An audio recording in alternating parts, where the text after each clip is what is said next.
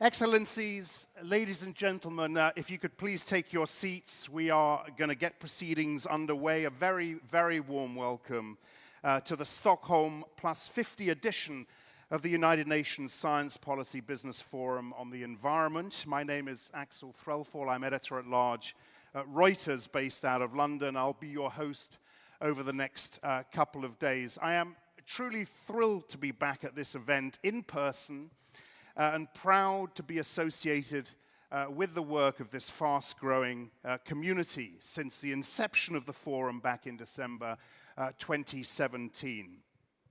Since then, the forum has convened around the world and virtually too, shaping processes, informing key ministerial decisions, launching global member state-led alliances such as the Big Data for the Environment Alliance, and we've worked towards policies that empower technology innovation and integrated solutions for nature. But the work of this community is, as you all know, just beginning. We convene here this week in the context of Stockholm +50, the UN event that commemorates 50 years since the Stockholm conference that gave birth to environmental multilateralism. During that half-century, we witnessed the sobering reality of a planet in peril where the impacts of climate change, biodiversity loss, ecosystem deterioration, and pollution adversely and mercilessly impacted and continue to impact our livelihoods, health, economy, security, and our very survival. But we are not where we need to be. The science is crystal clear on this. So over the next few days, we plan to undertake a realistic examination of the systems, the building blocks, if you like, that we have in place, and consider how those systems need to change, be adapted, be scrapped, and done over, perhaps, to get us where we so desperately need to be. To do this, we need to ask the hard questions. We need to seek answers, to speak truth to power. Many of you have heard me say this time and time again.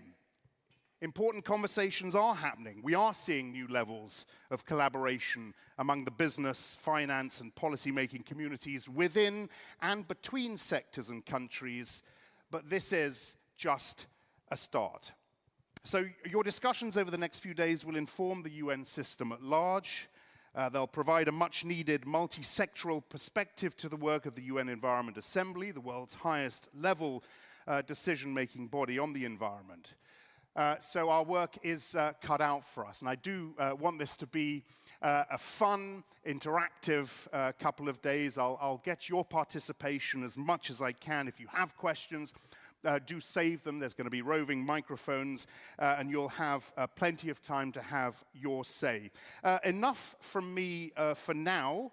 It gives me great pleasure to give the floor to the head of the Global Secretariat of the UN Science Policy Business Forum, Shireen Zorba, to share the vision and the expectations for the coming days. Shireen.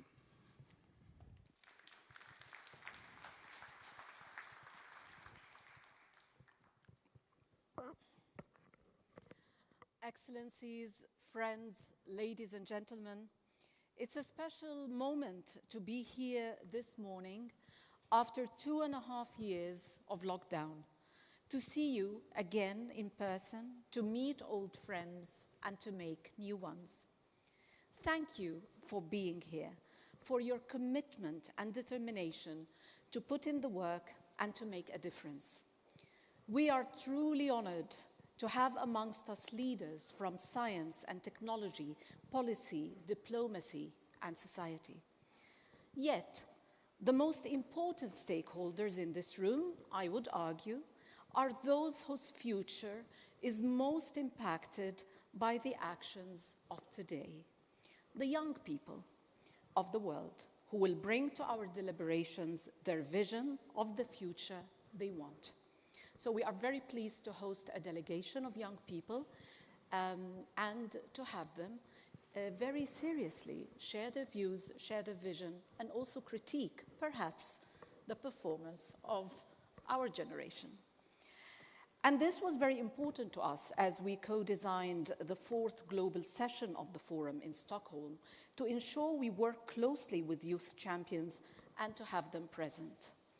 Because while the world marks the conclusion of 50 years of environmental multilateralism, the UN Science Policy Business Forum is really here to mark the beginning of the next 50 years. We are here to co-design, to co-create a vision for Stockholm plus 100 and the actions that will take us there. It is the younger generation who will live with the decisions we make today, and it is to them that we are most accountable. Looking back, the past 50 years delivered all the science we need for us to understand our impact on the only planet we have. This understanding, this awareness the science made possible resulted in a desire to do the right thing, to make things better, to fix what we broke. So we made promises, pledges, multilateral agreements, some voluntary and others legally binding, that we broke. So we need to do better. Over the coming sessions, we will answer in myriad ways one question: how to make international commitments translate into real transformation. In other words, how to bridge the implementation gap between commitments and action. What are the technologies that will take us there, the policies that will empower, and the resources that will finance, and how to do all that in the most equitable and just way possible. Our work here and beyond will inform the UN's highest level decision-making body on the environment, like Axel just said, the UN Environment Assembly. It would also inform the Economic and Social Council of the United Nations, whose president will be with us shortly.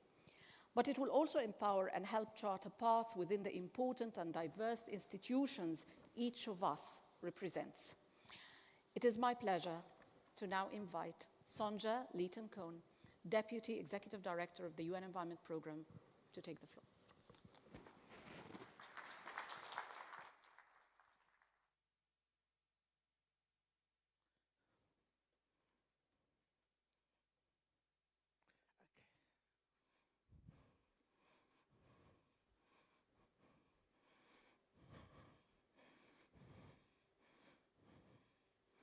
Thank you, Shireen, and good morning, friends. Glasses would help. I'm honored and excited to be here in Stockholm speaking to you. 50 years ago, where leaders came together in this city for the UN Conference on the Human Environment. Even then, there was a growing understanding that human health and development are deeply intertwined with protecting the environment. We knew that we depended on Earth's resources for our survival and economic growth. We agreed then that we had a shared responsibility to create pathways to development that would safeguard natural resources for future generations. Nowhere was this expressed more memorably than in the 1972 Stockholm Declaration and Action Plan. And allow me to remind us, it said, in quote, "We are both creatures and molders of our environment. Our capability to transform our surroundings, if used wisely, can bring to all peoples in the benefits of development. But through ignorance or indifference, we can do massive and irreversible harm to the environment," end quote. Can you imagine? 50 years on, these words still hold us to account. Have we paid them heed? On the one hand, we could say yes. Since 1972, through multilateral policies and action, we have made gains for the planet, such as repairing the ozone layer, stopping production of leaded petrol, both of which are saving millions of lives every year. But on the other hand, we have, and still are, doing massive harm to the environment. Our past growths have relied heavily on fossil fuels. We have extracted, transformed, used and thrown away Earth's resources without replenishing them. We're using the equivalent of 1.7 Earths to maintain our current way of life, and the planet cannot keep up with our demands. This has led to a triple planetary crisis of climate change, nature and biodiversity loss, pollution and waste, which is undermining our efforts to achieve the Sustainable Development Goals. But now is not the time to lament our failures. Now is the time to act. The shared responsibility we recognized in 1972 is even more urgent now. This high-level global session of the UN Science Policy Business Forum on the environment brings together a truly remarkable community of leaders from business, industry, finance, science, policy, and civil society. I'm pleased to see that the agenda includes topics like bridging the implementation gap, financing our SDGs, managing harmful subsidies, energy transition and technology. These are exactly the kinds of issues we need to discuss. And as you deliberate, I'd encourage you to think about the following. What policy frameworks, Financing mechanisms and incentives need to be put in place to transform sectors and drive truly the energy transition. How can we accelerate the shift to circular and regenerative economies? The COVID-19 pandemic had devastating economic impacts, but it has also ushered in a digital revolution.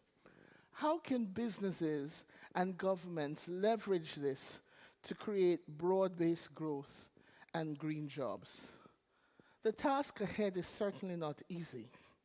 In fact, there are no easy solutions to the triple planetary crisis. All will require social, economic, and technological changes, major ones, and investment. But with political will, multilateral action, and continued innovation, I'm confident that we will come closer to the right pathways. I'd like to leave you with some inspiring words, once again, from the 1972 Stockholm Declaration. Remember, it is people that propel social progress, develop science and technology, and through their hard work, transform the human environment. Thank you, and I wish you good consultations. I need help. I'm terrified upstairs. You okay? Here we go. Here we go. Very good. Sonja, thank you very much indeed. And we will, by the way, we will have some frank discussions about the role of UNEP, whether it has the resources it needs, et cetera, a little later on in the day. Ladies and gentlemen, a word of welcome now from His Excellency Abdullah Shahid, President of the UN General Assembly.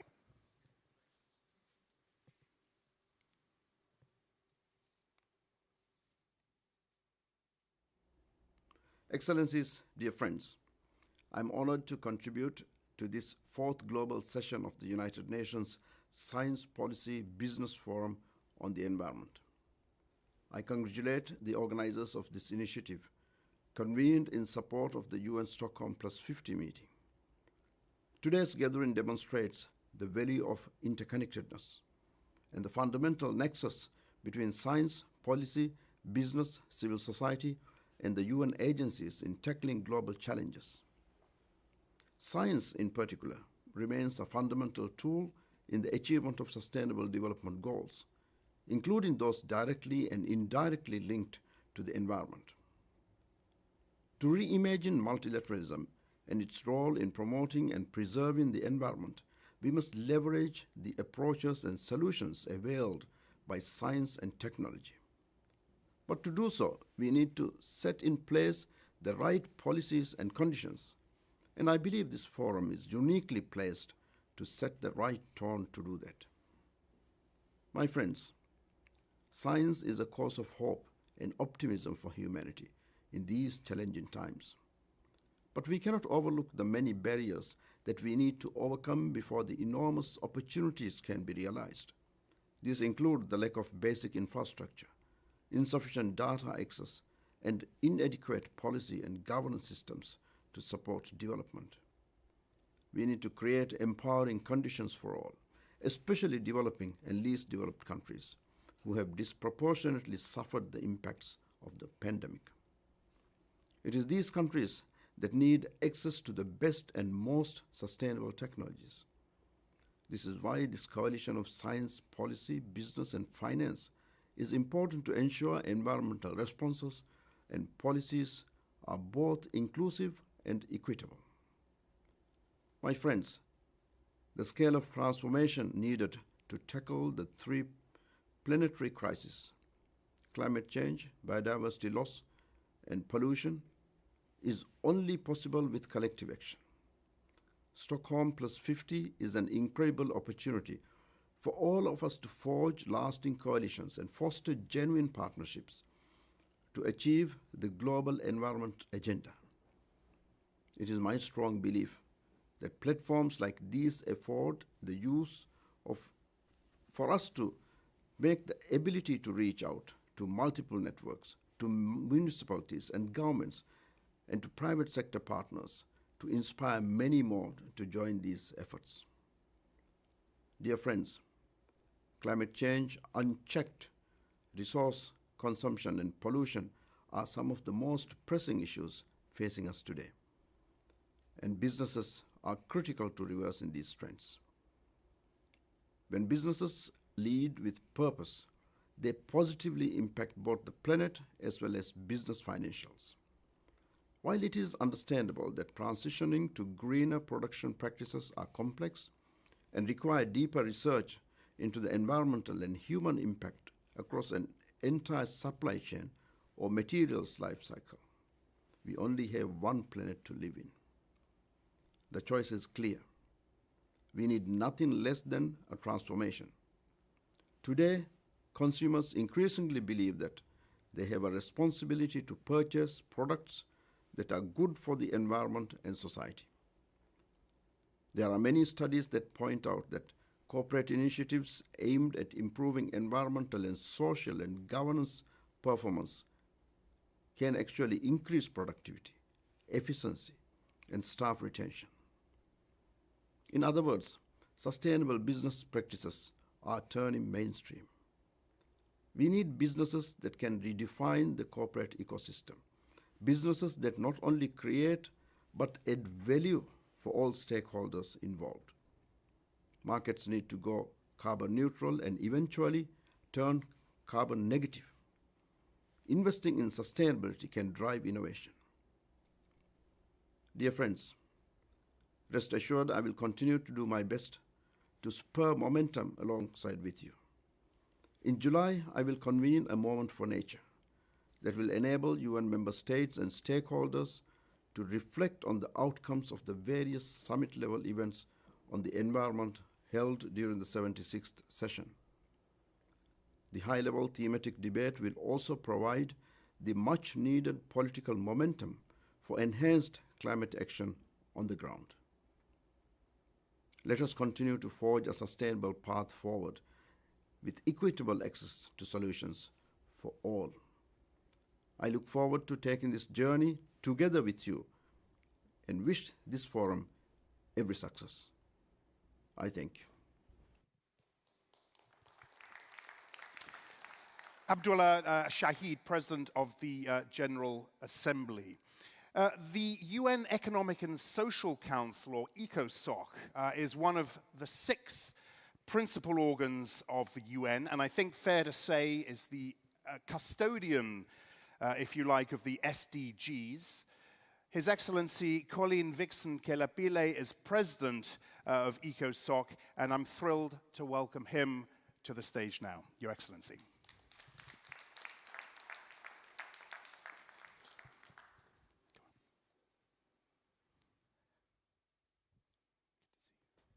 Thank you very much. Thank you. Thank you very much, moderator. First, let me apologize for keeping you waiting. I just came straight from the airport. Excellencies, ladies and gentlemen, I'm truly honored to join you today as co-host for the 4th global session of the UN Science Policy Business Forum on the environment during this Stockholm Plus 50, a healthy planet for the prosperity of all, our responsibility, our opportunity. Half a century has elapsed since our countries gathered here in Stockholm to reflect on human interactions with the environment. Today, we need to honestly assess how far we have gone in our aspirations to live a balanced life in harmony with nature. And science and technology can and should assist us in our evidence-based assessment. We should remind ourselves that only a few days ago, on 27th May, we also celebrated the birthday of American scientist Rachel Carson, who spearheaded the first environmental movements around the world. And in her book, Silent Spring sought to scientifically prove how disregard for the use of chemical pesticides can harm both people and the environment. Excellencies, today's triple planetary crisis of climate change, biodiversity loss, and pollution, coupled with the socio-economic impacts related to the current geopolitical situations and the devastating impacts of the COVID-19 pandemic, require from us to work together across borders and sectors at all levels. The need to enhance science policy interface and to bring together all relevant stakeholders to consider how we can best harness the power of science, technology, and innovation for sustainable development holds a prominent place also in the agenda of the UN Economic and Social Council, ECOSOC, as the moderator has stated. ECOSOC recently convened its 7th annual multi-stakeholder forum on science, technology, and innovation for sustainable development goals, the STI Forum, which was held in May. The STI Forum provided a timely opportunity to identify solutions to a number of challenges the world is currently facing, ranging from the COVID-19 pandemic to the impacts of the artificial intelligence, education and technology gaps, and climate change. These crises have, without any doubt, reversed years of development progress in many countries, especially in Africa and the countries in special situations. The forum therefore highlighted science, technology, and innovation solutions to accelerate the achievement of the SDGs. There is an urgent need to ensure that all of our great United Nations efforts and the solutions emanating from the annual forums on science, technology, and innovation work in a coordinated fashion and support our shared efforts to achieve the SDGs. We have also worked towards ensuring that the STI Forum and other related events, such as the annual forum of the United Nations Commission on Science and Technology for Development, supported by UNCTAD, build on each other to attain the same goal of achieving the SDGs. Excellencies, in this spirit of collaboration, I would also like to highlight the role of the United Nations Interagency Task Team on STI for the SDGs, which brings together over 40 UN entities. The task team is an integral part of the technology facilitation mechanism and a vital platform for the UN to enhance its collaborative work on these topics. During the STI Forum this year, the task team showcased its work streams on STI for SDG roadmaps, emerging science and technologies, capacity building, gender, as well as initiatives such as the Global Sustainable Technology and Innovation Community, the GSTIC, the Partnership in Action on STI for SDG roadmaps, and International Science Council's International Network for Government Science Advice, the INGSA. This session presents a further building block to reiterate that humans are inextricably interconnected with nature and that they need both natural and man-made environment. It is also an opportunity to remind us of the Principle 18 of the Stockholm 1972, which states, and I quote, "Science and technology, as part of their contribution to economic and social development, must be applied to the identification, avoidance, and control of environmental risks and the solution of environmental problems and for the common good of mankind," close quote. In other words, we need to use science and technology wisely to improve human well-being. This was true then in 1972, and it is still so today.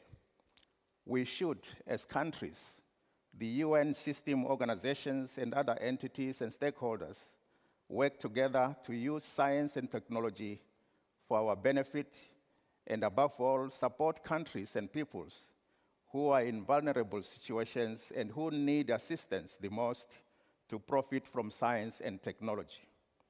Let us continue to strive to include scientific evidence and technology to inform our policies and strategies in order to recover sustainably from the COVID-19 pandemic and emerge into a better world where economic benefits are shared more equitably, societies are more inclusive, leaving no one behind, and where proper measures are undertaken to preserve the environment.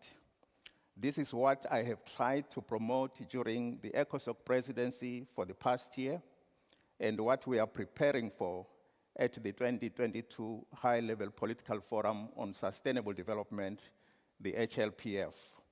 I want to take this opportunity to invite you all to join us in New York in July to advance thinking on how best to overcome the crisis we are facing related to the environment, the food security, energy, and finance through the implementation of the 2030 Agenda for Sustainable Development and the accelerated achievement of the Sustainable Development Goals during the remainder of the decade of action. This partnership with the UN Global Science and Business Forum does not end here this week. We will continue to collaborate further, including in New York during the HLPF. Let me conclude by indicating that I look forward to hearing your thoughts during this session on how we as a people, policymakers and innovators can make a difference, contributions that I will take to the HLPF in July. I want to thank you again for your very kind attention. Thank you. President Kelepile, before I let you go, and in the spirit of an open dialogue, I have a quick question I want to pose to you. We've talked a little bit about the SDGs and the challenges we face there. I spoke recently with Achim Steiner from UNDP on the Human Development Report, and the Human Security Report, and the struggles that are being faced there. We look at the race to net zero, 1.5 degrees. I imagine someone in your position needs to remain glass half full. Mm-hmm. What fuels, what drives your optimism?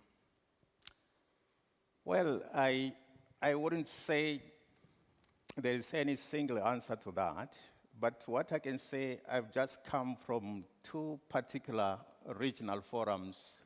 I was in Kigali in March.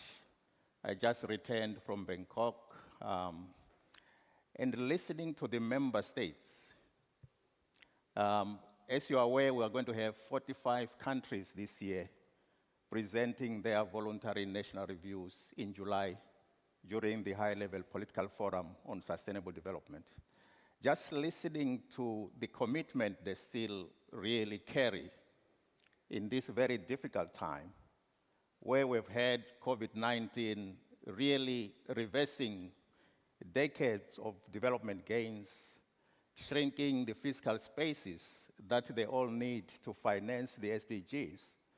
We have known that 2.5 trillion financing gap annually is not a small number. The situation has worsened, but what really motivates me listening to these countries is that irrespective of all that, irrespective of the current geopolitical difficulties, and irrespective of the continuing challenges of climate change, and irrespective of the fact that they do not have sufficient funding for the SDGs, but they are still determined to do their best during the remainder of the decade of action. And it is that fuels the optimism. Thank you very much indeed, President Kelepile. It's a pleasure. Thank you. Thank you. Thank you. Thank you. Right. The most important scientific discovery of our time is one that presented irrefutable evidence that humanity has pushed Earth beyond the boundaries that have kept our planet stable for 10,000 years since the dawn of civilization. Professor Johan Rockstrom has, as I'm sure most of you here are aware, had the most profound impact on our understanding of the planetary thresholds that we must not exceed, not just for the stability of our planet, but for the future of humanity. He has said, and I'm sure most of you will remember this, humanity has now entered the decade that determines our future on Earth.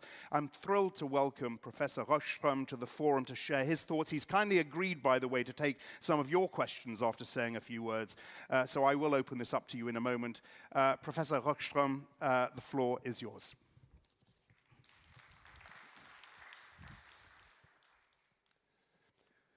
Thank you so much, Your Excellencies, colleagues, friends.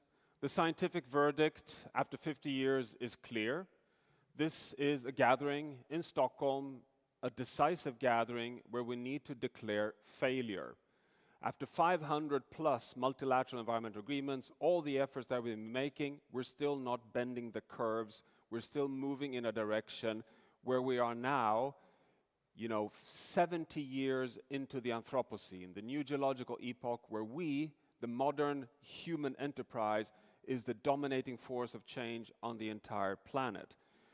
When Stockholm met in 1972, we were already 20 years into the Anthropocene. It was an early warning, but nobody at the time could imagine, which science is today forced to put right at the center of the stage, namely the risk that we're destabilizing the entire life support system on Earth, that we are at risk of pushing the planet away from the livable Holocene condition we've had privilege of having since we left the last ice age 20,000 years ago, and that we are at risk of self-amplifying movement that would actually mean for the first time that we're meeting here in Stockholm forced to consider the risk that we would be handing over to our children a planet that is less livable than the planet that we ourselves were born on. This destabilization risk of the planet has been highlighted so clearly just over the last few weeks, when the World Meteorological Organization just 2 weeks ago declared that the latest climate science modeling shows that just over the next 5 years, we have a 50-50% risk, a 1 in 2 chance of hitting 1.5. And this is so dramatic because you may be fully aware that the latest science shows unequivocally that past 1.5, and you go from moderate risk for humanity to high risk for humanity, even with risk of crossing tipping points. This means that 1.5 is not some kind of political arbitrary compromise, it's a scientific climate planetary boundary. Actually, we put 1.5 as the planetary boundary already in 2009. We're in the 6th mass extinction of species. We're undermining the living biosphere's capacity to support humanity. And at a moment where we need a resilient biosphere more than ever, we have the weakest point of the planet when we're subject to the climate forcing. This is truly challenging. In 2009, when we published the first planetary boundary analysis, we assessed that 4 of the 9 boundaries were outside of the safe operating space. It is climate change, biodiversity loss, land system change, and overloading of reactive nitrogen and phosphorus. I can share with you today that in 2 weeks' time we'll be submitting the 3rd scientific update on the planetary boundary science, and unfortunately we show, which will come as no surprise to this audience of course, we're still moving in the wrong direction. The original 4 are deeper into the red, and we're adding 2 more boundaries outside of the safe operating space. Both the loading of novel entities, so all forms of microplastics, organic pollutants, pesticides, and antibiotics, all forms of chemicals, and that we're also outside of the safe space on fresh water, the very bloodstream of the Earth system, which keeps the resilience of the system intact. A safe landing for humanity within the planetary boundaries is nothing less than an exponential transformative journey, and it's urgent. We have scientific support for Antonio Guterres, UN Secretary General's statement that we are in code red. We have a planetary emergency. But it's not only about sustainability in environmental terms, it's about justice. It's about recognizing the fact that 10 years ago we had 80 million people facing starvation. It's now over 160, and we're facing the risks of over 200 million people. Why? Because we have perfect storms starting to emerge in different fragile regions in the world.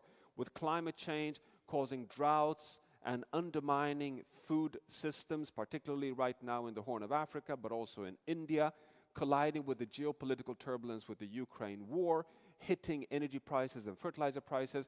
These are the kind of shocks that a fragile Earth system and fragile world has difficulties in dealing with. So we need to recognize that the polycrisis and the systemic risks we're facing are so much larger in scale, occurring so much more abruptly, and intertwined socially and ecologically. Now is the time to really take on, once and for all, that the environmental challenges we have are not about the environment. They're about safety, security, prosperity, and equity. We must simply build in the understanding that taking care of the health of our planet is to taking care about the stability of our societies. 1972, the Limits to Growth report was submitted, a phenomenal accomplishment by the MIT team led by Dennis Meadows, Donald Meadows, and Jürgen Randers. It warned humanity that in the 2020s, if we continue business as usual, we are at risk of having a drawdown on the global economy because we're undermining the life support systems on Earth. Well, the Limits to Growth was an early warning. It was actually 30 years before the International Geosphere Biosphere Program, the IGBP, here in Sweden, at the Swedish Royal Academy of Sciences, put forward the scientific synthesis that gave the proof that we are in the Anthropocene. We did not know that 50 years ago. The great acceleration that we're hitting the ceiling of the biophysical hardwired processes that regulates the stability of the Earth system. Stockholm 1972 was actually 45 years before the 1.5 degrees Celsius target. We did not have a science-based guideline to operate against, giving us a carbon budget, giving us the carbon law, giving us a net zero point for the world economy by 2050. Isn't that just wonderful? That today we have not only the evidence, we have the quantifications and the guides for strong sustainability pathways. It is actually 33 years before the first planetary boundary scientific publications. What an accomplishment to be able to warn humanity at that early stage. Actually, it was 50 years before we were in serious discussions of a nature-positive, science-based target to be able to keep ourselves in balance with nature on planet Earth. So it's not only about soft speaking anymore, we know what to do. We know what is necessary to do for positive outcomes for humanity in the future. And we also have the turnarounds required. We know what kind of transitions are needed. We know what needs to come out of gatherings like this in Stockholm. An energy transition rapidly in one generation, landing in a fossil fuel-free driven world economy. We know that we need a food system transition towards healthy and sustainable food systems in order to keep the resilience and health of people in line. We know that we need to empower and educate, particularly girls across the most vulnerable regions in the world, to be able to have positive economic development. We need to have justice and fair wealth distribution, not allowing what we're doing today, which is just having a deepened discrepancy between the haves and the have-nots. We have the agenda, we have the science, now is the question to deliver. Thank you very much. Thank you very much, Johan, and thank you for some super images as well on the screen. Some pretty frightening, and some pretty heartbreaking as well. All right, look, let me kick off a couple of questions, and then I'll open it up to our audience. Did Glasgow make you more or less cynical about our progress? I think Glasgow and COP26 was a progress. So no, it wasn't something that shot me down in cynicism. I think it's really positive that now all the negotiations are finished, the texts are in place, so now we can no longer blame that we need to spend a lot of time negotiating the final prints. Now it's time to deliver.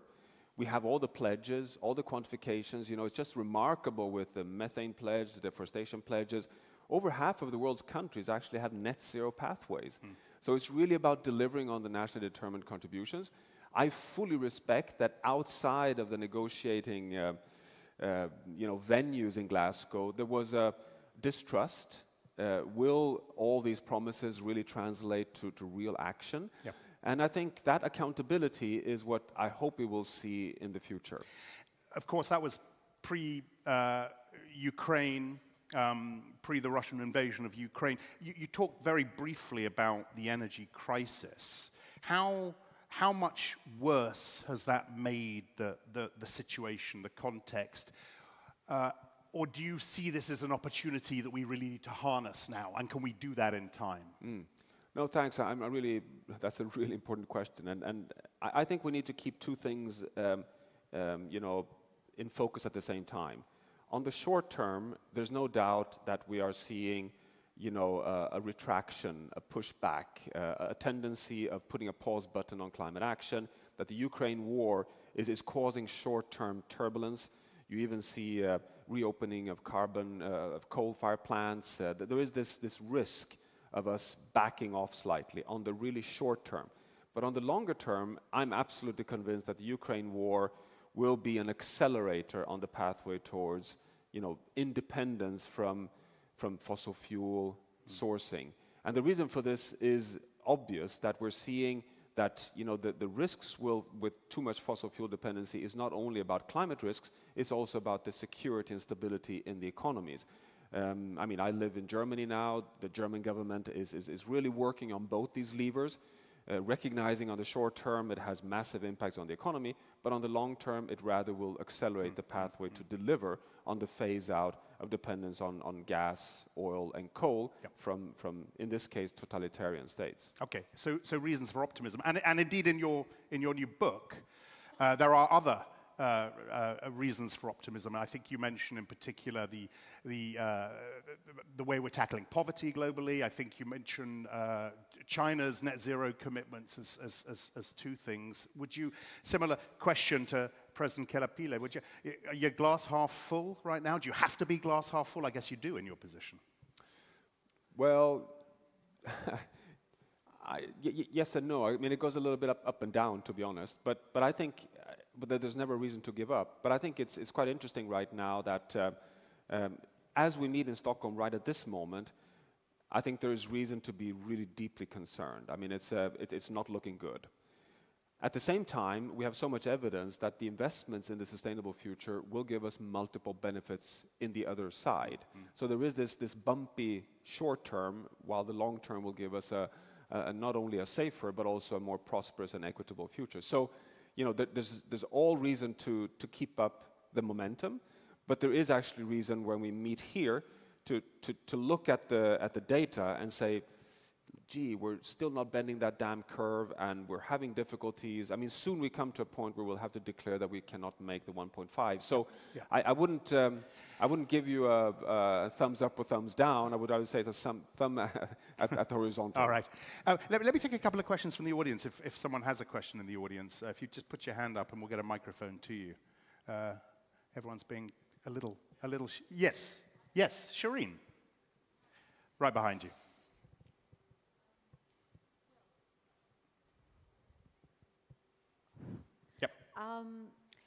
Scientists do not run the world. They inform, they urge, they raise awareness. But if they did, run the world, what would be the three things that you would ordain necessary to do immediately? Well, to begin with, I think it's really good that scientists don't run the world. But if I would be able to guide some democratically elected leader who does run the world, I would say that the number one is to put an end date on fossil fuel sourcing altogether, and put that date at somewhere between 2040 and 2050, and in so doing, delete all the over $1 trillion of subsidies to fossil fuels, and I would create a fund, a global investment fund, to help all developing countries to compensate them in full for that loss they make, because 60% of the fossil fuel resources are in developing countries. One has to recognize this enormous dependence for economic development. So that's number one. Number two, I would, once and for all, put a zero loss of nature clause for the world, meaning that we have transformed 50% of the world's land area into agriculture, infrastructure, and cities. And I would say from now on, we need to keep the remaining intact nature and start to restore as much as we can, but particularly the halting the loss.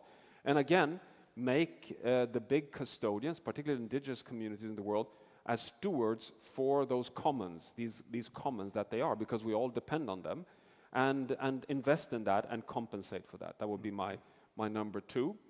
And number 3 would really be to put, there comes the scientist, I guess, to put all investments in education. I mean, really make every citizen have access to the latest knowledge on the fact that we are no longer this small world on a very big planet. We're now this big, big world on a very fragile, small planet, and that we have to take care of the whole system. And that this is something that every citizen in the world has a right to know. And I think with that knowledge, I think we become much more engaged citizens and can also express our rights. Do you have that little ball in your pocket right now? I hear you sometimes carry a little ball representing us in your pocket. I'm so sad that I don't have it on me right now, actually, because, there's different reasons for this. I've been also airport security around. Or something like that. We can put it down to you. All right. Anyone else? Question for Johan? Yes, lady at the back.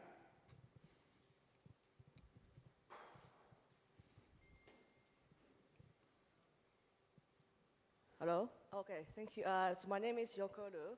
I am part of the Stockholm Plus 50 Youth Task Force, and I would like to know, what is the perspective on the youth for the future generation, and how the intergenerational equity really fits into this perspective of yours, and how all of these sectors are connected, and how the different generations can really help the youth will engage, especially across the South-South collaboration, and also between Global North and Global South. Thank you.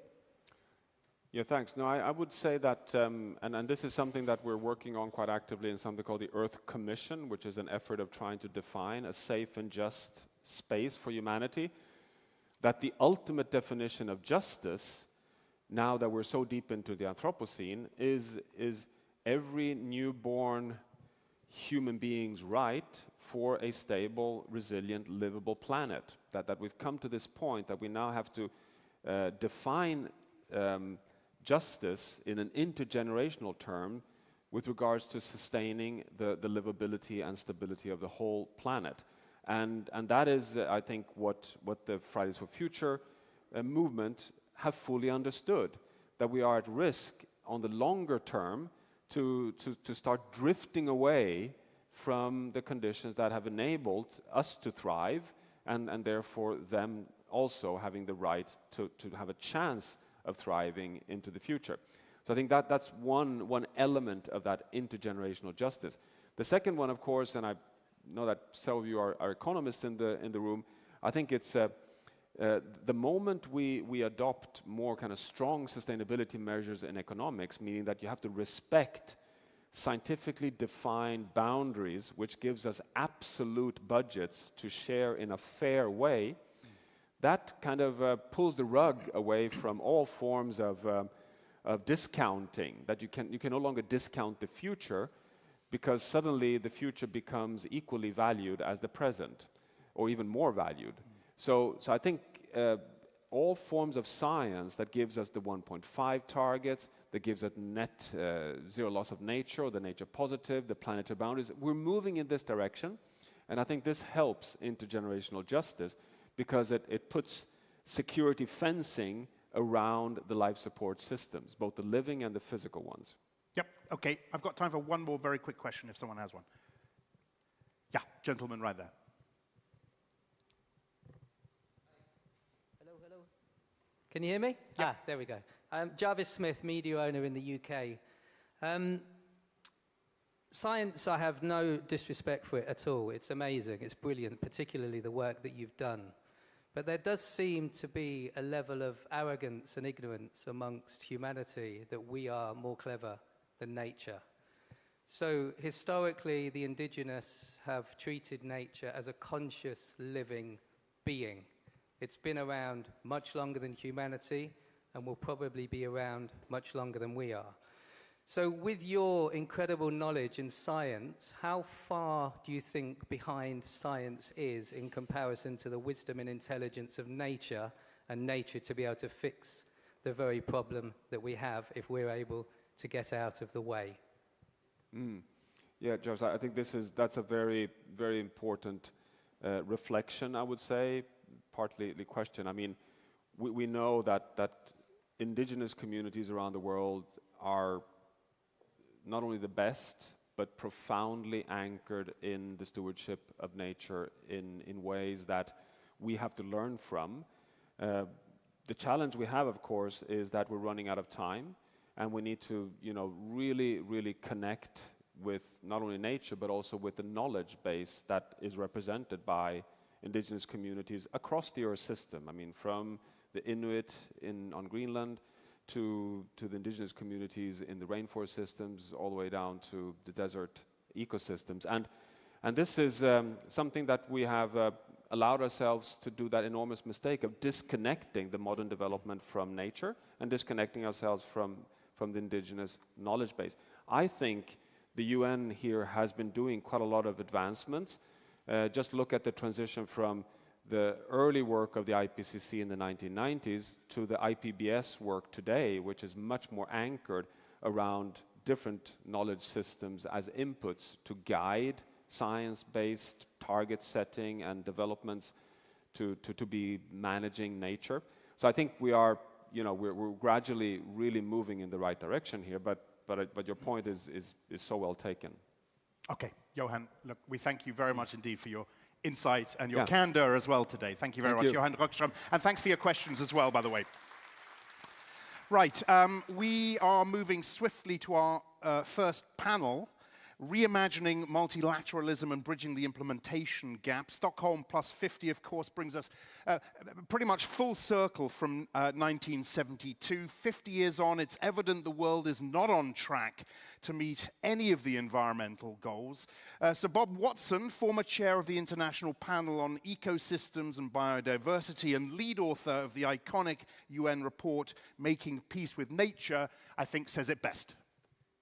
The world is not on course to achieve any of the environmental goals. While some progress has been made to conserve and restore biodiversity, none of the 20 Aichi biodiversity targets were fully met. And with the current pledges to reduce greenhouse gas emissions, the world is not on a pathway to meet the Paris target of limiting warming to well below 2 degrees Celsius and preferably 1.5 degrees Celsius, but on a pathway to 3 to 4 degrees Celsius. Climate change, loss of biodiversity and pollution are three interconnected issues that threaten achieving any of the UN Sustainable Development Goals and hence threaten human well-being for current and future generations. Each of these environmental issues is also an economic, development, security, social, moral and ethical issue and adversely affects all people, rich and poor, but mostly the poorest people in the poorest countries. So Bob, who really truly doesn't mince his words, we've got a lot to talk about. We need to reimagine systems, the lessons learned those past decades, and what it will take to move forward. He can't stop either. Let me welcome my panel for this session and invite them to the stage. Bear with us as they come up. Sebastian Treyer is director of IDRI. He's going to be joining us remotely. Professor Maria Ivanova, a global governance expert, please come on up. Astrid Schomaker, director of global sustainable development at the European Commission. Alain Leroy, former UN Undersecretary General for Peacekeeping Operations and representative of the French Association of France. Stephen Kukoda, Executive Director of the International Copper Association. Dr. Bao Yang, Secretary General of the Sea Foundation, which represents the top 900 businesses in China. And Dominic Rohre, he's going to be remote, by the way, as is Dominic Rohre, Senior Advisor to the CEO at the World Business Council on Sustainable Development. And we'll start with a bigger picture, and then we'll get to the industry and the corporate, this private sector in just a second. We convene this session in cooperation with the French Institute for Sustainable Development and International Relations, IDRI, and Sebastian Treyer is from IDRI and joins us now. Sebastian, IDRI has undertaken extensive research and consultations on the subject of the performance of the multilateral system. How in peril would you say is this system now? Are we ready for a new iteration, as it were? Thank you very much, and I'm really sorry not to be able to be with you today in Stockholm for personal reasons. I think the first statements I need to make is that the rules-based order is being very explicitly shaken and threatened by powerful players, including by major powers and major national governments. And this is really one of the key perils that we see in the period. And this comes at a time when, beyond respecting the rules-based order, we actually need always more institutions for a more efficient and a fairer cooperation framework. So the rules are shaken, but on top of them, we actually would need to build even more cooperation capacities. I want to raise a third element of context, that is, we have a big issue of trust about the solidarity claims of the major economic powers of the world. If you listen to what I would call the non-aligned countries that say that they do not trust anymore the promises made by the G7 countries. And that goes beyond, I think we should not forget that, and we should look beyond the systemic rivalry between the US and China or between different countries. So this is the context, and in this context, we organized this conference last October where we discussed the questions of justice and effectiveness and efficiency of the multilateral system. I want to make one general statement and ask 5 questions. The general statement is that the multilateral system as it is considered by many of the academics and the stakeholders that we have interviewed, is considered inefficient and not fair enough, but all these players and many countries stick to it because it's the best that we have. And reforming all these institutions would take a lot of time, while we actually do not have that time. Urgent action is absolutely necessary.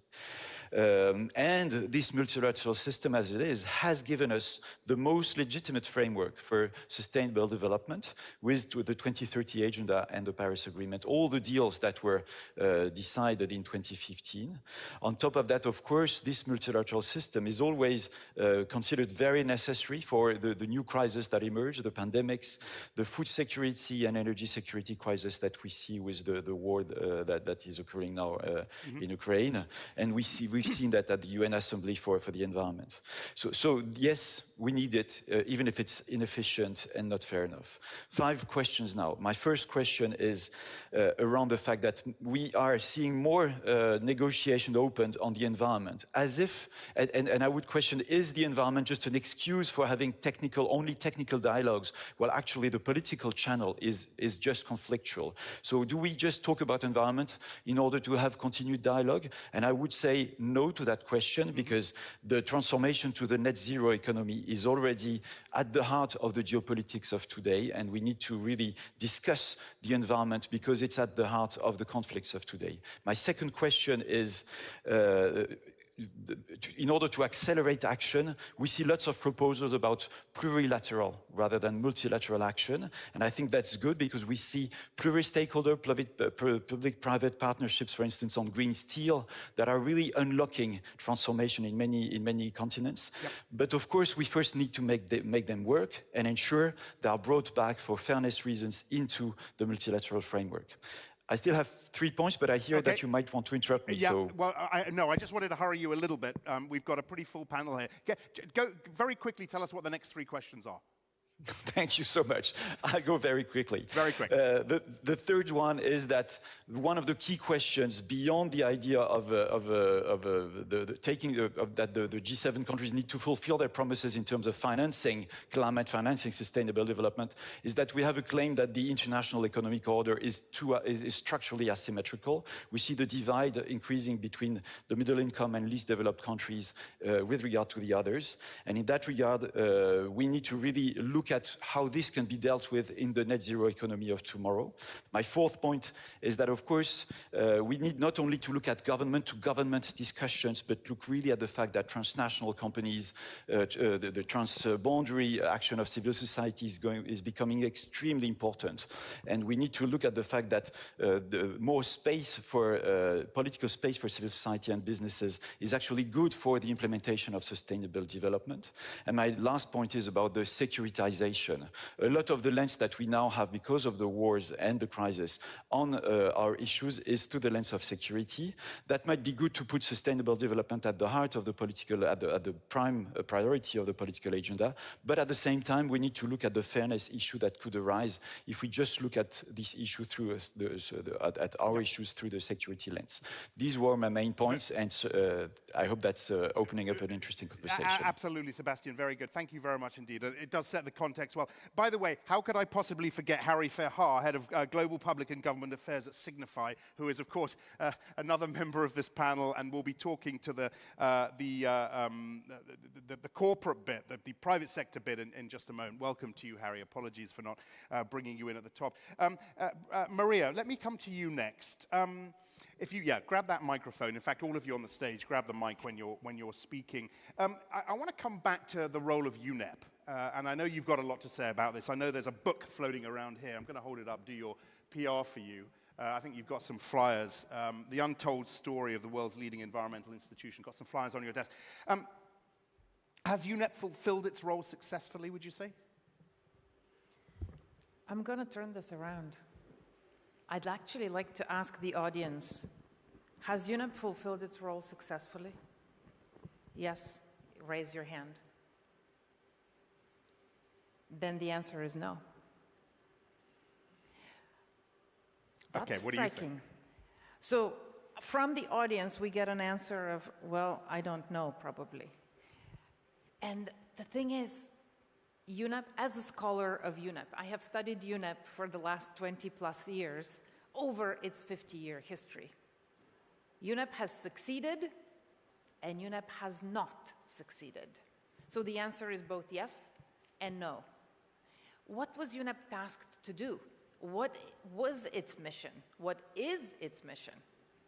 Its mission is to be the catalyst, to be the conscience, to be the collaborator, to be the champion for the Earth.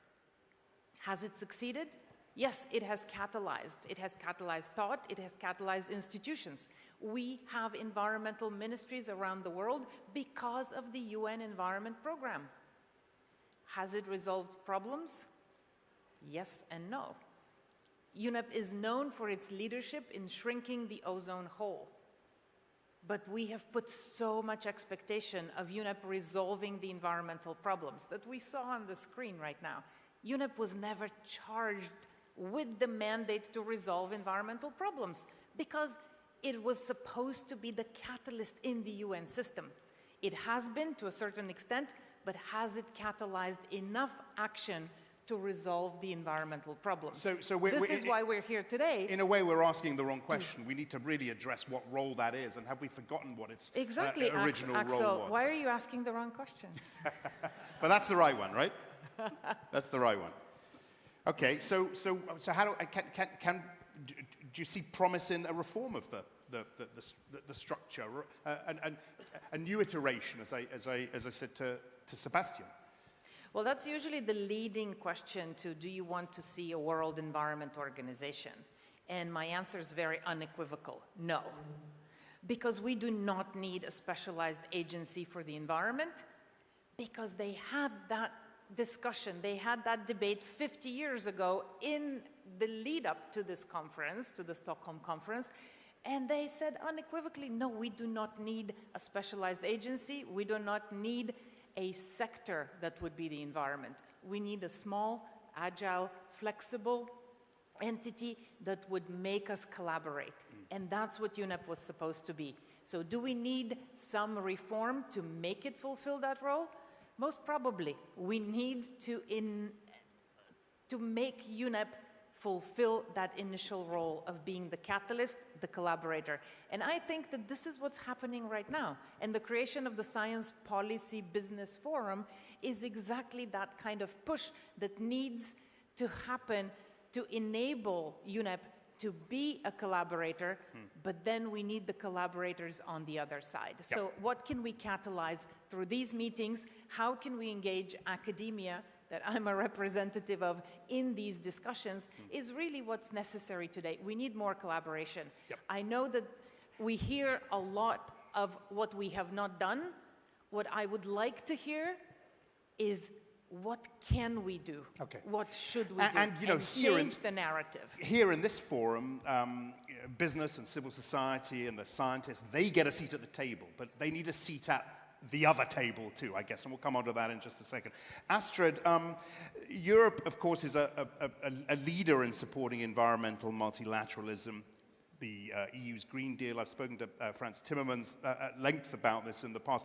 What do you think are the biggest challenges to multilateralism in this area now, and how well is the Commission doing in trying to, I guess, sort of tread its way through this?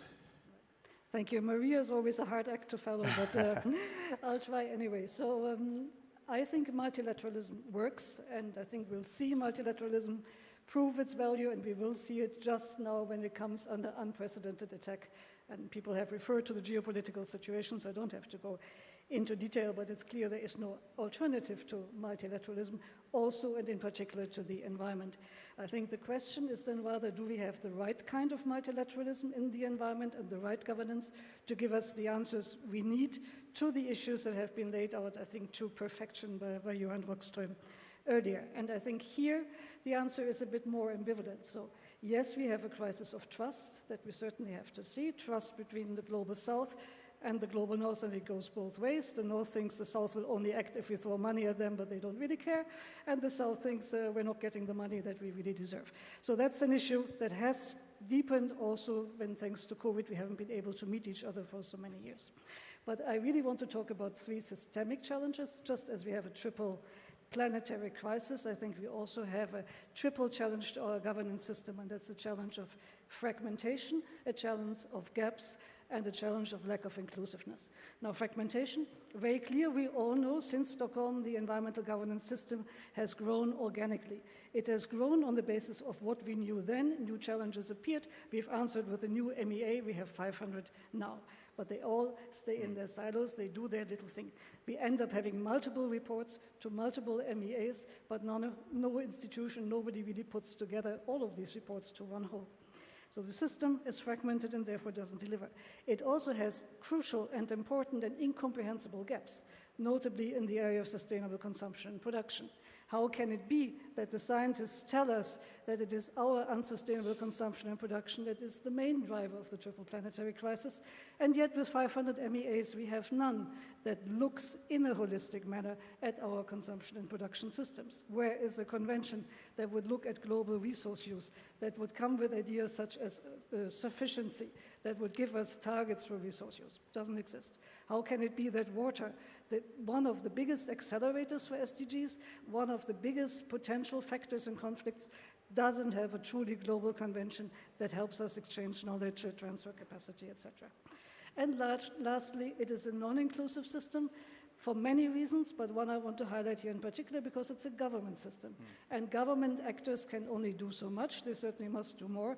But where are the businesses? How can they come in? Their decisions matter. Where are the cities? Are they at the table? They're not. And I could go on. So that's my triple challenge. Now, what to do about that? I think, and this is a Science Business Forum, let's start with the science. The science as well is fragmented. We have the IPCC, the IPBES, the International Resource Panel. They all do excellent reports, but they need to do more. And we need to work also with UNEP to bring together that knowledge and to have these science give us one body of knowledge for the sort of holistic solutions that we need.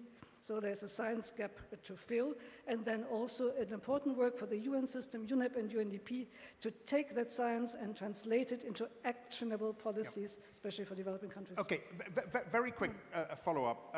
In your role at the Commission, do you have enough interaction? Is there enough collaboration with the private sector, with civil society? How much more do you want to see? Yeah, there were enough, but much more than we used to. Environment used to talk to NGOs. But that's still not good enough, though, is it? It's very different. I think what has changed in the European Union is that we've come to an understanding that these environmental challenges can be turned into business opportunities. So we've managed to bring business on board, and we managed to now move to a circular economy policy that is fully supported by European companies, because companies have not only understood that they have a role as environmental stewards, surely, but also that their personal or that their success as businesses now depends on whether or not they keep depleting the natural resource base or whether they actually protect it and therefore can benefit from it.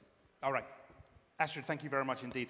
Alain Leroy, as former Under-Secretary General of the UN Peacekeeping, what can we do, Alain, to ensure that geopolitical conflicts don't undermine the work on sustainable development that we've seen over the past 50 years, and indeed moving forward now? Unfortunately, I think it's unfortunately obvious that conflicts do undermine the work on sustainable development. It's absolutely obvious. Professor Rockstrom was very clear what he said about the Ukraine crisis, the Ukraine war today. We see lots of huge destructions from infrastructures, buildings, factories, including chemical factories, return to coal production in some countries. So the impact of conflict, it's obvious. There is no dispute on that. It's obvious. The main question is how to reduce with more multilateralism the number and intensity of conflicts, because we know they have a huge impact. And for that, I would say the tracks that we are collectively working on is first to work more with regional organization. For example, the role that the European Union has done since its creation to reduce and to stop any kind of conflict on its soil is an example. And we are glad to see that other organizations are stepping up, getting more and more strength to prevent conflicts. The work as the African Union is doing, strengthening the work of regional African organizations like ECOWAS or SADC or East African Community to reduce the number of conflict and to reduce the intensity is quite important. But remain, of course, the key actor, which is the UN Security Council. I remind everyone, Article 24 of the Charter, the UN Security Council has a primary responsibility for peace, for international peace and security. And we all know that the UN Security played a very important role, and these days, and recently for some years, he has been preventing to be in his role. And the key point there is the veto right. The veto right is, when we say reimagining multilateralism, one of the key points is how to reduce the number of veto for blocking the multilateral system at its side. And I remind here the figures about the veto right. I checked, and you can see that on the internet. Since 1945, for example, the Soviet Union and then Russia have used it 157 times, and including 30 times in 1991. The US have used it 87 times, the veto right, and 17 times since 91. China has used it 19 times and 16 times since 91. The UK has used it 30 times and 0 times since 91. And France has used it 18 times and 0 since 91. The last time UK and France used it was in 1989, so 33 years ago. So the key point is now to reduce this high level of veto rights. And for that, it's very difficult. I'm not that optimistic, but there has been some tentative to use it. One was done by Mexico and France to try to have an auto-limitation by the permanent members to use it and to reserve it to only a case of mass atrocities or war crimes. There has been more than 105 countries who are supporting this initiative to prevent, of course, a new multilateralism. But still, I would say US, Russia, and China has not accepted it. Second, I would say in these coming days, you have seen that on 26 April 22, so 2 weeks ago, 1 month ago, on the proposal of Liechtenstein, the UN General Assembly adopted a resolution, again, on 26 April 22, forcing to have a debate in the General Assembly within 10 days after one permanent member has used his veto right. And we will see that by the end of this week, will be called a debate for the first time on General Assembly, forcing those who have used the veto rights to explain their reason. And there has been, maybe you have seen, there has been a proposal resolution in Security Council 4 days ago. It was on North Korea. There was a veto by China and Russia. Yep. And so both will have to explain their position by the end, general debate, by the end of this week in New York to see, to explain their point. Again, I'm sure that will not stop the veto right, but probably that will reduce the number of use of it. Yep. Okay. Sorry, were you going to add one other thing? Yeah. Yes, please. Then of finish course, up and then we'll move. Yeah, no, just then I would want to rebound on your question on UNEP. Yeah. Remind also that in the past there has been a proposal again by France, by President Chirac, to have what we called a World Environment Organization, to give more constitutive power to UNEP or executive power. Of course, that has not been successful, including Brazil, who was not in favor, of course. But that's something we still have in mind. And then maybe the last point on this is how to reimagine multilateralism when there is so many difficulties within the existing system. But as Sebastian Streyer said, we don't see any other than the UN there. But we launched, Germany, France, and others launched the Alliance for Multilateralism. And there where it was launched in April 2019, and we have many, more than 100 countries participating on that. But the key point is to say, first, the existing organizations are sometimes blocked. Second, the importance is not only the state actors, but also the non-state actors. So Alliance for Multilateralism on different fields, on cyberspace, on humanitarian law, on climate and security, to gather so states, business, scientists, civil society representative, and we work on that on many, many fields, and I think it's a track. I can develop more, but it's a track I think it's important for the future. Okay, Alain, Leroy, thank you. I mean, it's fascinating to get that perspective into this discussion, so thank you very much indeed for that. Right, I mean, rarely do we hear sort of outside of forums like this, a private sector perspective on environmental multilateralism. So let's do that now. We've got 3 leaders with us. Harry Fahar, as I said, from Signify. Let me kick it off with you. Basic question, and I asked this to Astrid. Does industry have a proper place, Harry, a proper chair at the table in the current multilateral system? Well, I would say actually then, and I think we all know her, because the logic fits in a nutshell, that innovation is key in addressing all these challenges, because then most innovations are helped there by Mother Nature. They're more resource efficient, they're cheaper during their lifetime, and they provide a better quality of service. We know that very well from LED lighting. But I think if you look at the bigger picture, then we've been in a society that has been, in a way, a survival of the fittest model. So who is most successful in selling and owning more stuff is successful. And some people, and they win, and other people lose. But I think if you also look at it, then win-lose, and certainly with the challenges we face today, always turns into lose-lose. So we need to move from a model of, let's say, survival of the fittest to becoming fittest for survival. With the SDGs as our dashboard, and what we know from the lighting sector, where we're going through massive change, and I'll say a few more things about it tomorrow, so I'll spare it now, then there are a number of SDGs that are actually also our dashboard as a company. So SDG 7, not surprisingly, sustainable energy. So efficiency needs to do half of keeping us within that 1.5 C boundary. Also then we're moving massively to renewables. And actually there we see, when you talk about developing economies or in a way about new infrastructure, we can leapfrog to solar LED lighting, so zero energy. But also access, the same thing. As much as for many of us, our grandparents and great-grandparents got access to electricity, and certainly mine did, my grandparents, then that's when socio-economic development started spiraling. If you then look at SDG 11, I only have 2 more, so 11 on cities, about half of the energy bill is public lighting, and we can reduce that by 80%, and at the same time, we see examples where the better lighting reduces traffic accidents, nighttime traffic accidents by 30%, so really true, and also street crime by 21. And then the last one, climate, I already mentioned, SDG 13, so where we massively are contributing to efficiency, to mitigation. Do you, I guess, back to my initial question about your role at the table, the private sector. Do you want a bigger role at the table? No, absolutely. I think we all need to work together. So that is also what multilateralism is about. That's the diplomatic answer. But what are if it is desirable, what are the safeguards? Well, we do see now in many cases that political development is more hesitant, more cautious. Maybe for part, they're listening too much to the ones that have a vested interest, or they think that things are not possible. So we want to step on the gas, so we want to accelerate. So virtually anything we need to do, efficiency, renewals, you name it, we need to double the speed of action. A big one is then accelerating renovation of infrastructure.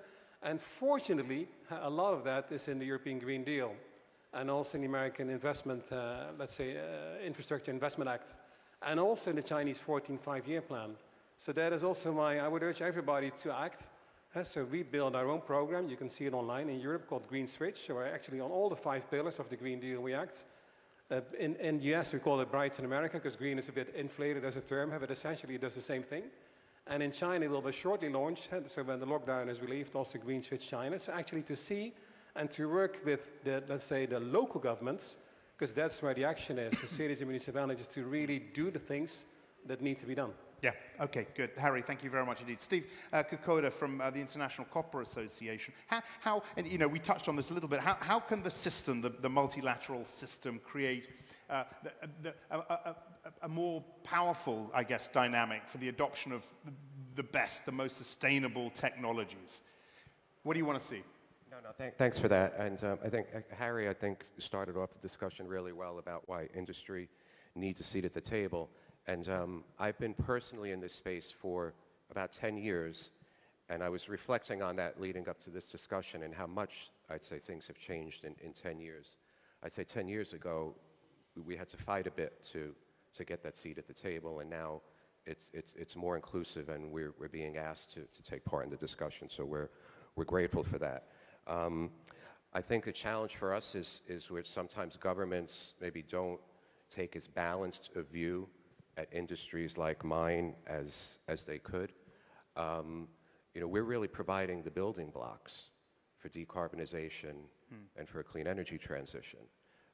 You know, there is no clean energy transition without copper, right? So a message we'd like to get across here is that the views of industries like mine just needs to be a bit more balanced for terms of governments. But to achieve that, we need to bring our own credentials to the table to show that we're making a positive impact. We're here celebrating Stockholm plus 50, and next year the International Copper Association will be celebrating 25 years of partnership with the UN system. We're very proud of that. I don't know if there's another metal or material so closely ingrained with this system in particular, and we are grateful for that. It was inspiring to hear the comments from the president of ECOSOC. You know, we're like Harry's group, you know, I'd say we're one of the leaders on SDG 7, the energy goal, and I would say it's SDG 7 that underpins all 17 of the SDGs, right? I've heard it described as the golden thread. And we build partnerships to accelerate SDG 7. You know, along with Harry, we're part of an initiative called United for Efficiency, or U4E, that's transforming the developing world towards energy efficient appliances, lighting, industrial equipment. You know, we launched an initiative at COP26 called CORE, Cornerstone of Rural Electrification, that's ensuring that we're achieving universal access, but not access for the sake of access, that is being done sustainably. And just 2 weeks ago today, we were in Kigali, and we launched an initiative called GEAR that's helping to make Africa's grids more resilient and efficient. And I would say that the energy programs make an impact on at least 10 of the SDGs. I'll just make a final point, Axel. I see you there. In fact, before you do that, and maybe you can wrap this into this question. You know, since we last met, I talked at the beginning about how often we've convened this forum. We met 3 years ago in Nairobi. We met a year before that as well. You've mentioned some progress, but what are you most heartened by in terms of the progress that we're talking about here, in terms of pushing that seat up to the table, in terms of getting your voice heard? Yeah, you asked the earlier speakers about the glass half full or glass half empty. You know, I'd say for me that, you know, I struggled a bit during the lockdown, and COP26 seems like the world was going to open up again, right? And then Omicron said, wait, not so fast, right? But, you know, I saw an optimism there. I mean, there was just this energy that permeated the venue, and it felt like people went away for 2 years and they came in with fresh ideas. I mean, I had a conversation with a taxi cab driver who said he was disheartened listening to government leaders talk about climate. And I said, well, you kind of need to go, you know, below that level. They need to say what they need to do. They have political reasons. Understand and believe that there are organizations, there are partnerships that are out there that are committed to climate, that are committed to the SDGs. Are they getting their voices heard, though? I think more so than ever. I think, look, when it comes to industry, there could always be more. I'll just end with a point.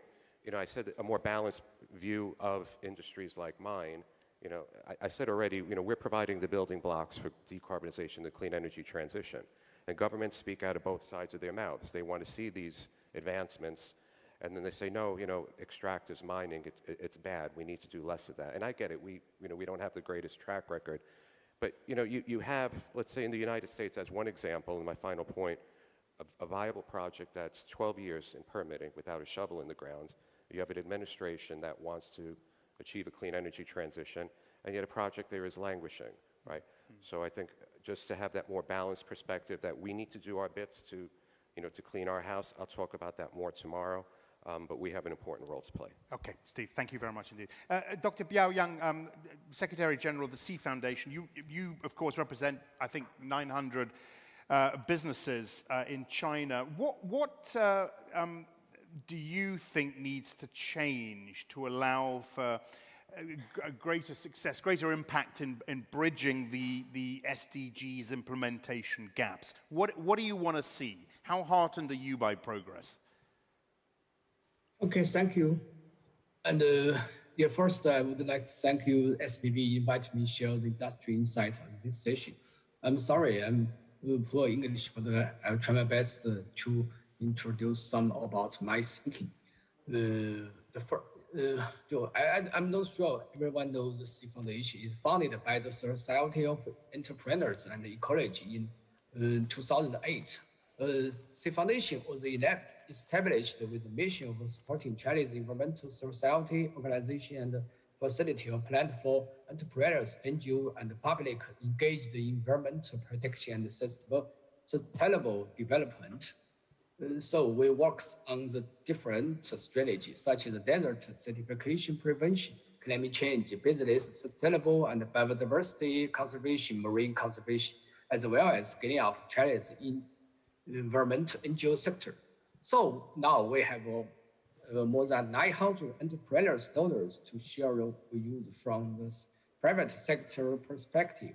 Since the beginning of China's reform and opening in the 1980s, China has been active, engaged in global governance and follow the most important green policy are economic transformation and climate change. China is rebalancing and transforming its economy towards a green, local carbon, and circular one. And with regard to climate change, China has pledged to reach carbon pink by 2030 and carbon neutrality by 2030.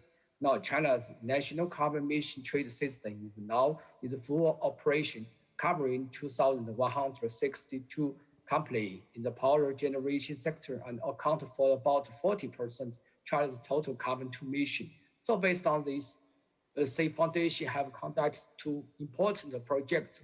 One is our green supply chain action in real estate industry. We launched this work in cooperation with other partners in 2016 with the technical assistance of consultants and third-party supervision from NGO. 100 property developers in China have joined the action to implement green procurement by exerting leverage on their upstream suppliers to enhance environmental regulatory compliance and performance. And the initiative have developed the environmental standard for 13 categories of building materials created by white list, green list, and black list in each category.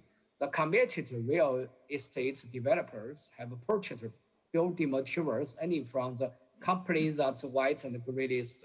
Currently, there are 3,874 suppliers on white list and 22 suppliers on green list. The overall scale of green procurement that have increased from 1,500 million in 2017 to 2.54 billion in 2021.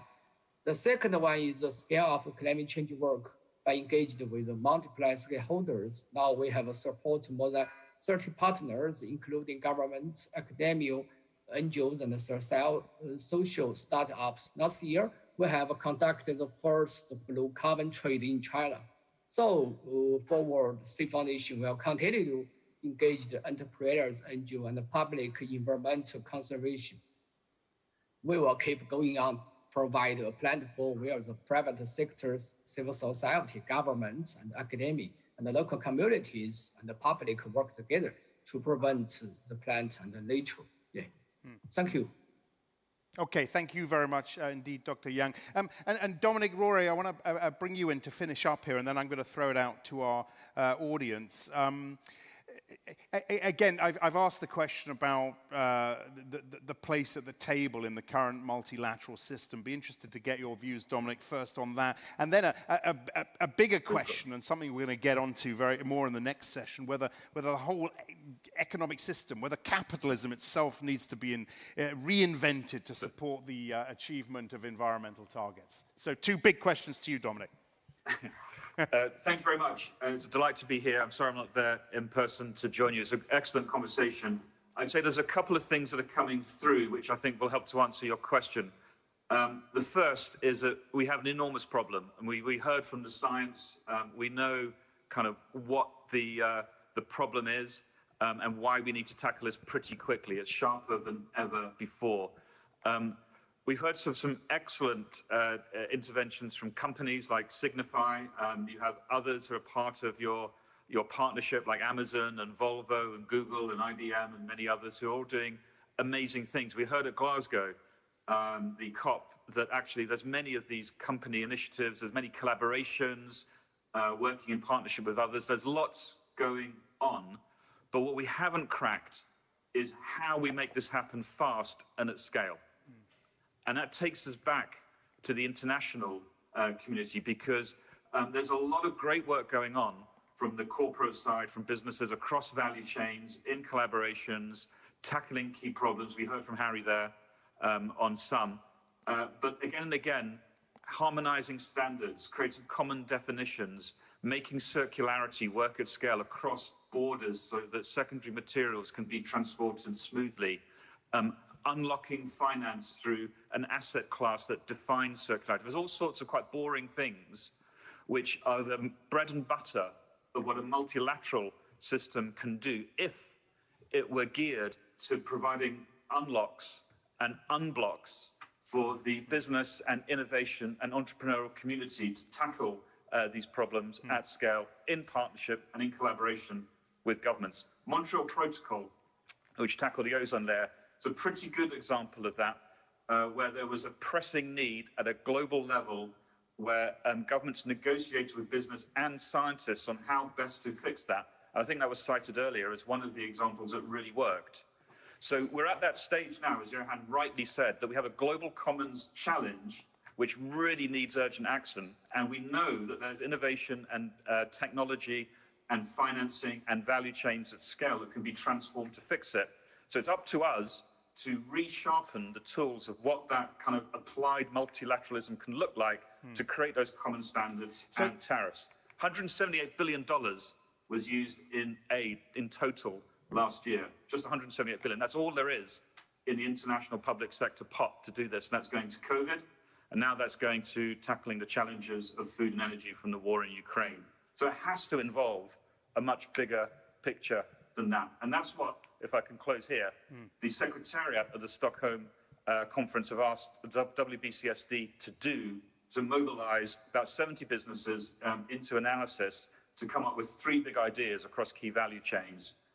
The first is very much around tackling skills and capacity building. You heard that a bit earlier, but the muscle within the corporate sector to engage more in these collaborations with the public sector and reach out and do things across value chains.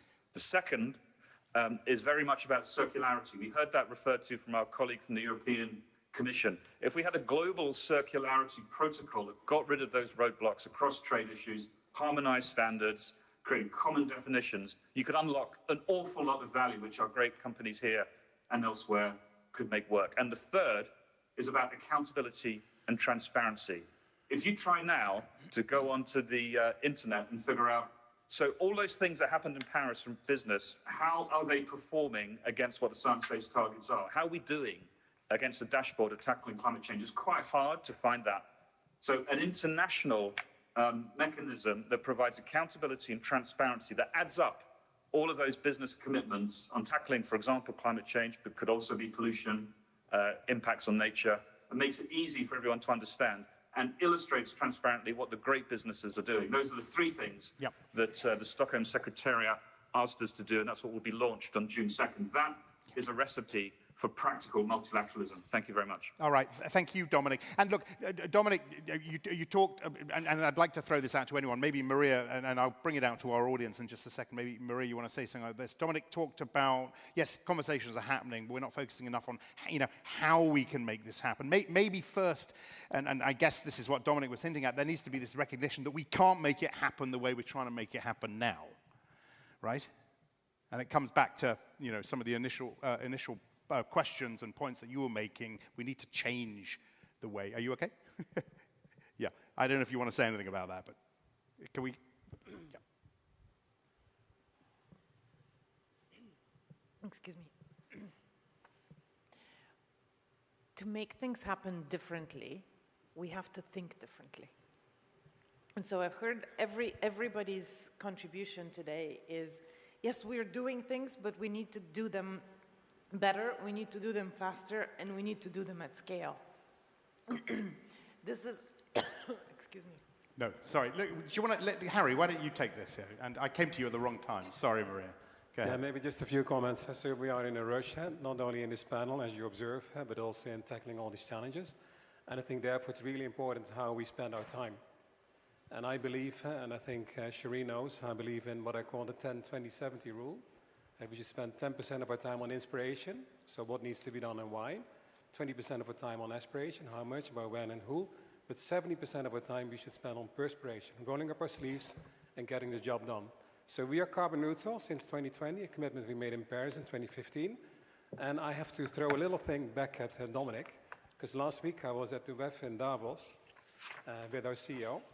And a couple of years ago we also had a discussion, and Dominic knows, about then helping the WEF to become really more sustainable, carbon neutral. And we made a pitch, not surprisingly, on changing their lighting. And this turned out to be so complicated that 3 years ago we donated the lighting for the Congress Center. Well, surprise, surprise, last week we were there in a meeting with the WEF staff and in a redecorated room. And to our surprise, there was halogen in the ceiling, which is already banned a couple of years by the European Union.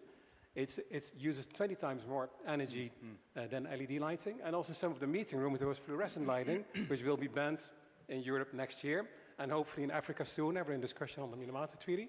So what I'm saying is that I'm not saying something here to be nasty, but I'm saying here that everybody believes that complexity is unique, so then refrains from acting from the perspiration part. I can tell you it's hard work. So we've done a lot of work across our company with our suppliers and everyone. But this is what we need to do. And you'll learn from that to fine-tune policies. We've had the same discussion with the European Commission on the Green Deal, and they included a 2030 goal for the European Commission to be carbon neutral by 2030. We can't wait for 2050. We need to tackle this action agenda. We should walk, let's say, we should not think that our complexity is unique so we can move fast. So the time to act is now. Yeah. And this is the rush that I'm alluding to. And Steve, I won't ask who has the copper wiring contract for the World Economic Forum.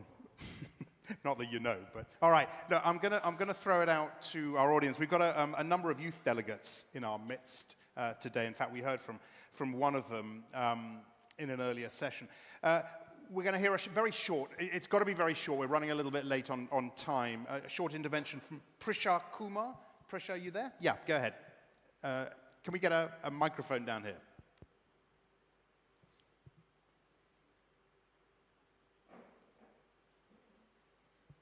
Hello? Yep. I'm audible? Yeah. Dear panelists and distinguished participants, I am Prisha Kumar from the Stockholm Plus 50 Youth Working Group.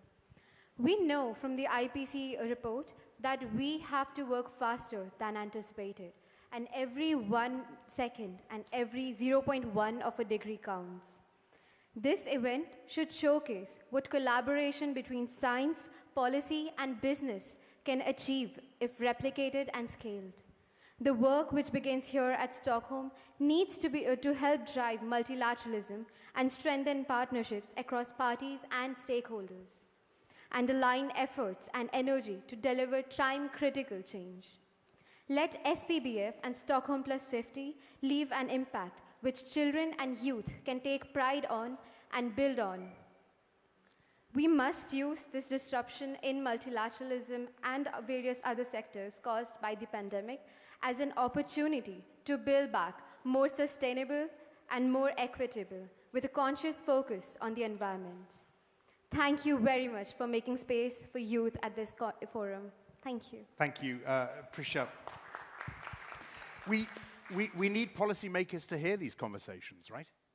We desperately need policymakers to hear the conversations that we're having on this stage today, to Prisha's point, right? Are you hopeful that they're gonna hear them and they're going to act on them? No one want to? Since I have the microphone, I mean, yes, I think because it's so unavoidable. I mean, for a long time it was quite possible to look the other way. That's no longer the case. I would just say, in addition to what you've laid out and the concerns that have been made very clear about the planetary crisis, what we need to come forward with a bit more is also a positive vision for everybody to rally around. We cannot constantly just worry about our future, much as it is worrying, but we need to come to an idea of an economy which centers on the well-being of people, where everybody has their space, where there is a new sort of global paradigm of solidarity. And I think that's still a bit missing, that we come to this collective, more positive vision and then align our steps with it. Yep. And I think we've tried this in the European Union a little bit with the European Green Deal, but there's still way to go. Okay. Go ahead, Maria. This is exactly the point that I've been trying to get across. We need a positive vision. We're not going to be only scared into action. We have to be inspired into action. What inspires us? Youth inspires us. Youth also forces us to act. But what does to act mean? I would like to rethink environmental multilateralism by looking at the states that are acting. And the president of ECOSOC was noting how the member states are acting. You also noted you were in Kigali. We have a project on reimagining environmental multilateralism with a focus on small states. And I would say, look at Rwanda. What Rwanda is doing as a small state, and the definition of a small state is not only small in population, in territory, but those that punch above their weight. And I think this is where UNEP has the platform to bring countries, institutions, citizens together and to get them to tell their stories of how they punch above their weight. Then we'll be inspired into action, and that's what takes things into scale. Yep. Yep, go ahead, Steve. Who has the most inspiring stories as far as you're concerned? Say again? Who has the most inspiring stories as far as you're concerned? Who should we be listening to? Oh, my goodness. I don't worry. Well, no, I mean, the policy question is an important one, right? So, and I wanted to maybe get specific on that. And Harry inadvertently led me to make this comment. You know, he talked about energy efficiency being half of the Paris Agreement, right? Well, you know, if you look at a map of the policies on energy efficiency standards here, the European Union, as he said, good policies on lighting. When you get to the developing world countries, you see almost nothing, right? So, you know, you've got the potential for 1 billion air conditioners, 1 billion refrigerators to be sold in the next 2 decades with absolutely no standards against them. That alone would set the Paris Agreement past the tipping point. So policymakers, I think, need to embrace the existing technologies, right? We shouldn't be waiting. There should always be innovation, but we can't wait, and we may have to make do with what we have, right? So there's a lot more on the policy side that could be done to make advancements, particularly against climate. Okay, thank you, Steve. Yeah, Shireen, go ahead very quickly, and then I'll take a question there, and then we're going to have to move on. Can we get a mic down here?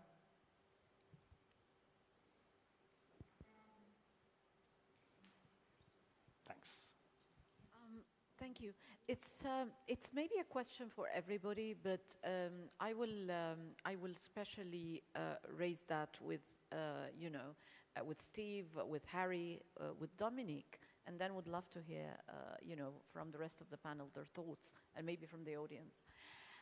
One of the points we keep making over and over is the fact that the technologies are there largely that could help the planet.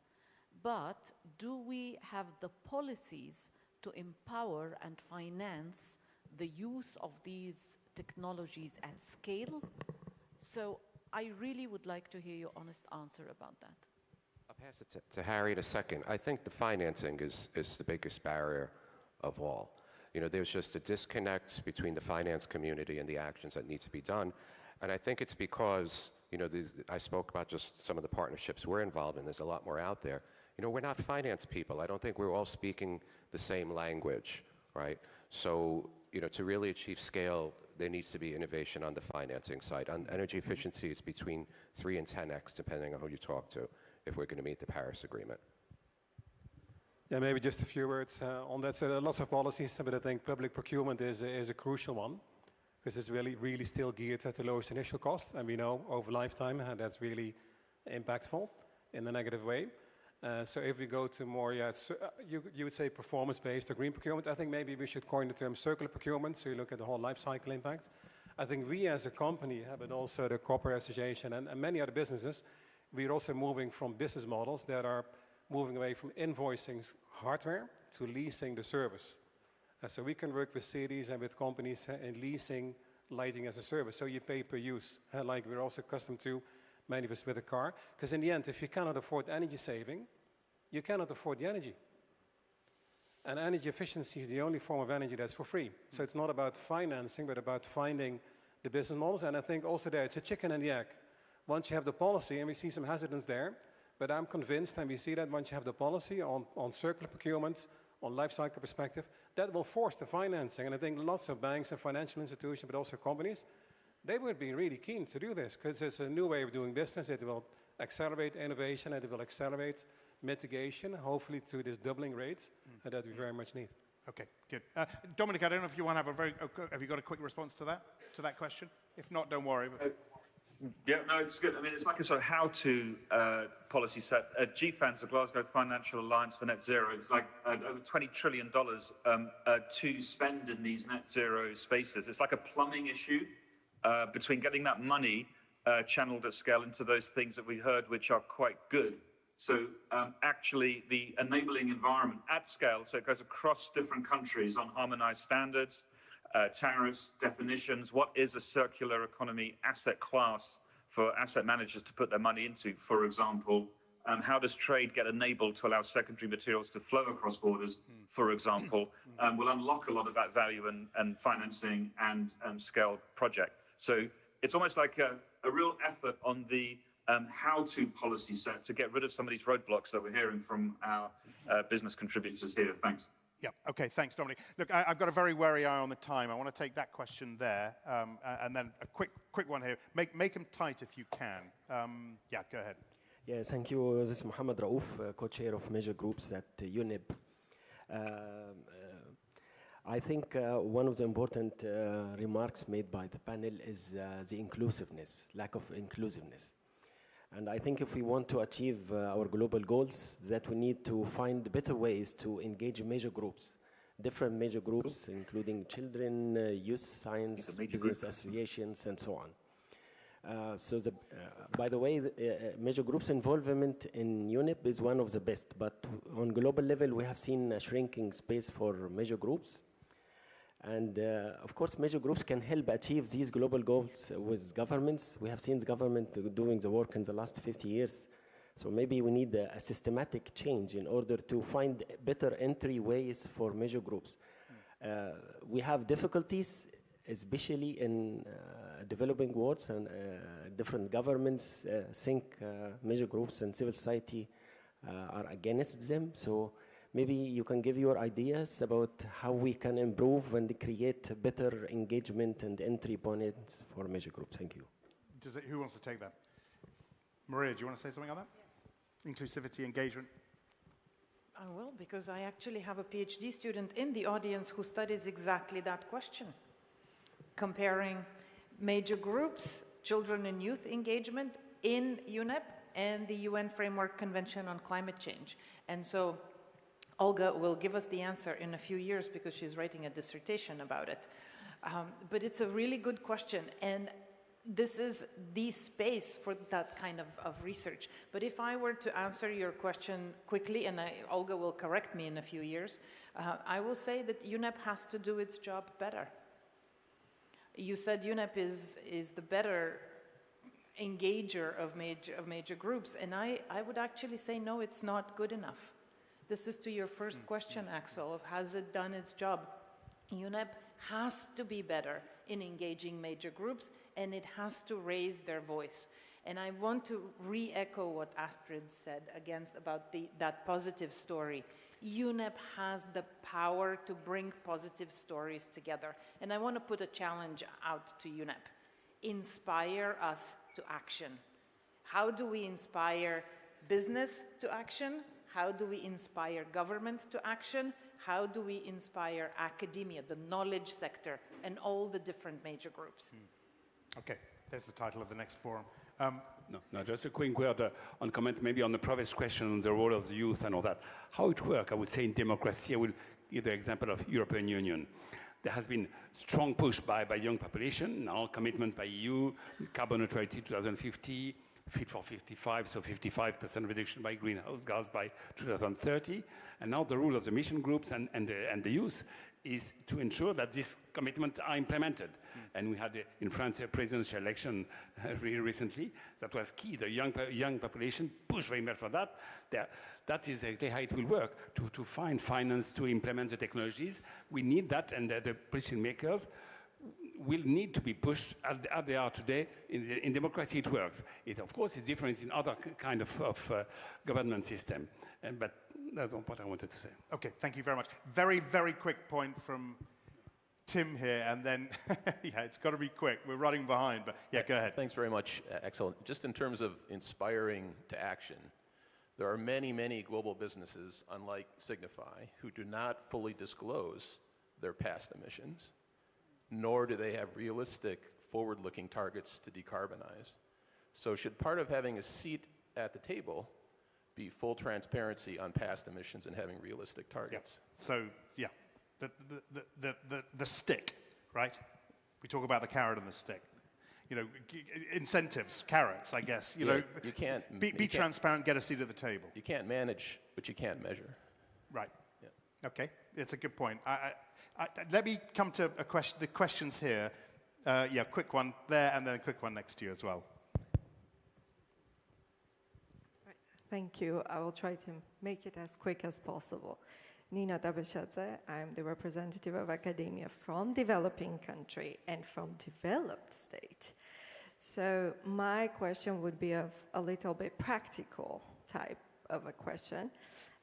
What would you recommend for popularizing and for translating the policies about sustainable measures and initiatives to the wider population?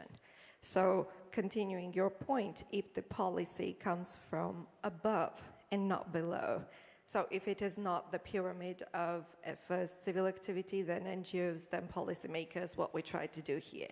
But if in developing countries, speaking of my own experience, it comes from above, which sector would you say has the task of translating those policies to the wider population of the state? Okay. Anyone want to address that? The knowledge sector. There you go, the knowledge sector. Go ahead. Yeah, maybe just a few words. I think we should do that together. We should translate our policies into things that people really understand, so make it tangible.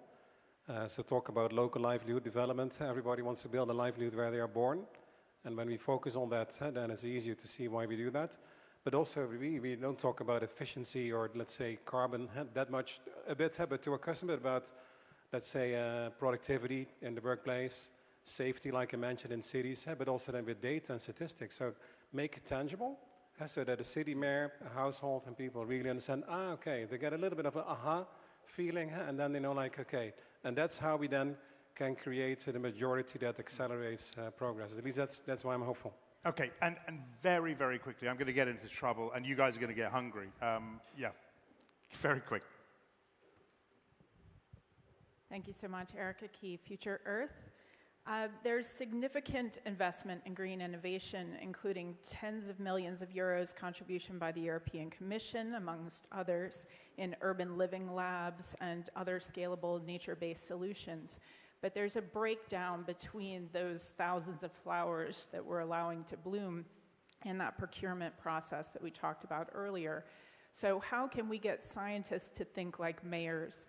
And how can we get that science to move past just a pilot stage that is excellent for public intervention, but doesn't actually get put into production and maintained and integrated into a local budget?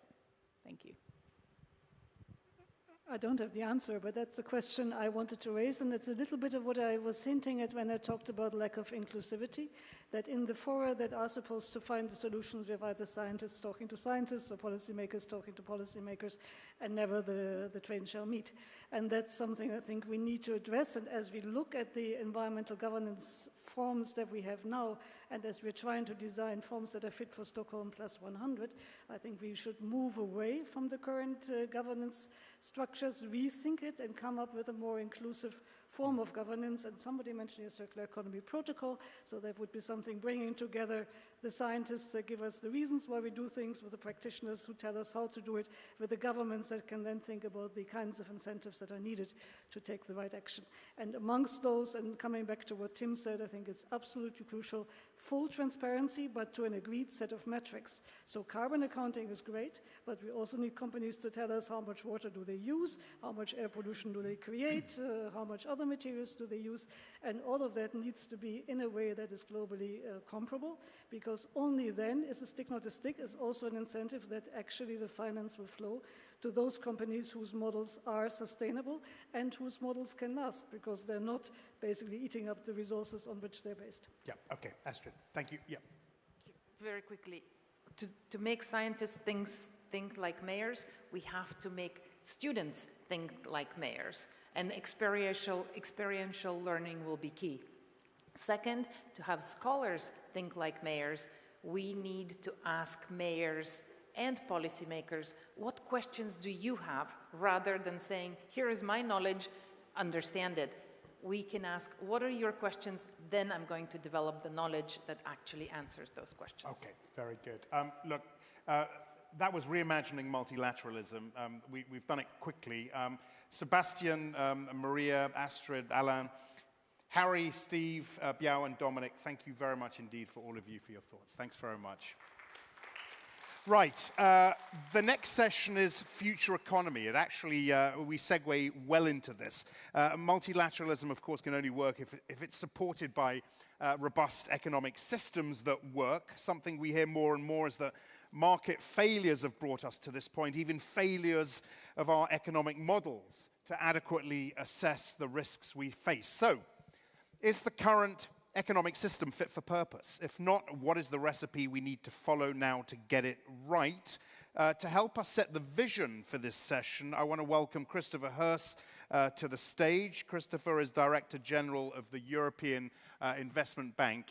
Come on up. And whilst you're doing that, I do want to prep our other speakers in the interest of time. Carlos Manuel Rodriguez from the Global Environment Facility, Paul Ekins, University College London, Dr. Lee White, Minister of Water, Forest, Sea and Environment from Gabon, Eric Usher, Head of UNEP Finance Initiative, Nicolas Villa from MasterCard, and we've got a couple of remote speakers, so do start getting yourselves ready whilst Christopher is speaking. Yeah, come on up. Come on up. Take a seat. Yeah. Okay, good afternoon, good morning rather, everybody, and thanks very much to the organizers for the invitation to participate in this meeting. I understand we're on before lunch, so we have to do our best to try to keep the discussion concise. We heard from Sonia Layton-Cohn earlier today about the UN conference of 1972 and the objectives that were set at that moment in time.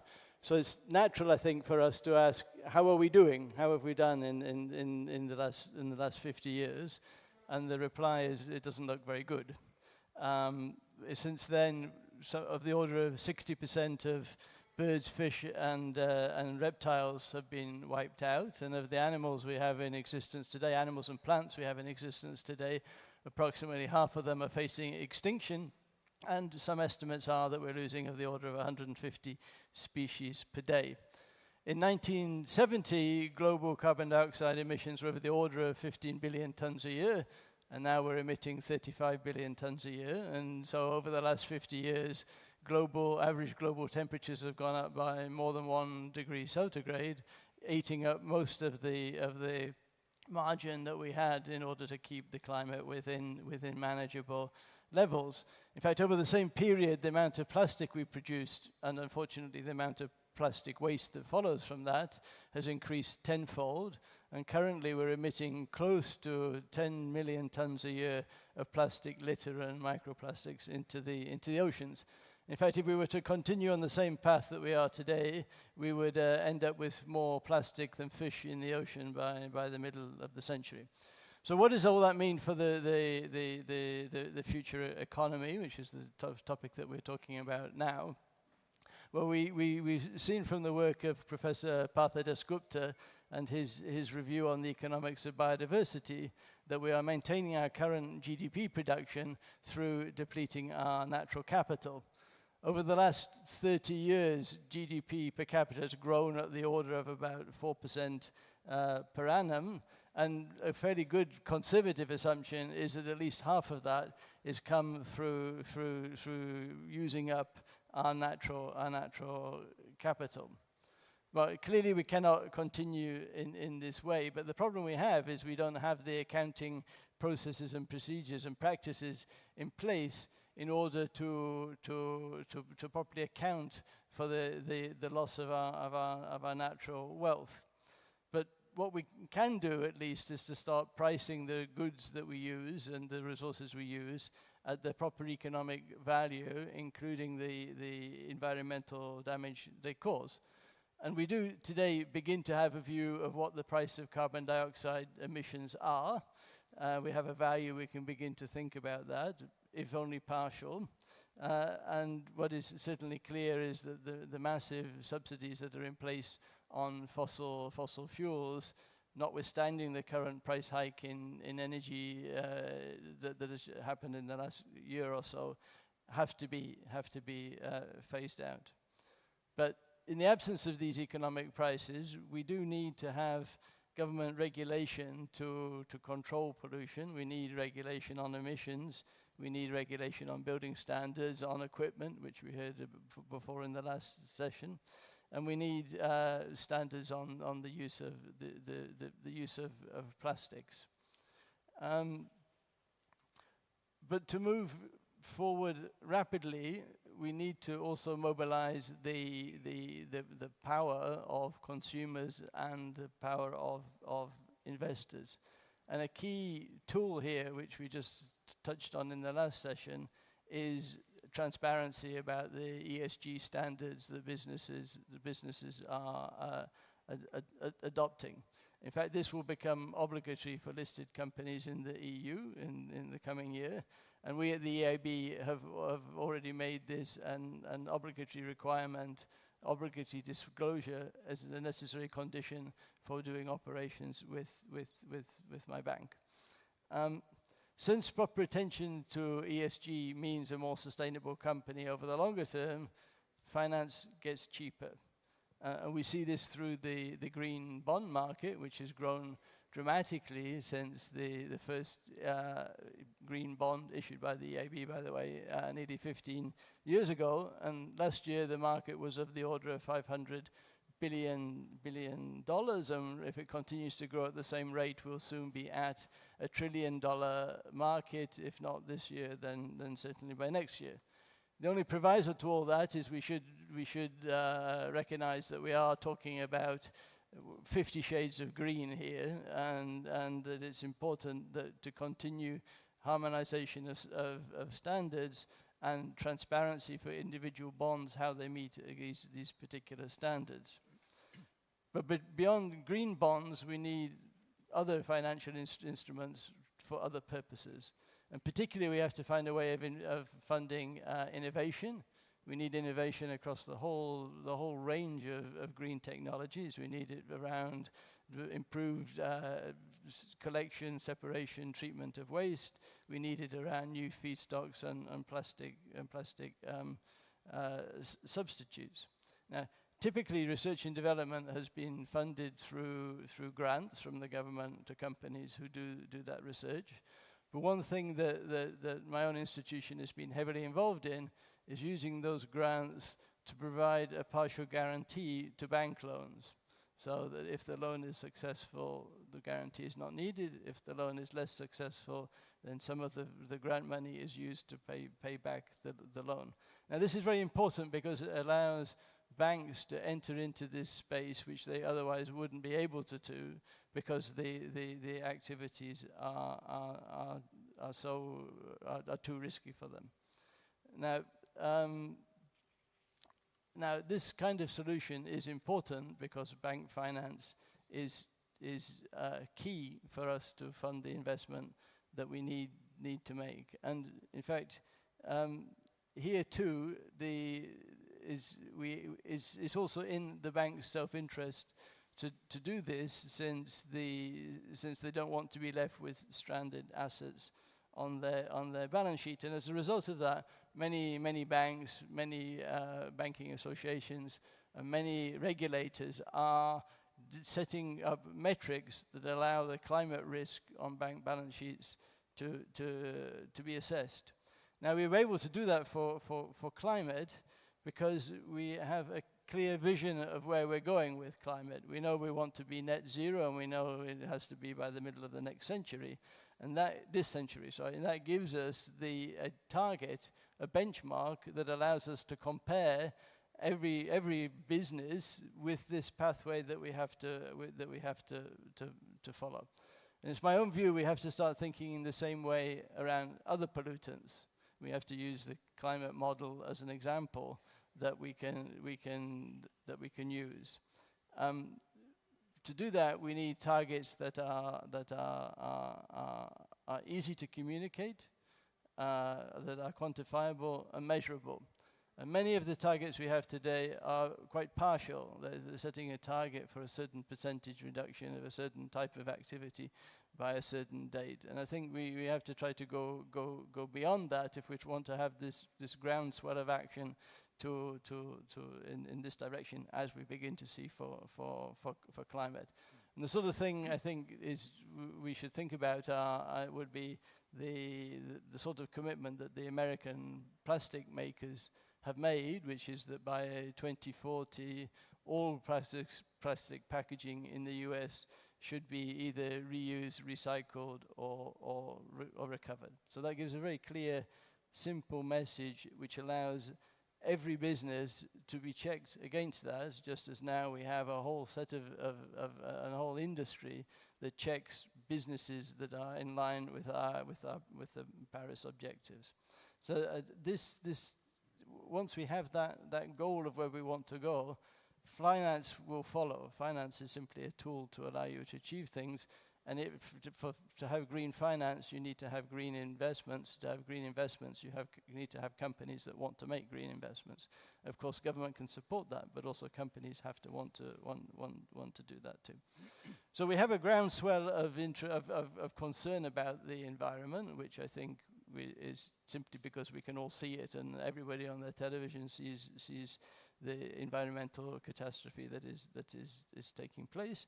And so now I think is the time that we have to think about trying to set a groundswell of action. And to do that, we really need these messages to communicate simply where we're going and how we're going to get there. So perhaps I stop there till our time for discussion, and thank you for listening to me. Thank you very much indeed. Yeah, do take a seat, Chris. Quickly, a question on the back of it, and with COP in mind. At COP we talked a lot about the private sector, and there was a finance day, and GFANS, and the money there, and the Larry Fink spoke, and Bill Winters spoke from Standard Chartered. There was a lot of criticism, though, of the MDBs, the multilateral development banks. Was that justified, do you think, that criticism? Well, I can't maybe speak for all multilateral development banks. I can speak for my own. And we have gone through a transition in the last couple of years to become what we call the climate bank. And so we have redirected all of our activity towards climate and environment, I should say. So we have set clear targets that at least half of our business will be involved in supporting positive contributions to climate and environment, and everything which is the other side of the coin is everything which is not a climate project, and there are good things that we should do that are not climate projects, vaccines for COVID being one example, but all of those things have to be at least aligned with the objectives of Paris. And in order to do that, we require businesses to disclose what they're doing and what their path is in the next 5 to 10 years, and what exactly is their medium-term strategy to get that. Now, we're not going to judge that because we're not capable to do an audit of every company, but that's for public and the stakeholders to see that and to put pressure on companies to make sure they keep moving in the right direction. So at least for EIB, I think we've done our bit. I think other banks, maybe they struggle more, and probably having the significant American shareholding under Trump didn't help the process very much. Okay, okay. All right, look, welcome to the panel. We've got plenty to talk about. I want to start with, we've got two speakers, as I said, remotely. Morina Borini from the OECD and Lina Maria Montoya from Banco Colombia. And Romina, I want to start with you because I know you have to shoot off.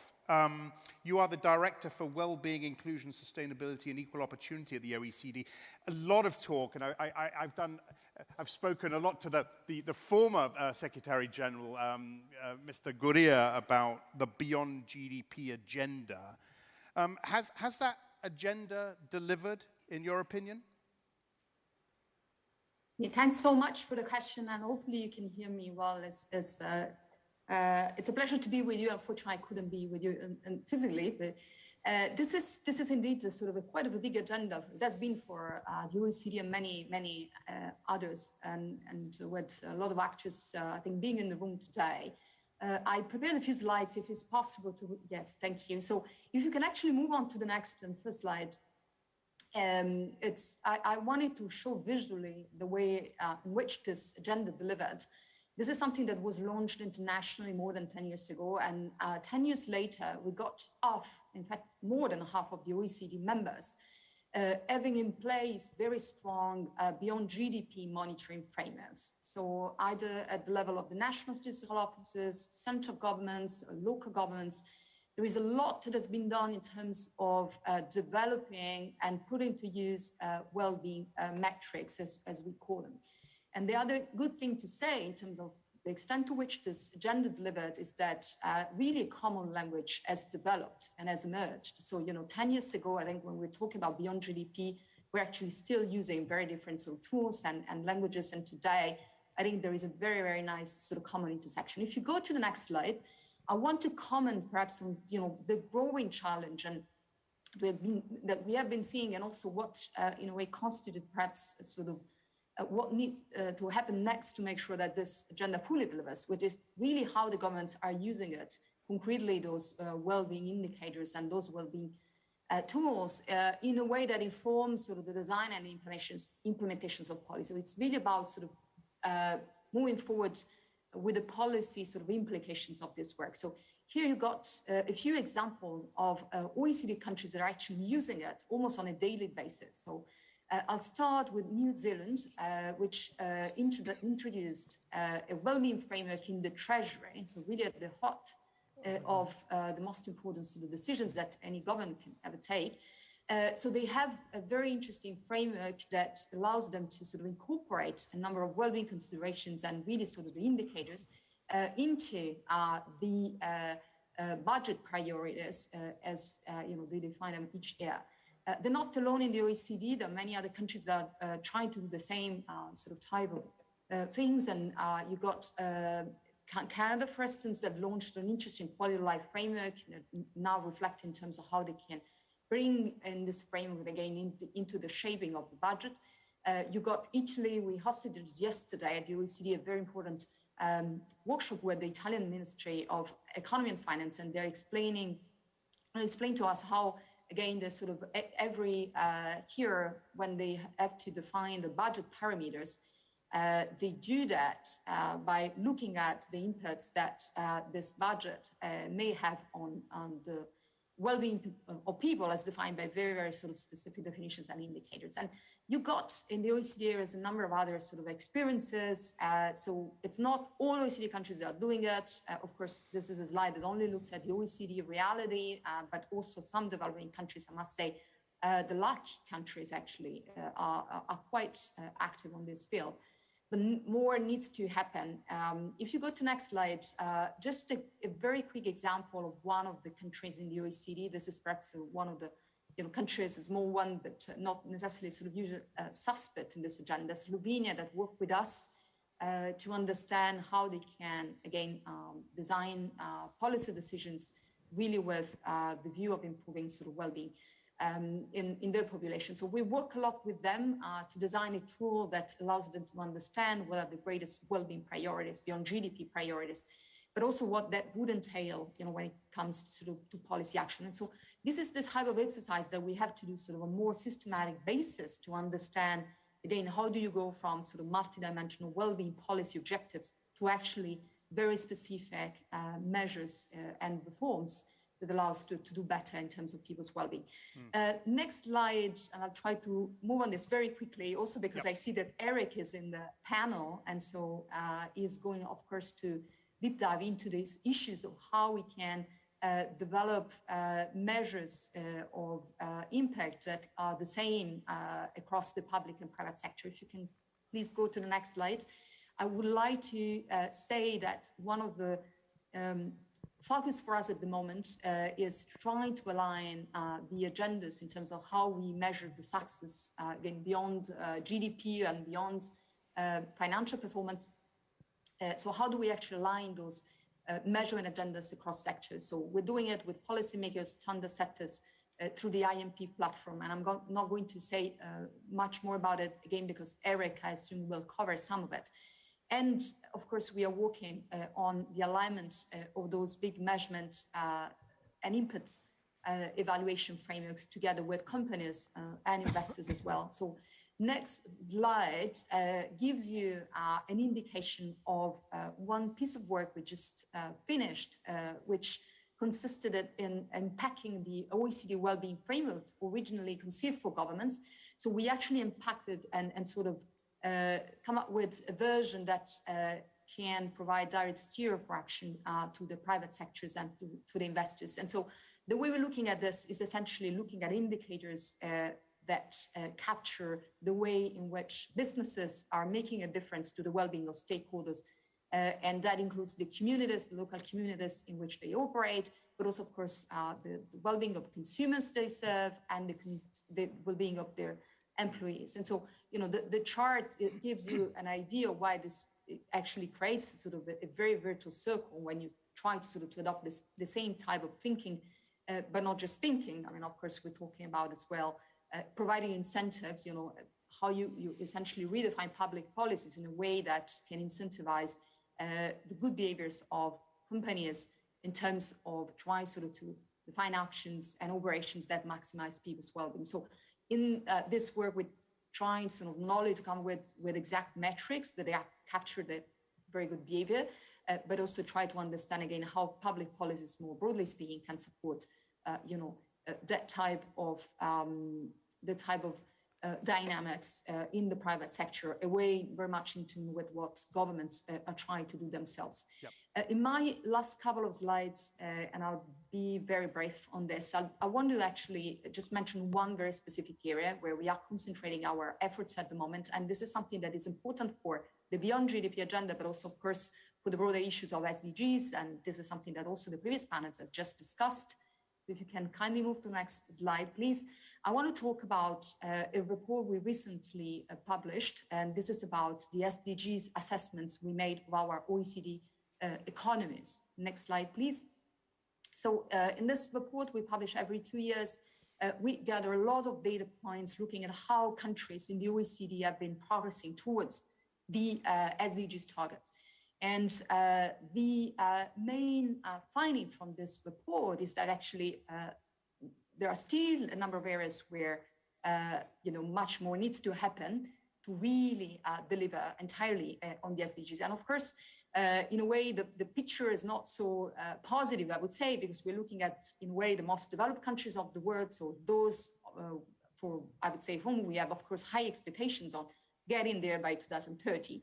And the reality is that, again, really, if we just go with sort of the policies as they exist today, there will still be quite a lot of targets that won't be sort of reached by 2030. The next slide, and this is my final one, gives you essentially highlights in terms of what are the key priorities, what they should be, what the key priorities should be for OECD countries right now. And this really relates to the just transition discussion.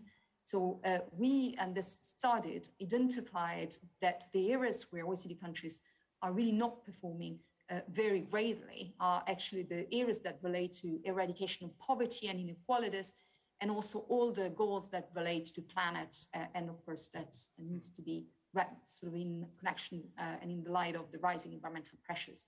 There's also the issues of low trust for democracies. This is also one of the outstanding greatest challenge for OECD countries. And of course, this is also important because if you don't have trust and confidence in the institutions, there is not very much you can do when you're a government.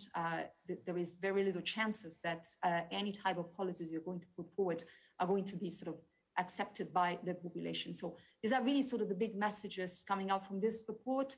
And so for us to conclude, really when we talk about beyond GDP, right now in the current context and current challenges that many OECD countries are facing, really we're saying, please concentrate on making sure that your beyond GDP agenda materializes through very concrete actions in terms of the just transition. And this is, of course, not just for governments, companies and investors are also looking at this. And I think this is all encouraging and promising. I'll leave it here. Thank you. Good. Thank you very much indeed, Romina, for that very comprehensive look at that. And Eric, I think you've been teed up pretty well by Romina.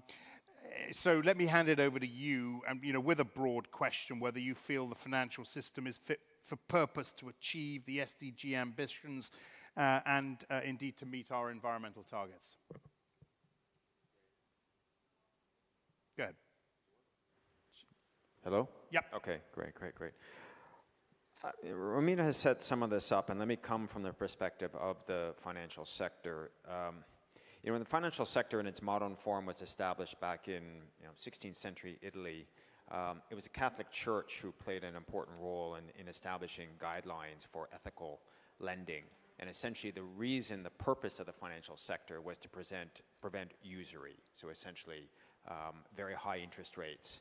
And essentially the financial sector had a purpose. Step forward to 2008, and I think most would say it seemed to have lost sight of its purpose. We had a global financial crisis created largely because of a financial system which was uniquely returns focused and really losing track of actually where the risks were and what they were financing and lending for.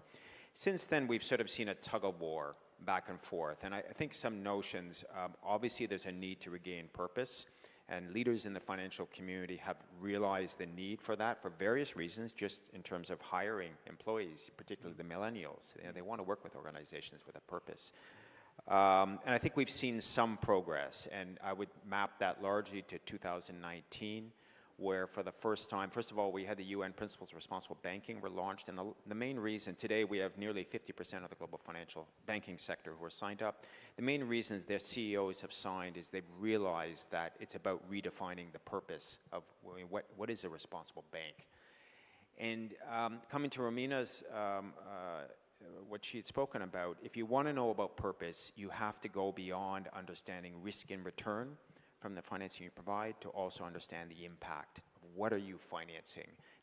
What are the positive impacts you're financing? Job creation, climate mitigation, adaptation, or nature preservation, etc. Also, what are the negative impacts of what you're financing today, and what do you plan to do about that over time?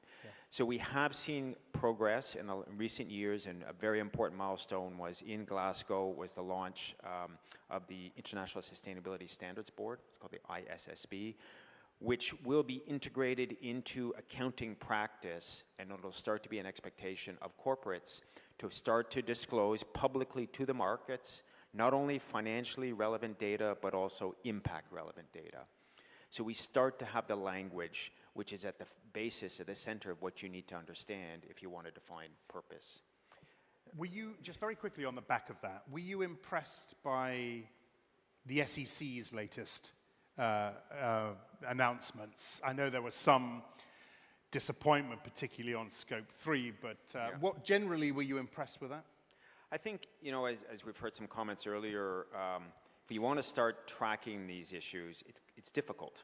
And we hear a lot of controversies, you know, questioning greenwash, stuff like this. And I think, you know, there was an Italian monk in 1494 who defined for the first time the modern accounting system 500 years ago. It's taken 500 years to get a fairly sophisticated system. Impact accounting is really just getting started. And so we definitely have to acknowledge that it's not perfect. However, the fact that SEC or BaFin in Germany, first of all, are putting out more guidance, but also are initiating investigations into potential greenwashing around ESG. We have the UK regulator, advertising regulator, also looking at greenwashing around net zero targets. For us, the most important thing is the signal when regulators get involved, everybody straightens up and realizes that they're being watched. And so I think that the step that the SEC is taking is incredibly important in terms of the signal it sends. Is it enough? No. We need to see more progress. And one of the real sticking points is around the notion of what is financially material. Because financial regulators will mostly say you only pay attention to what we call the outside in. So what happens in the world that affects your business. If that is something that's material, you need to disclose and report on it. Now, of course, what you do inside out, so if you belch out carbon emissions and that carbon is not taxed today, do you have to pay attention to it? Of course, we need a system that starts to factor in that you need to pay attention. So, and I would say the SEC guidance and others like it are not far enough along to actually say, absolutely, that's material. You need to start disclosing on it. And so we need progress there, but it's a good starting point. Very, very, very quickly, Eric, and then I'll move on. But how much of an out is the crisis, the energy crisis that we're going through now? How much of an out was the pandemic? How much of an out is this giving some companies in the big scheme of things when it comes to their ambitions and when it comes to their disclosures? I don't think it's much of an out. The reality is nobody wants to invest in high carbon today. It's too risky. And although they might appreciate that in the near term, some would say we need transition fuels.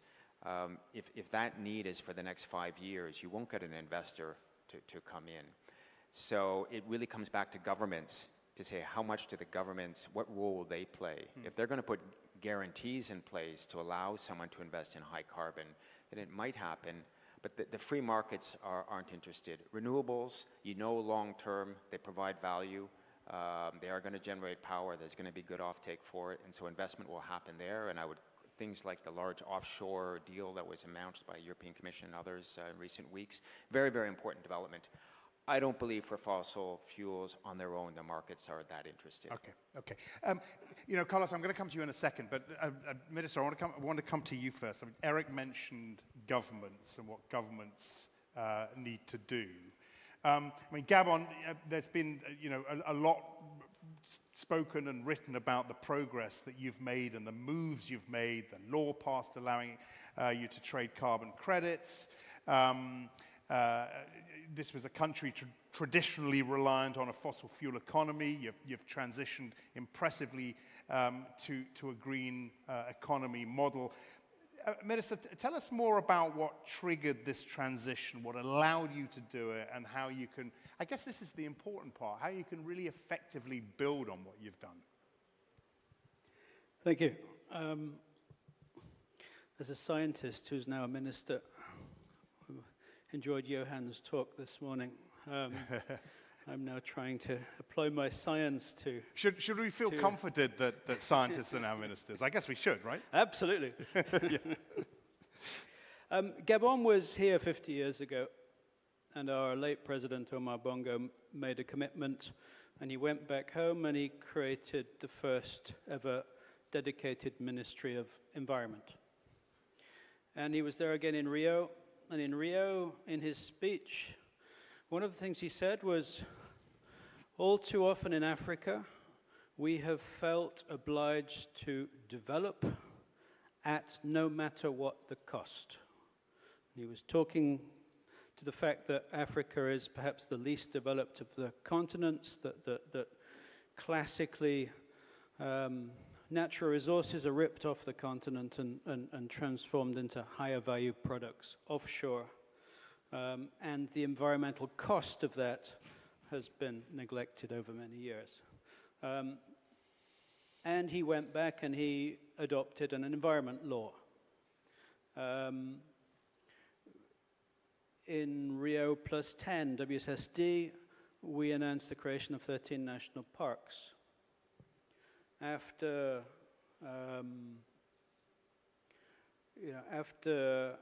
Rio plus 20, we adopted a sustainable development law. And so we've had 5 decades now of political leadership where, despite being a hydrocarbon economy, as you say, 60% of our economy is still hydrocarbons. And so when we think about adaptation to climate change, economic adaptation is going to be the first thing, because the 60% of our economy which is oil-based is going to disappear over the next 10, 20, 30 years. How do we replace the hydrocarbons in our economy? But that sustained political leadership over five decades results in Gabon being today, we think, the most carbon positive country on the planet.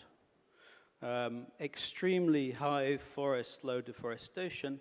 We're absorbing I think it's about twice of Sweden's annual carbon emissions every year, and locking those carbon emissions up in our rainforests. About 100 million, just over 100 million tons of carbon dioxide every year. So since Copenhagen, we've absorbed 1 billion tons of carbon dioxide net. We're about to create about 100 million tons of REDD+ credits. And so you can see that REDD+ wasn't a mechanism that was designed for countries like Gabon. It was designed for countries with high deforestation. So it works somewhat, but we're creating 100 million tons of credits for 1 billion tons of removals. Now that might make our carbon credits more valuable, perhaps, because if you buy a carbon credit ton from Gabon, you actually get 10 for the price of 1. And it's actual net absorption of CO2 out of the atmosphere. And so when we sell a REDD+ carbon credit, we're selling increased net sequestration. You can't get more positive than that. But, and here's the but, there's no guarantee that we'll be able to sell those 10 for the price of 1 carbon credits. Carbon credits which are actually really highly biodiversity positive as well. Whilst we've lost 75% of the forest elephants of Central Africa because of the price of their ivory, Gabon has increased its forest elephant population by 50%. So we've created parks and so on. So we have these absolutely sort of additional credits absorbing CO2 out of the atmosphere, which are biodiversity plus. But when we issued a Eurobond last year, we actually got a worse interest rate than many other African countries. And so how do we transform that sustained commitment to biodiversity, that carbon positive, biodiversity positive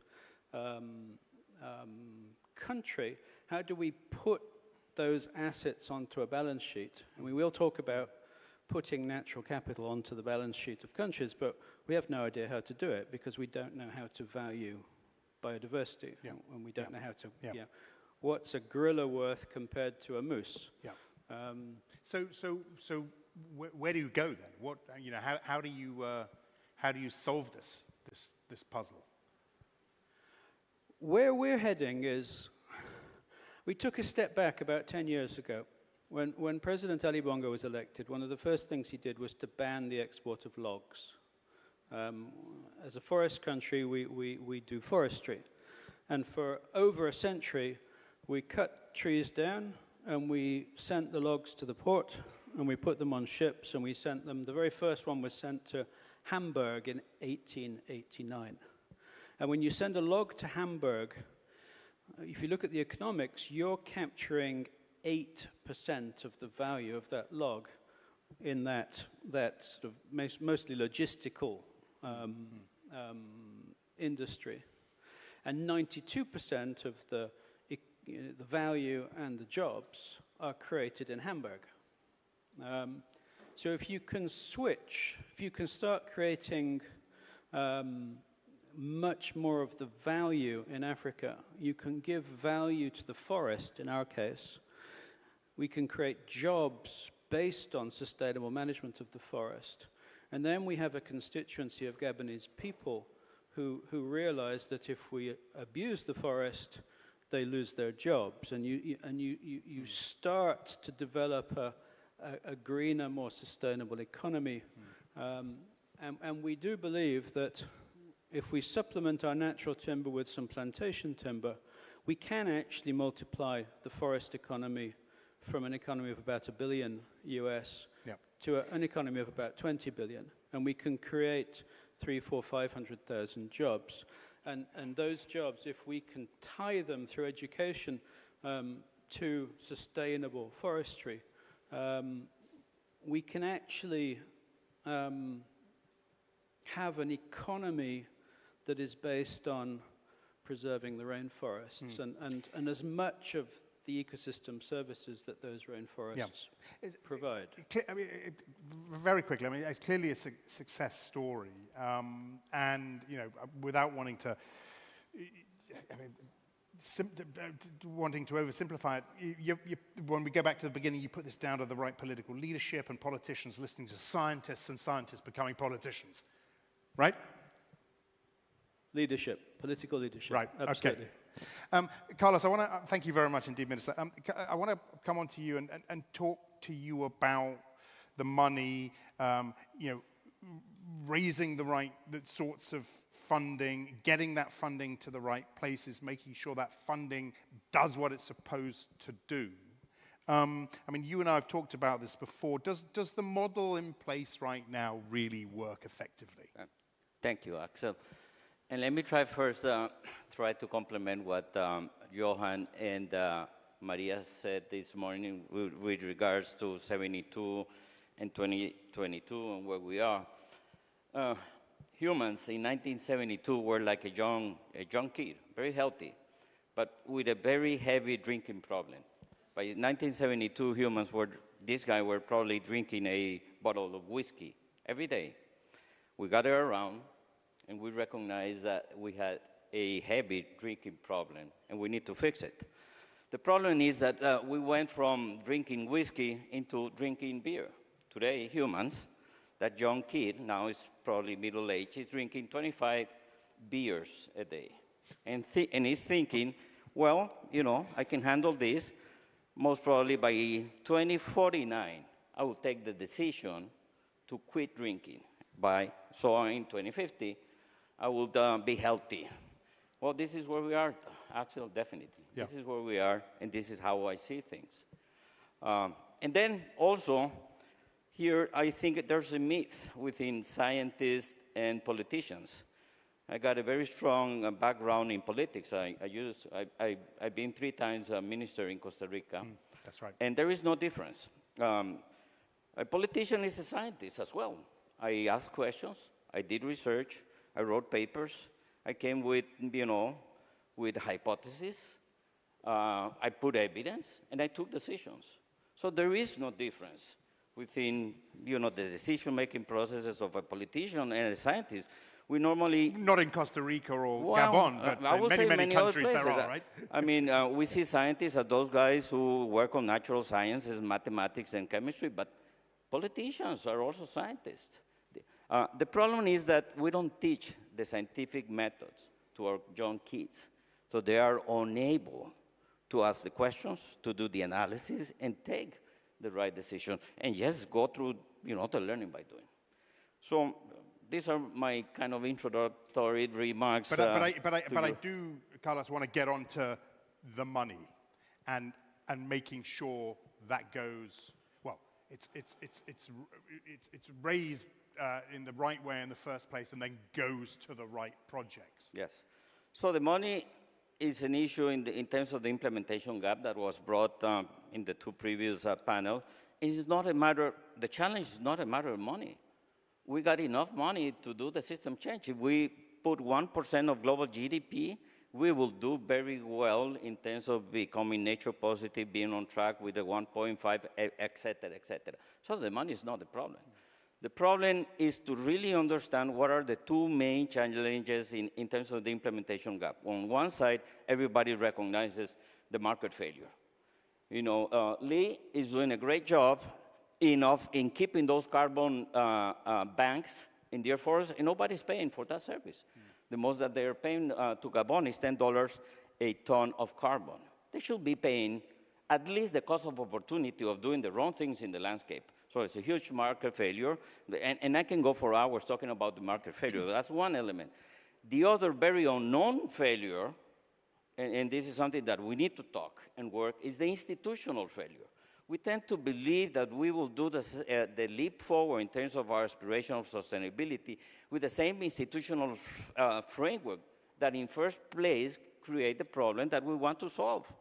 I used to be the Minister of Environment, Energy, Mines, and Water of Costa Rica, and I remember in 2020 as Minister of Costa Rica, I went to a meeting of Ministers of Energy of Latin America, 2020, meeting of Ministers of Energy, Latin America, and the Caribbean. And none of those ministers knew well the Paris Agreement. None of them were happy with the decarbonization, the NDCs, and they were trained in just one thing, which is oil and gas. They saw me as the Minister of Environment, yes, also Energy from Costa Rica, saw me as the Minister of Environment in their meeting. They felt threatened. They felt bad. They treat me very bad. Those are the institutional conditions that we have to do the leap forward. We will never achieve progress if we believe that we will achieve things by strengthening our institutions. We need to do a major transformation in the institutional framework. We need to go from agencies that manage one natural resource, ocean, oil, mineral, forest, biodiversity, into agencies that looks and works at the landscape and seascape level. That's one element. The second element, we say that we work with governments, and we at the GEF, we say we work with governments, but that is not true. We work with the executive branch in a government, and all transitions and all major transformation needs to go through Congresses and parliaments, and we don't work there. We don't engage with them, we don't finance them, we don't put the evidence.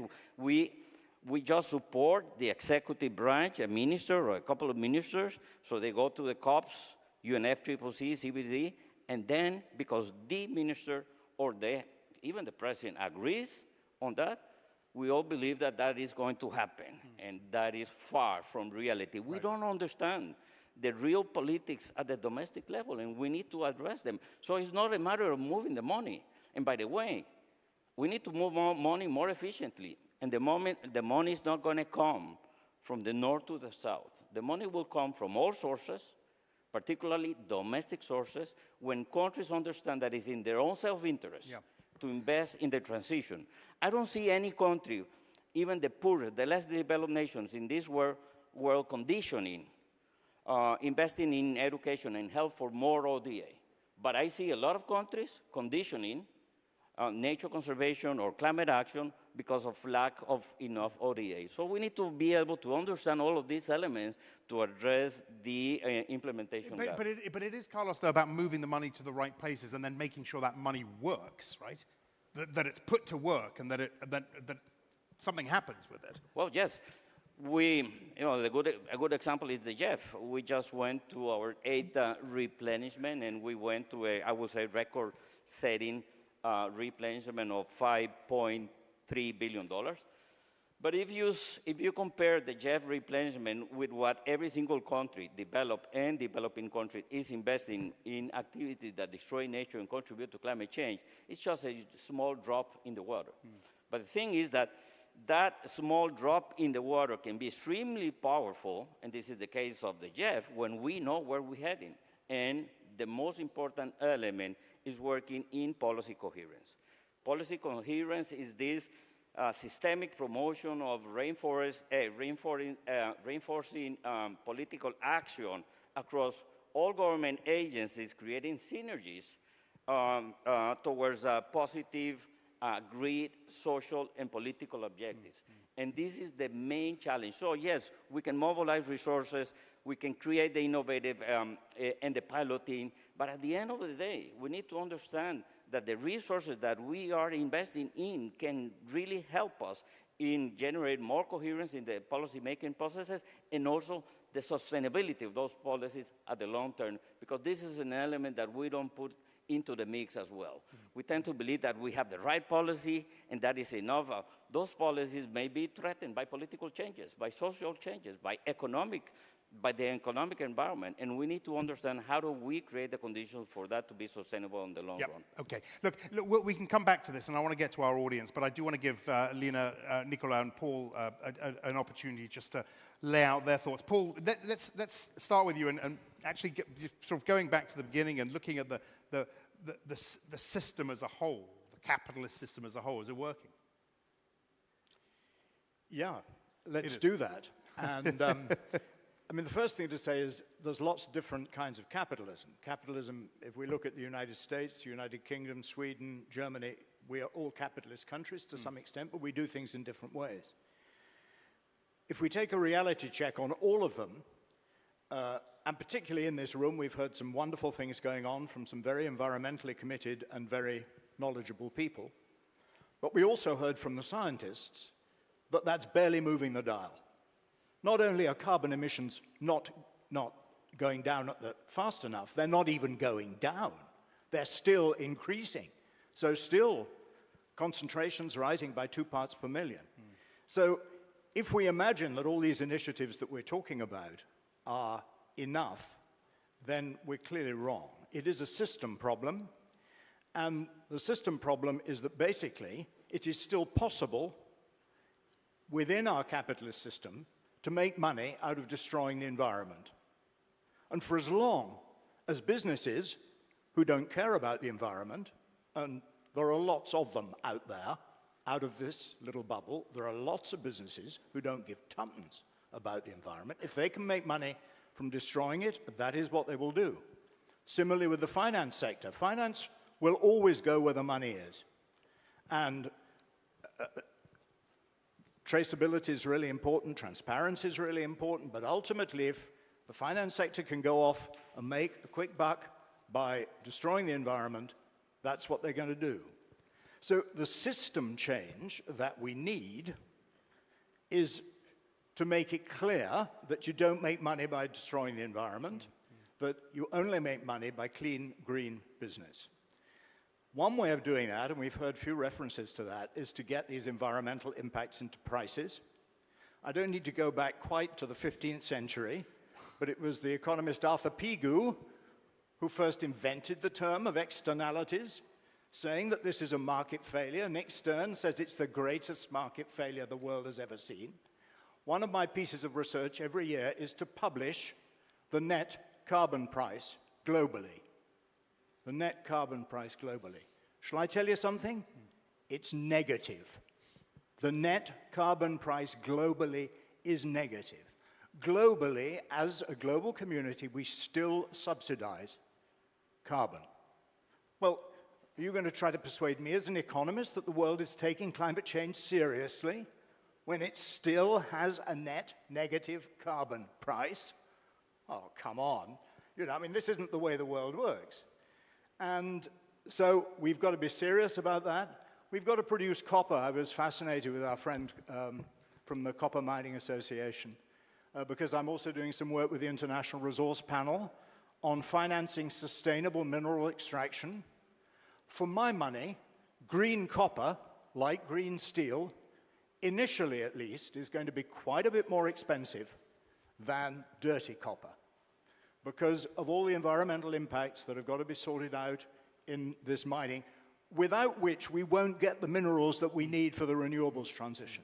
Because these countries don't want mines that are going to screw up their communities and are going to screw up their environment. Which governments, I mean, we talk about a net negative carbon price, and that's a, it's a pretty scary fact, that. Which governments are you impressed with? On the mining side? On, well, all of this. The way they're dealing with this and trying to move this system on, trying to make the system right. All this stuff is curate's eggs. And in the sense that very many governments are doing a bit of the right thing. They normally are doing a bit of the right thing that is the easiest thing to do. My own government, I'm from the UK, we're doing renewables pretty well. We've now got to 30% renewables. We started paying an enormous amount for offshore wind, £150 a megawatt hour. It's now £40 a megawatt hour, so it's more or less competitive with fossil fuels. Even though, even then, when we get a big challenge, as with the Russian invasion of Ukraine, we know that that's a big challenge for European energy. The knee-jerk reaction of my government is what? To go and get more oil and gas out of the North Sea. Instead of saying, this is the big opportunity to boost energy efficiency and make sure that we gear up our infrastructure in order to use much less energy. Yeah. So, I mean, there are lots of examples, good and bad, in all sorts of countries, some of them actually on this panel, and we've heard a bit about them.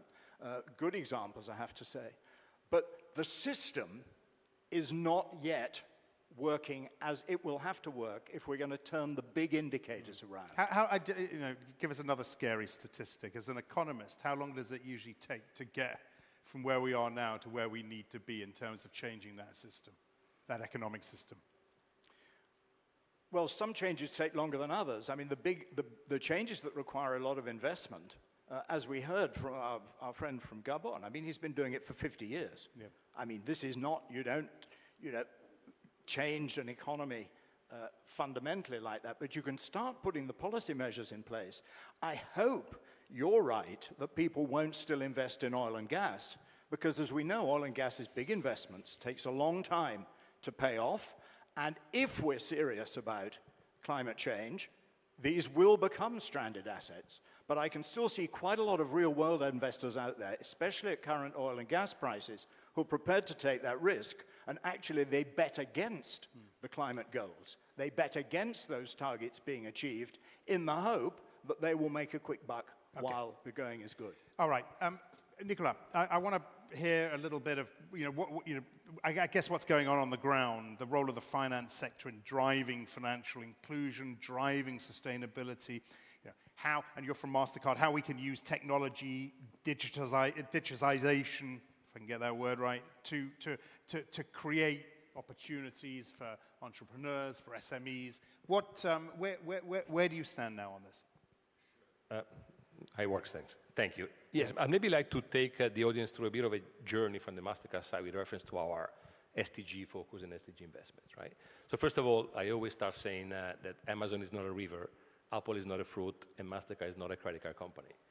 We are a technology company that happens to have grown up in the cards business, but who over the last 10 years diversified the business, moving into consulting, big data analytics, artificial intelligence, cybersecurity, digital identity, cryptocurrencies. So our core business is still cars, but basically we move into technology areas that are supported by our network, which touches today 2.6 billion consumers, hundreds of thousands of merchants, and thousands of banks. So we are basically a global network that enable transactions, financial, but also transactions which are increasingly non-financial, as we do, for example, in the digital identity space.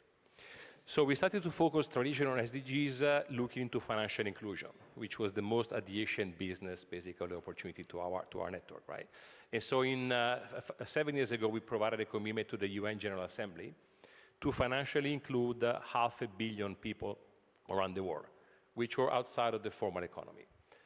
And we did it not because of a corporate philanthropy perspective, but we did it because we wanted to figure out whether we could make money with people they basically live with less $5 a day.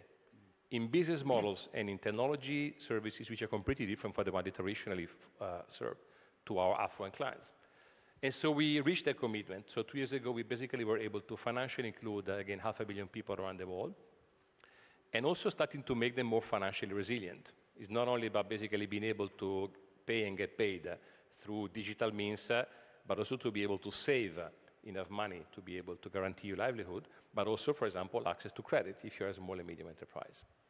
So we decided, therefore, to double the commitment, and 2 years ago we went back to UNGA and committed to digitize 1 billion people, 50 million of which SMEs, half of which female entrepreneurs. So by working on those commitments, we started to understand again what the new business models and what new solutions Mastercard could provide to those people. We actually named the business units whose job is to drive this program, the new consumers business unit. And the idea again has been for us to move beyond corporate philanthropy and bring together this idea of doing good by doing well. So by helping 1 billion people become financially resilient, we will basically figure out how those in the future will be new consumers for Mastercard as well as for our competitors. We realized there not only that the payment infrastructure and technology will be important, but also data became important. So today, by enabling trillions of transactions every year, we're able to understand in real time what the status of the economy is. And so, for example, the last couple of years through the pandemic, we worked with more than 120 government agencies to help them understand what was happening in the real economy. In the tourist space, for example, we worked to understand which corridors were going to reopen, who was coming into the destination, where were they coming from, what would they want to see if they were coming to a destination compared to what they basically spent in the past. So we started to share data insights with the government and understand again what was happening to the economies.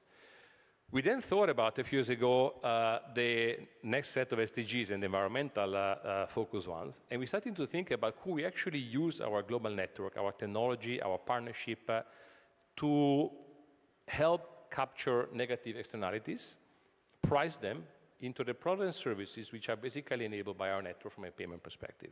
And so maybe 3 examples of what we're working on. First of all, in the city space, our first entry into the conversation was with the city of Chicago, who told us how 30% of the carbon issue relate to their transit and transportation network. And so they talked to us about whether we could be using loyalty platforms, and we have probably one of the largest one called Priceless in Mastercard, as well as price incentives and data to help guide travelers into shifting their behavior and basically starting to travel in times of the day which were less congested to optimize the usage of the network. So we started to test and learn with the technology that we have on dynamic pricing during the day for access to the transit network. And we saw how dynamic prices could work in some cases and not into some other ones, right? So that's the first type of activity that we run. And our data allow us to basically to see in real time the policy effect at the micro level that the city was starting to take place in the transportation authority any given moment in time during the day. The second area, which is quite important for us, is tourism. Tourism is one of our most, I would say, profitable and important business for us because we enable cross-border payments around the world when people basically travel. And so we're starting to think about could we measure the economic income every year to try to understand does the investment that the regional government does into this really provide economic opportunity really? Is it really about spending money or is it about really creating GDP? But also, what is the impact of the events? How does the behavior of the people change at the moment that the participant to the rally and the spectators are given a number of incentives to basically change the behavior and consume in a completely different way? And we're doing this through a partnership, which is my third point, based on, I would say, new consumption. So we partner and we invested into a fintech here in Sweden called Doconomy, which is our global partner into the space, in helping those 2 billion consumers understand what the carbon footprint is coming from their spend. So we're able to measure maturity category by spend of a specific consumer. We apply the Holland Index, and we're able to help them understand basically not actually how can they spend less, but how they can spend better. Right? So the idea is to use this network to mobilize consumers. Now, the next point to me, and what I actually personally focus on, is to start thinking about, back into what Harry Ferrar was saying before, the infrastructure piece. If you think about how the built environment is being green today, we speak about digitization, we speak about sensorization, we speak about new business models. If you look into what happened in the sensor business for the last 25 years, all sensors into this building became much more energy efficient, right? You can put them into renewable and connect them. They became context aware, they know where they are, and they became CPU savvy, so you can bring some computing into the sensors. Payment, however, is an afterthought. Yeah. So today I can walk into a building, I can, as Ari was saying, pay for the lighting per use. However, when I have to pay physically, I need to take for 2 weeks, get an invoice, and go in a completely different system. So can we embed payments into sensors is our next area of focus, and we're starting to invest into this space. I just need to hurry you a little bit. I want to get Lena in the conversation, but go ahead, to finish up. If you got, I think that's it. That's be the future. Good. And look, we can probably circle back to this with our audience. But Lena, Maria Montoya, apologies, you've waited a while, and I appreciate your patience. You've been on the screen the whole time. I want to get from Lena, by the way, is Social Impact and Innovation Manager at Banco Colombia. Talk to us about financial inclusion. We just heard, of course, from Nicola, but from your perspective, how can we ensure the principles of financial inclusion become part of this journey to a greener financial sector? Yeah, hi. So thank you very much for having me on the screen for so long. Since hearing you all, I want to tell a little bit of what we're doing on the ground, because sometimes we see all the figures so big and the problems so huge, but we also have to start working on the field and with the people, because people are making the decisions. Had a problem for more than 50 years with armed forces in these problems. So when the peace process was occurring 5 years ago, so we said, what can we do so this doesn't repeat in the country? So we decided to work for the countryside, for the rural communities in Colombia, leveraging what we had on the field. We have correspondents, we have financial inclusion accounts. People could open those accounts through the phones, but we're not seeing the opportunities on the country. So we decided to put that as our core purpose, and we moved the foundation, the Bancolombia Foundation, to work to bring opportunities, because you can have the agreements, you can have opportunities, you can have government moving towards those problems, but if people don't have to eat, if people don't have job opportunities, they either cut down the trees in the forest or they will go to these delinquency opportunities, drug and so forth. So we moved the foundation to work there, but also the bank. And also we declare a core purpose. So Bancolombia measures its success, not only for the financial returns, but also how we're doing with the financial well-being of our clients. And so we put all the innovation teams and people to work towards the development of the agriculture sector in Colombia, so we can bring those opportunities to the countryside of Colombia. And if we have a better countryside, rural communities, they wouldn't come to the cities. So when we think of that purpose that we have to bring the well-being for Colombian and citizens, we do mainly through three things. To promote the strengthen the productive fabric of all. So we finance the agro, as I said before, is one of the main productive sectors that we want to finance. We build and we want to build sustainable cities and communities, and we want to promote equity and financial inclusion. For example, we've developed one of the biggest digital wallets in Colombia, that it's Neki.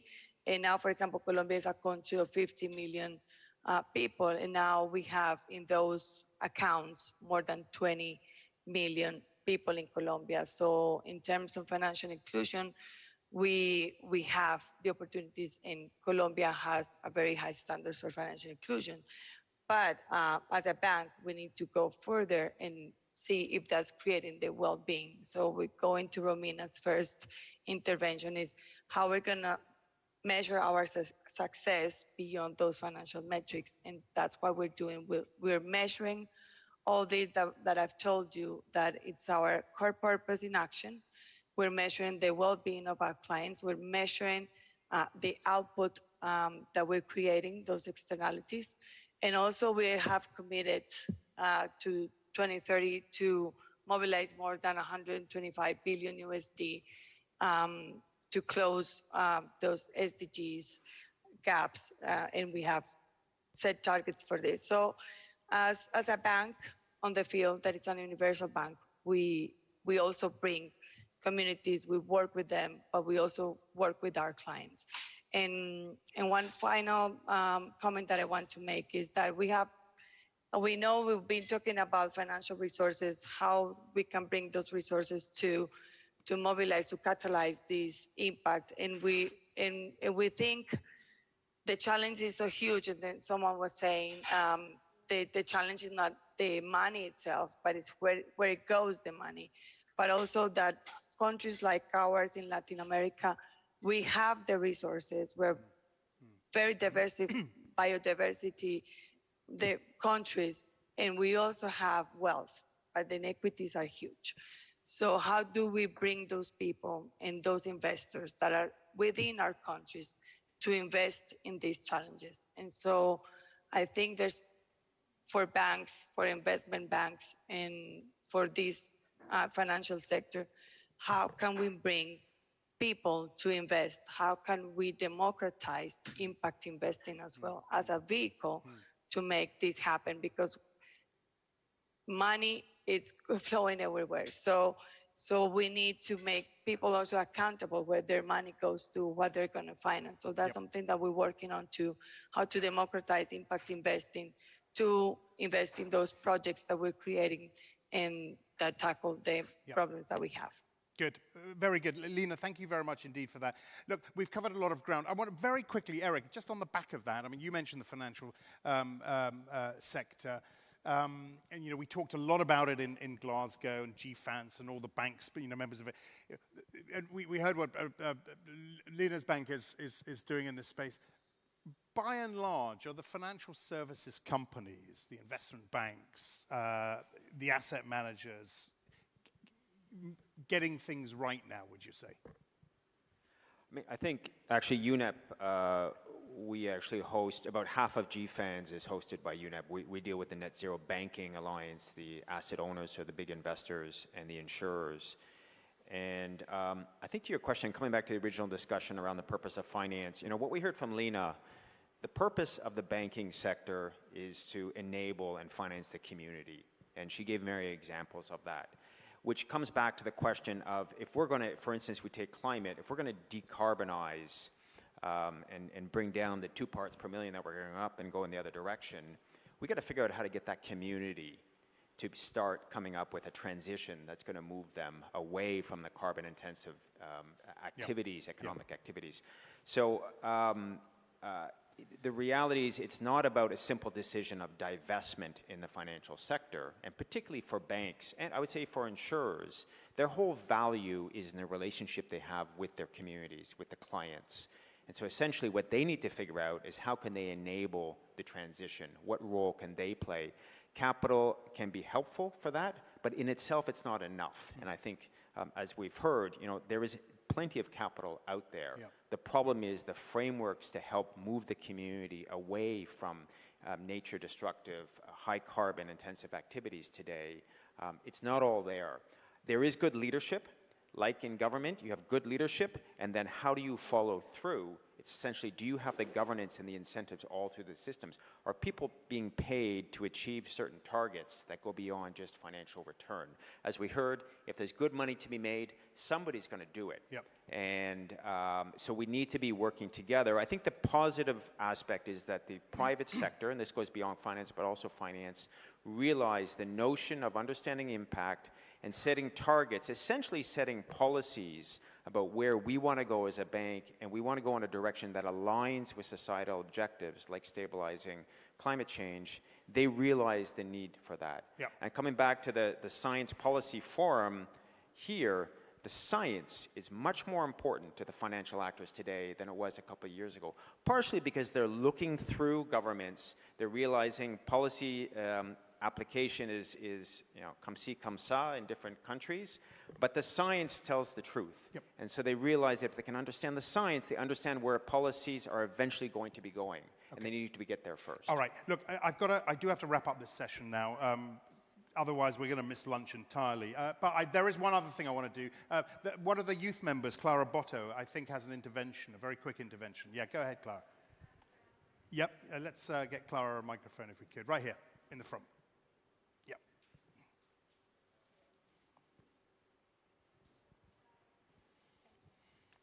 Hi there, can you hear me? Yes. So I'm Clara, I'm from Brazil, and I'm here with Youth and Environment Europe, and I now speak alongside my colleague Kate Yeo from Singapore. We're representatives of UNEP's major group on children and youth. First of all, to address the elephant in the room, we have to do better than having 7 men on stage in person, because the future economy is also about empowering women and youth and bringing in diverse and new perspectives. But our question is about the actionables. So we keep organizing conferences like this where people gather, we discuss solutions and talk about what we already know. That, for example, GDP is too inadequate to capture social and environmental externalities. We all know that in '72 here, the Stockholm Declaration recognized the need to restore ecosystem capacity. We know that in Rio '92, where I'm from, we called for the elimination of unsustainable production and consumption.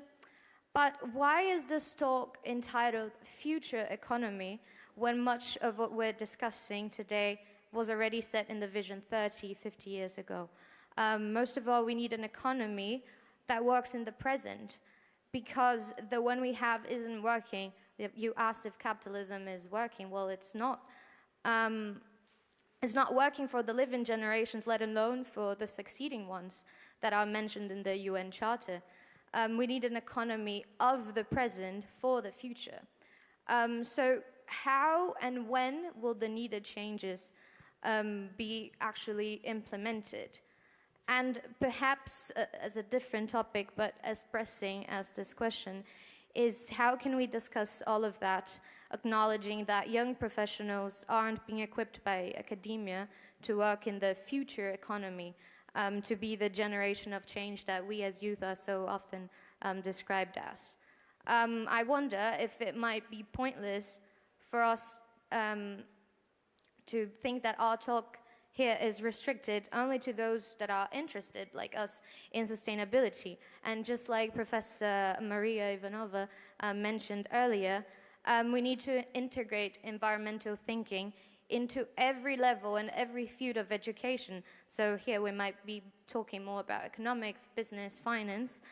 Those students, they need to be aware of our issue and committed, because that's not what's happening. And I can tell I come from both a business and economics institution.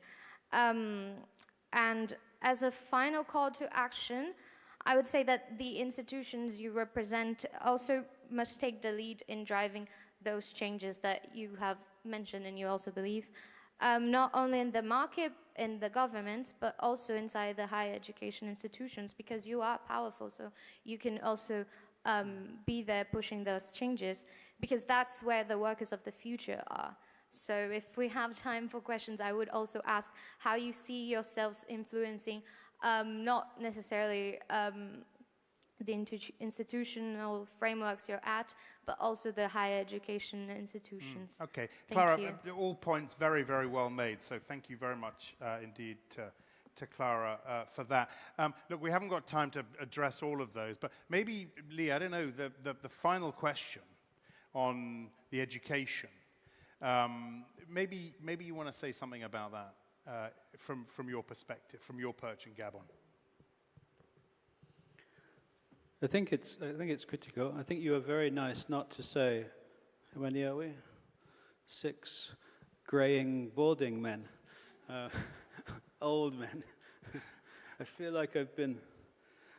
I like to think I would have said what you just said 30 years ago when I was a younger person attending these meetings. You know, I think it's critical that we educate. We have to, young people are more and more influential in this world. And the more they understand where we're going wrong, the more they can put pressure to correct things. And certainly in Africa, well, Gabon, half of our population is under 20. That's a time bomb in the sense that we actually have to double the number of jobs in our country in the next 10, 15 years if we're going to maintain stability. So when I look at the sort of the economics of which industries might help Gabon move forwards, you know, green mining industry is great, but a million tons of manganese creates 450 jobs. With 1 million tons of sustainably logged timber being converted into furniture in Gabon, I can create 50 to 60,000 jobs. Carbon markets will never create jobs. Sustainable forestry does. And so, you know, I'm certainly looking, and the government is certainly looking, to how we create livelihoods for the young people of Gabon tomorrow. And if we do not give them the tools to understand that and to embrace that, then we're heading for a serious problem. Okay, good. Thank you very much indeed for those final thoughts. And look, thank you very much to our whole panel, and Lena, you as well, remotely, for your thoughts on this piece, and to Clara again. Look, we've got 2 quick interventions before we break for lunch. We've had an extremely productive and extremely busy morning, heard a lot of views. We've got a special message, or 2 special messages for you from our hosts in the city of Stockholm. First, it's my pleasure to invite Staffan Ingvarsson, the CEO of the Stockholm Business Region, to tell you a little bit more about sustainable business opportunities in the city of Stockholm. So, yeah, come on up. Thank you. Welcome. Thank you. Thanks very much. Thank you very much, Excellencies, distinguished guests, ladies and gentlemen. A warm welcome to Stockholm. 50 years ago, the inaugural United Nations Climate Conference was proudly hosted by Sweden and the city of Stockholm. Today, the nations of the world are once again gathered here in Stockholm. And progress has been made. Data has led to scientific understanding. Scientific understanding has in turn led to global awareness. As a result, action is being taken on governmental level, on corporate level, and indeed on city level. And action, I do believe, also inspire actions. We now have tangible measurements and goals to help create a sustainable world to benefit everyone. The city of Stockholm has a clear vision of becoming a fossil-free and a climate-positive city by 2040, and are committed to work together with 100 European cities to become climate neutral by 2030 as a part of the EU's Net Zero Cities program. To make this happen, we must build partnerships across all levels of government and all sectors. The city of Stockholm has a long-standing experience of cooperation and co-creation to find integral solutions between academia and industry, between the public sector and industry, and of course between academia and the public sector. One of the results of this co-creation and cooperation here in Stockholm has for a long time been at the forefront of digitalization.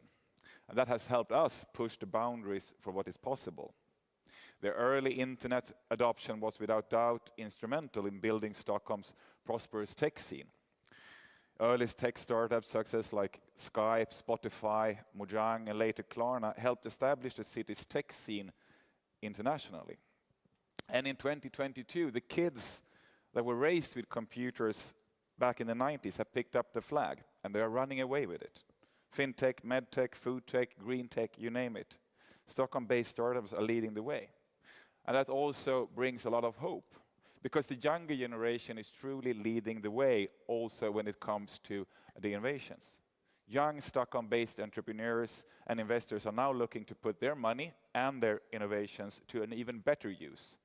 As of April this year, there are over 240 impact startups here in Stockholm, with their focuses spanning from solar cells to AI-driven education.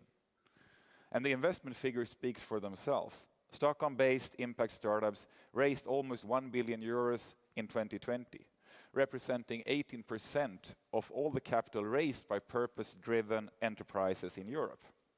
So I think that the city startup scene exemplifies the Stockholmers' ongoing commitment to solving key sustainability challenges worldwide. And it's my firm belief that clear goals and partnerships are the way ahead. When we have a clear and common goal, a good understanding of our different strengths, and then are able to release the power of the younger generation, the power of innovation, we will also be able to solve the difficulties ahead and come out even stronger and better. I hope that these days in Stockholm will help us take a few steps in reaching our common goals, and by that truly celebrating sustainability, innovation, and excellence. Thank you very much. Thank you very much, Staffan. And finally, the Stockholm Marathon comes at a very special time this year, marking 50 years of environmental action. This year's World Environment Day edition of the Stockholm Marathon is in partnership with the UN Science Policy Business Forum. David Friedell is the CEO of the Stockholm Marathon, and he is here to tell us a little bit more about that. David, go ahead. Dear friends, first of all, welcome to Stockholm. Today it's raining, but believe me, I can't imagine a more green and beautiful capital than Stockholm late May. My name is David Friedell, and I'm the CEO of a marathon group, who is the organizer of Adidas Stockholm Marathon. This Saturday, the 33rd Adidas Stockholm Marathon will be held. It started as the first European city centre marathon back in 1979, and has since then been one of Sweden's biggest and most important yearly events. This year, we will welcome 15,000 runners from over 100 nations to Stockholm. Runners who are proud, nervous, eager, and motivated, just like me today. Runners who will go back to their homes with inspiration and marvelous memories from Stockholm. Runners who will tell their friends and relatives what they experienced, what they saw, heard, and learned. Runners who will inspire others, like you all inspire me today.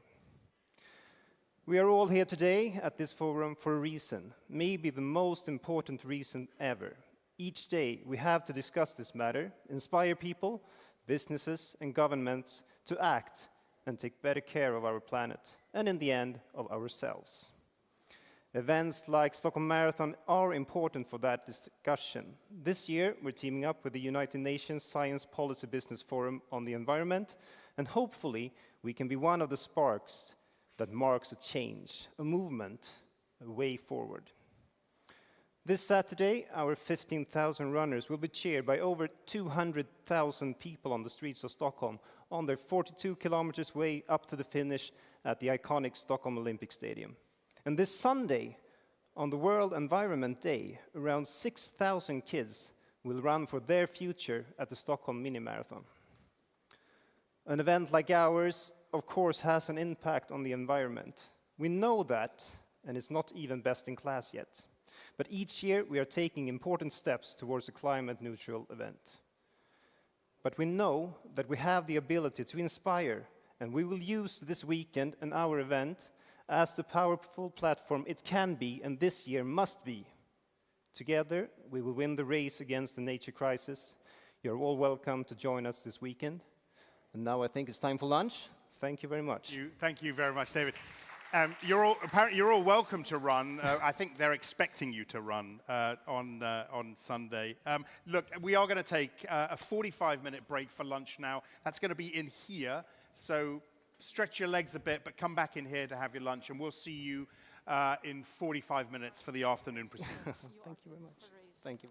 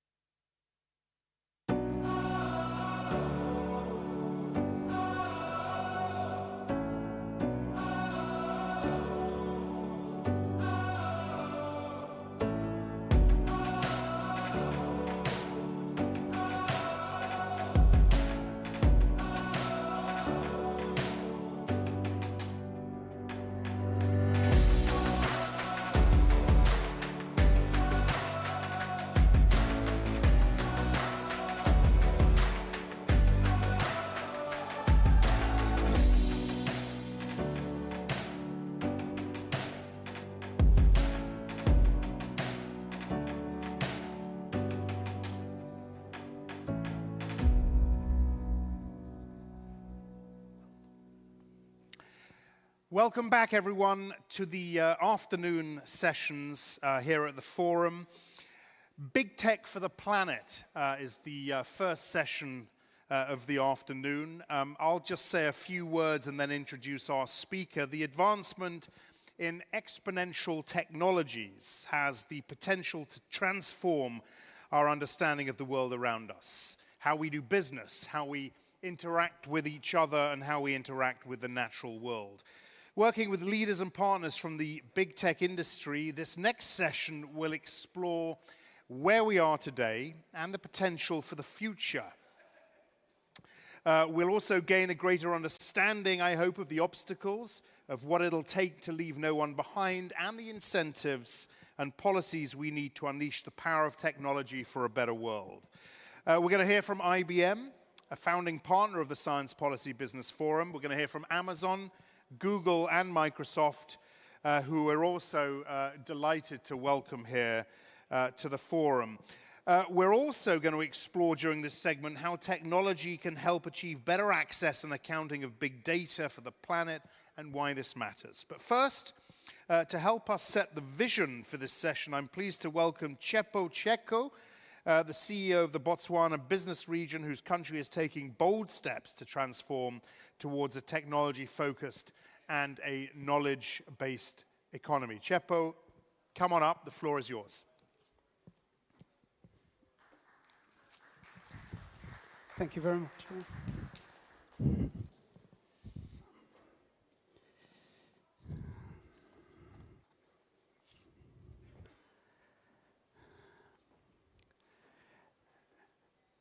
Excellencies, ladies and gentlemen, it is my pleasure to address the fourth high-level global session of the UN Science Policy Business Forum on the environment, to commence this session on big tech for the planet. I would like to outline to you today as to why Africa is the future for big tech in sustainable development. It is indeed difficult, of course, to talk generally about Africa. It's such a diverse continent. So many people, so many different cultures, geographies, and climates. There are more than 1.4 billion people on the continent, and at least over 1,500 languages, different languages, across the 54 countries. But even with that, there's something we can say just to explain or to highlight why Africa is the future. I'll start with the obvious, that a failure to achieve sustainable development in Africa will mean failure to achieve the same for the world. Africa is growing very, very fast. By 2050, when we do hope indeed that the world would have reached net zero emissions, it is estimated that around 1 in 4 of the world's population will be African. It will mean a huge demand for additional infrastructure and services, especially as Africa tends to be less developed than other regions at present. But because Africa is projected to be heavily adversely affected by climate change, this infrastructure and these services for a larger population with greater needs and demands will need to provide and will need to be provided sustainably. In terms of ecosystems, an immense amount of the world's biodiversity has its home on our continent. This meaning any global conservation targets conservation targets that must be met, they must be met in Africa to be met globally. Sadly, in many other regions, as in many other regions, biodiversity in Africa has been falling in recent years. So, Africa has a lot of problems to solve and a fertile breeding ground for entrepreneurs and innovation. That's the first point. There are other challenges, but let's talk a bit about opportunities. We know that the demand for certain resources will be key to the world mitigating climate change. And Africa is rich in natural resources, including many key metals for the energy transition. In that respect alone, it has already been described as an era-defining opportunity for the continent, one that will help provide prosperity even as African country economies become more knowledge-focused. So the second point is Africa has abundant natural resources that are also raw materials to the solutions of the future. As a young, growing continent, this means enormous human capital potential. There is talent and a thirst to learn and innovate. And this will only grow as we become more digitally connected and our capabilities expanded. Women will drive much of the growth on the continent. According to the International Labour Organization, workforce participation by women in sub-Saharan Africa has been declining since its peak in 2005, with an additional blow from the COVID pandemic. Women around the world have shown how adept they are at succeeding in economies, and fostering gender equality will be one of Africa's secret weapons. So, the youth dividend, being the youngest population in the world, and the gender agenda, being another opportunity for the continent.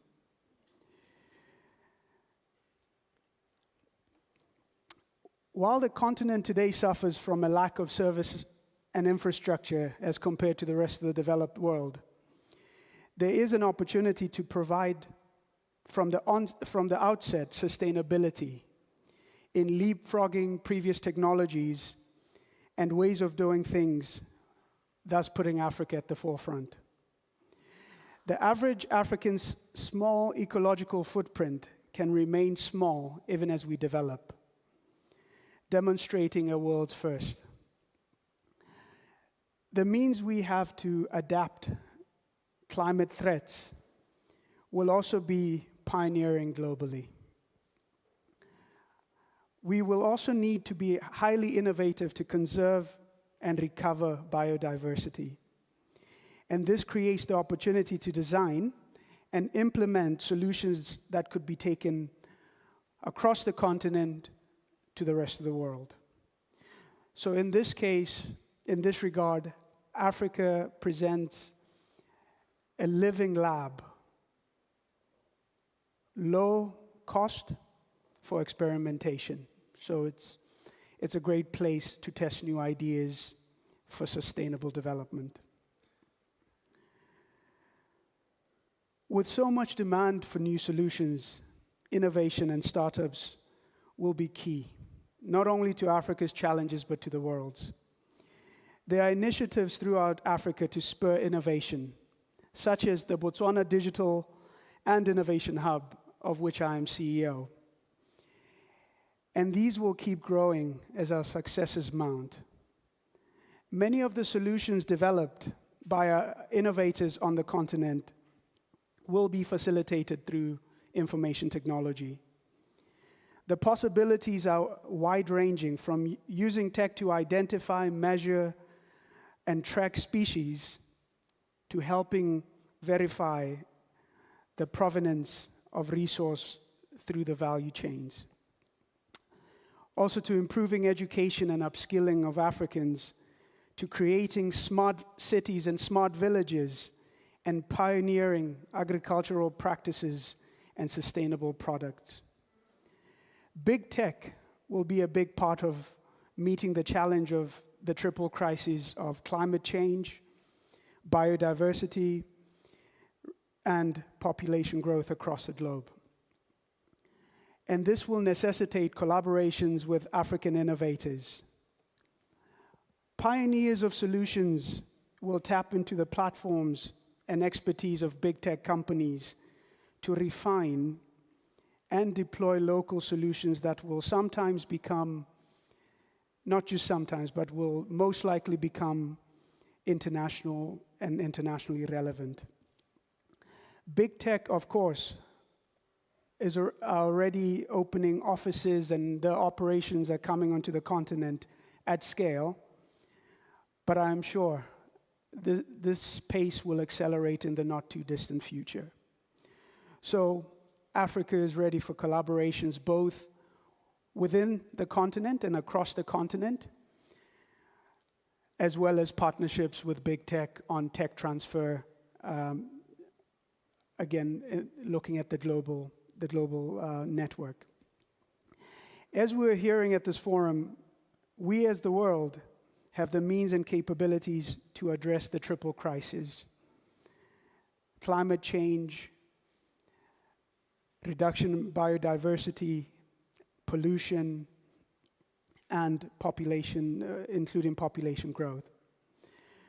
While we face challenging times, we also look upon exciting opportunities not only for Africa, but for the world. I am sure that Africa is set to make the headlines over the coming decades in its sustainable development.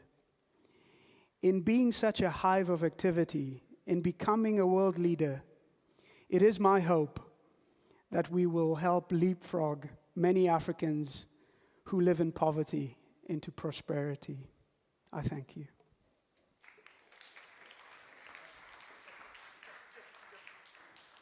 Hi, just before you go, can you hear me? Yeah. We're just about to hear from a number of big tech leaders, IBM, Google, Amazon. What do you want to hear from them? What is your message, your main message to them? I know you've said that you're ready to partner. What do you want to hear from these big tech leaders here today?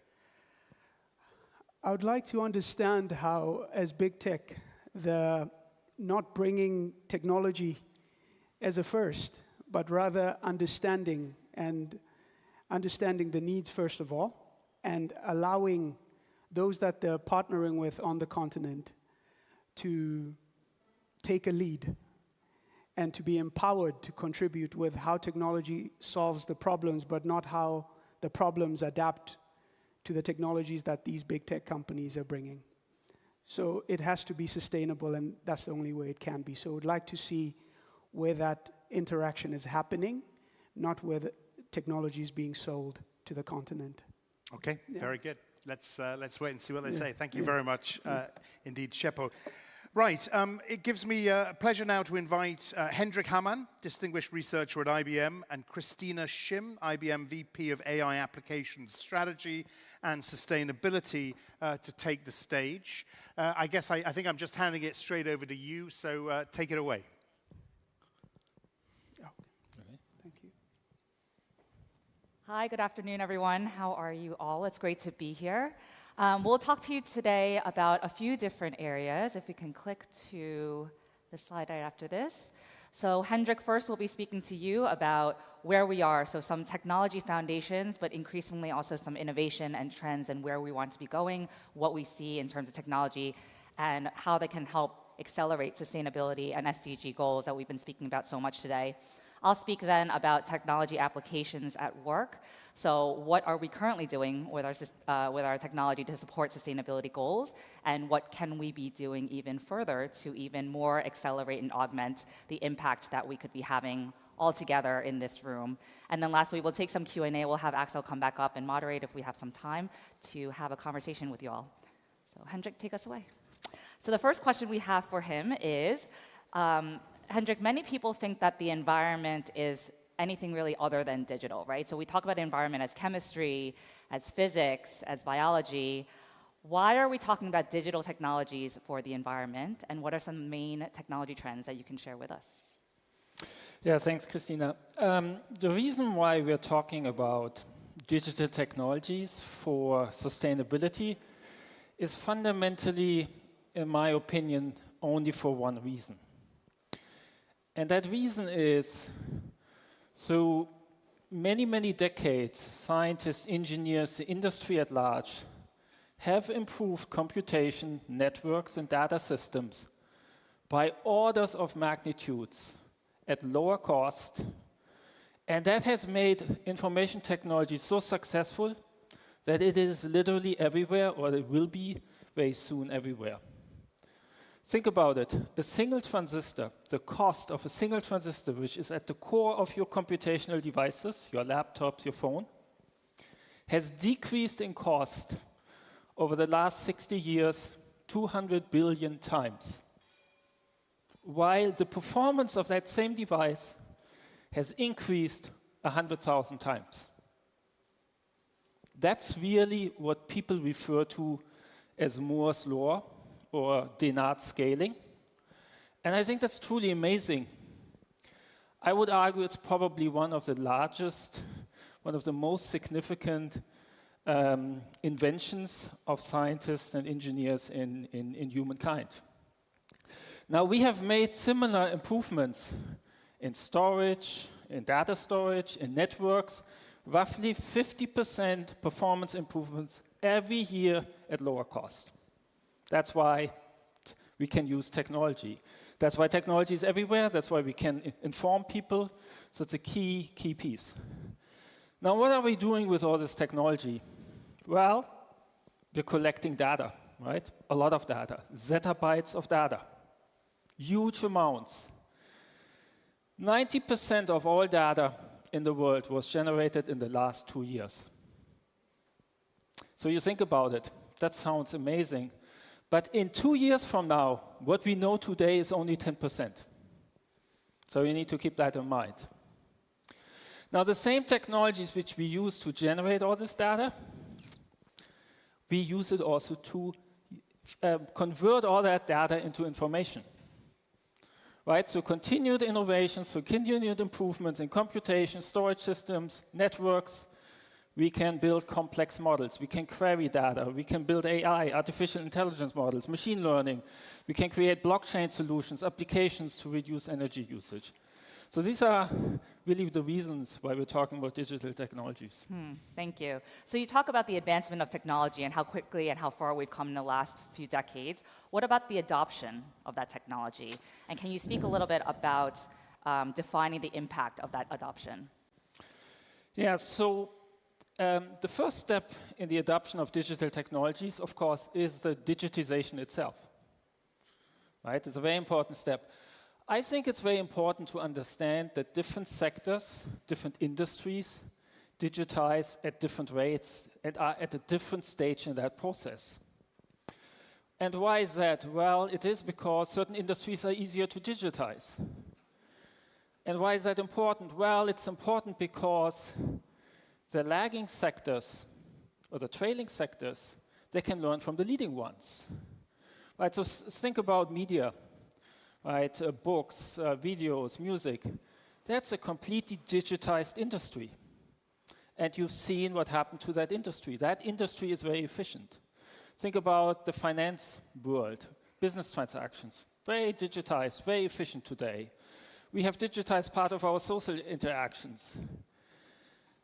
And so we're digitizing step by step, industry by industry. However, I would say arguably the most impactful sector is still yet to come, right? We're at a relatively early stage, and that's the environment. So we are in the full process of digitizing the environment. Now, what is this impact? Well, the impact is through all this data, we can become more efficient, right? We can use smart meters to optimize the use of renewable energy.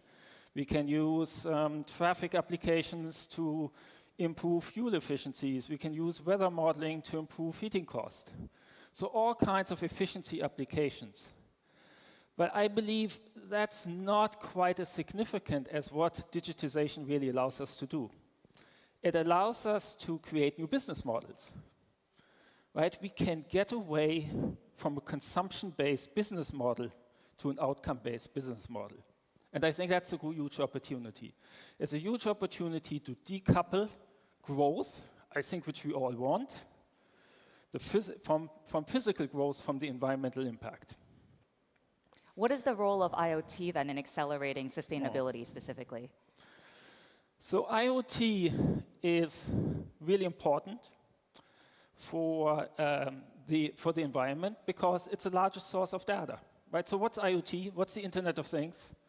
Well, it's the extension of the Internet of Computers to things like refrigerators,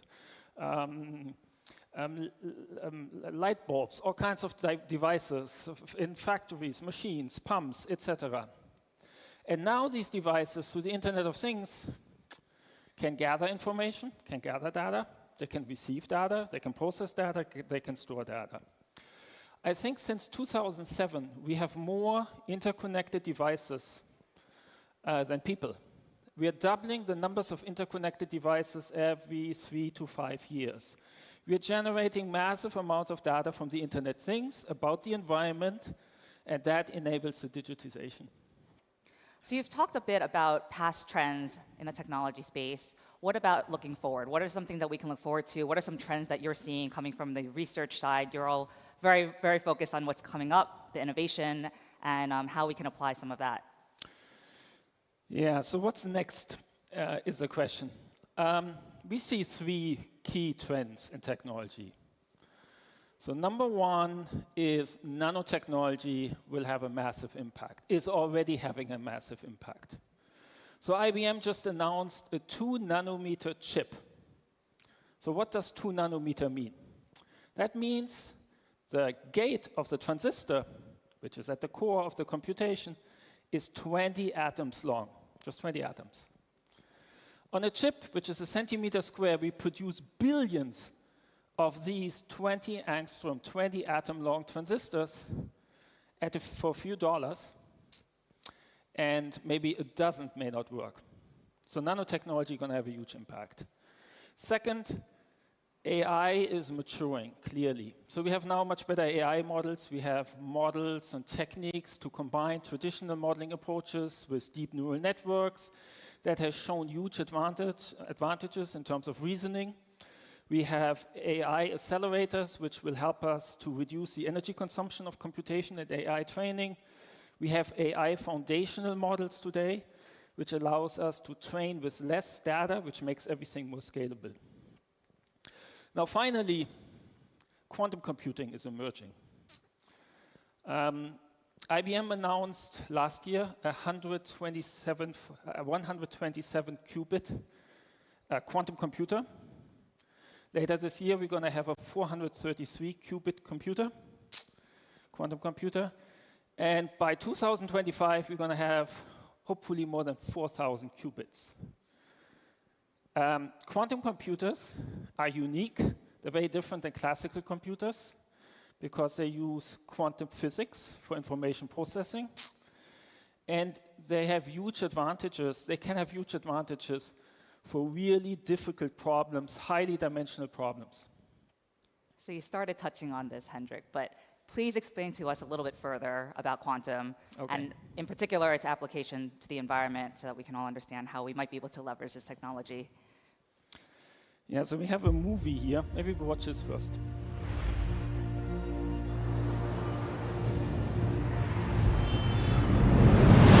Working in partnership with IBM Quantum, ExxonMobil has been exploring how to model maritime inventory routing on quantum devices. Mercedes-Benz has turned to IBM Quantum to explore how we can simulate the chemical reactions in batteries more accurately. Almost 17,000 researchers and engineers come to CERN to investigate the universe. This type of research results in huge IT and computing challenges.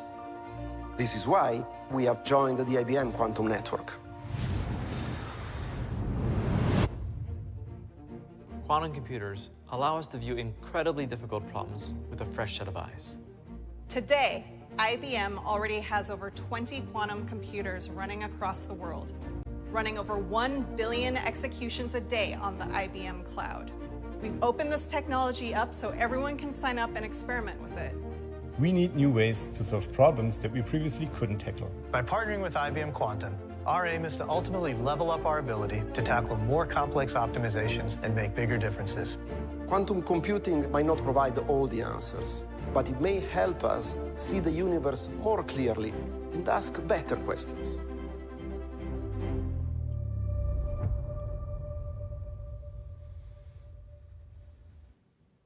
Yeah, so let me give you a few more details to quantum computers.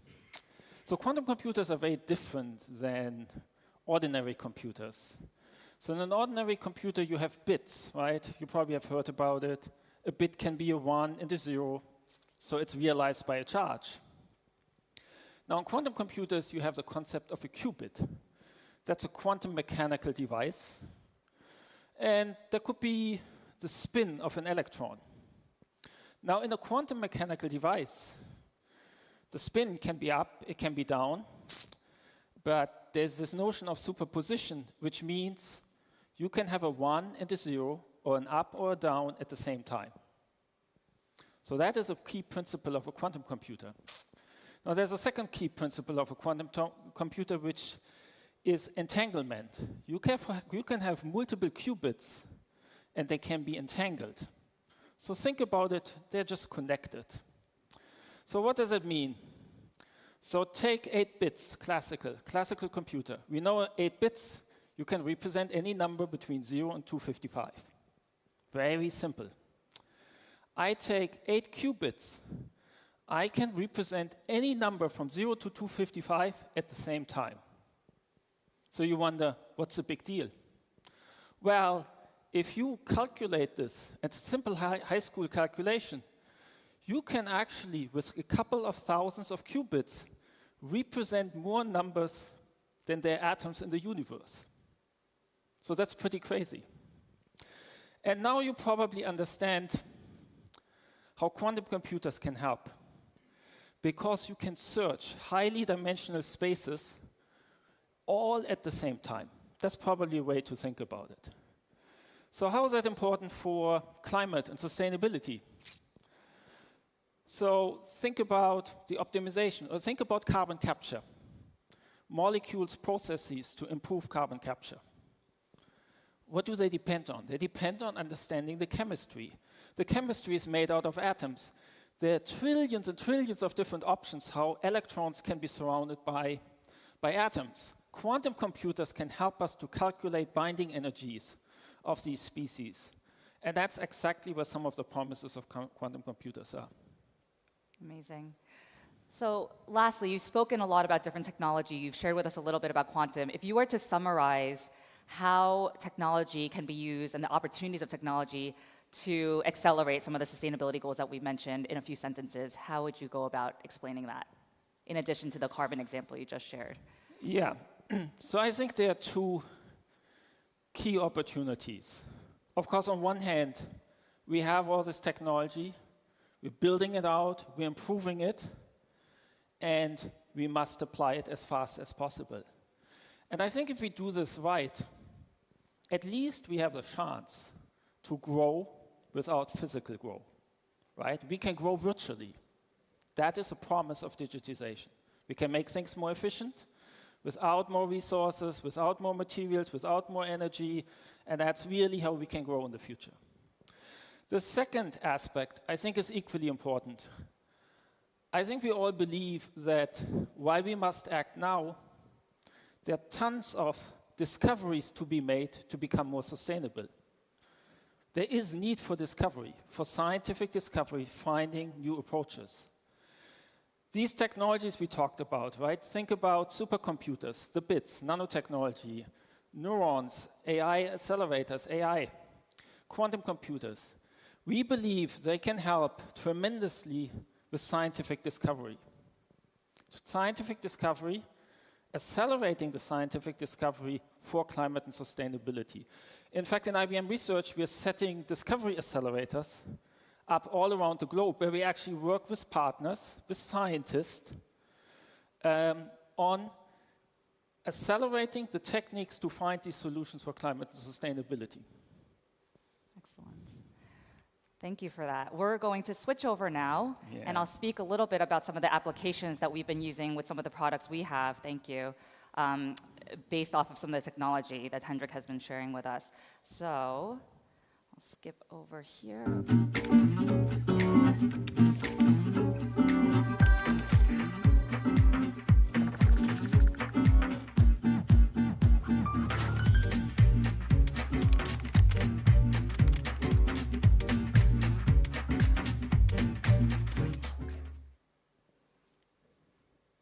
Okay, Christina, so I have some questions for you. Yes.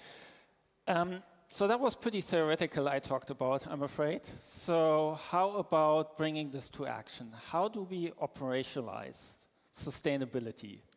And what technologies out of all the ones I talked about we are using for that? Yeah, great question. I'm actually going to start with a short video as well. Sustainability. It's not a trend. For businesses worldwide, it's a mandate to transform. The magnitude of what we have to deliver is enormous. We no longer can live with the small solutions that we've been delivering over the last decades. Across industries, business leaders are finding new ways to bring sustainability into the core of their operations. We have worked on digitalizing our asset management to be able to develop predictive models that can help us actually put in our effort where it really matters. I focus on giving companies the tools they need to decarbonize. The outcome that we're driving towards is going to be emissions transparency.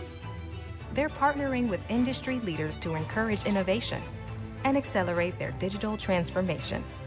When you want to approach these problems, you must be deliberate, you must pick your path. And our focus here at IBM is supporting our customers' very journey. Don't try to find the perfect solution. Act your way into the future and don't wait. Are you ready to create a more sustainable business?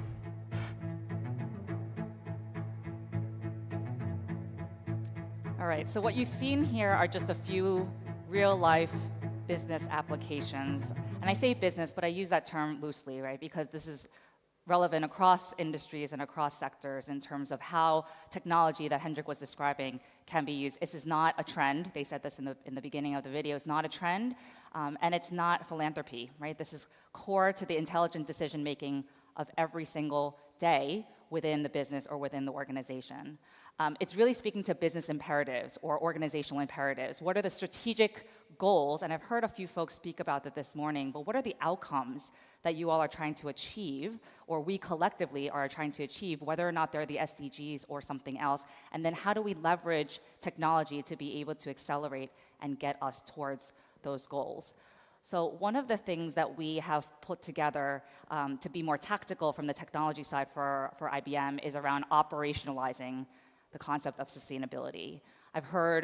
We've heard, not just within this room, but for anybody who's involved in this space, we know that we might have XYZ as a goal. Maybe it's being carbon neutral or net zero by 2030. Maybe it's increasing biodiversity, whatever the goal is, but how do we start? What does that mean? How do we actually take some action to start moving in that direction? And I was actually very glad to hear that people earlier this morning, our panelists on stage, people are not shy now about saying, are we really where we need to be in order to achieve what we've said we would achieve in the next decade or several decades? We're talking about the survival of our planet. Now, how do we use technology to enable that? We're focused on technology innovation in areas that are really creating significant impact on sustainable operations. So if you look at this slide here, it starts at the top around the organizational strategy. If you're working for a particular government ministry or a particular company or any organization, and collectively, we have certain strategies and certain imperatives and goals that need to be articulated so that we know what we're working towards, right? It's not just using technology for the sake of technology, it's how do we enable it to achieve whatever goals have been articulated. We need a way to manage the data. This came up several times as well. There is no lack of data, and it's only increasing, right, in terms of magnitude, as Hendrik mentioned. What the big challenge is, and we actually just released a survey last month, I believe, where most CEOs, I think it was over 50% of CEOs said that their biggest obstacle in achieving their goals was because they could not extract insights from the data. Data is all over the place. They're in spreadsheets, they're in different databases, they're all over. And so what do we do? How do we make sure that we're pulling that into, ideally, a single system of record that can allow for you to manage the data, draw insights from that data, and then act on that data? And so what you see are within these vertical pillars here are essentially the core of any, again, industry agnostic, sector agnostic, most of what operations happen and are needed within, within a business or within an organization. Everyone has facilities and assets, physical assets that they need to manage, right? Buildings, manufacturing facilities, et cetera. Everyone has IT infrastructure, whether or not you're using the cloud or you have data centers that you have on-premise, you have things that you need to manage. Everyone has to deal with supply chains. We're all struggling with understanding what some of these conflicts are and how they're adjusting to a post-pandemic life with supply chain issues. How do we make sure that supply chains are transparent and traceable? How do we make sure that we're decarbonizing them? How do we make sure that we're not using forced labor or child labor as part of it? And how does this all come together? And the idea is that you're able to have real-time data and process flows that are going from the core of your business back up to the single system of record, making sense of that, and then actioning that back down into the core of the business or your organization. And so that's where we're getting really tactical with our customers and with our partners to make sure that they are making sense of all the data that they have access to. So a few examples I'll share with you. The one on the left is the Great Belt Bridge and Tunnel in Denmark. So it's an 11-mile bridge and tunnel combination.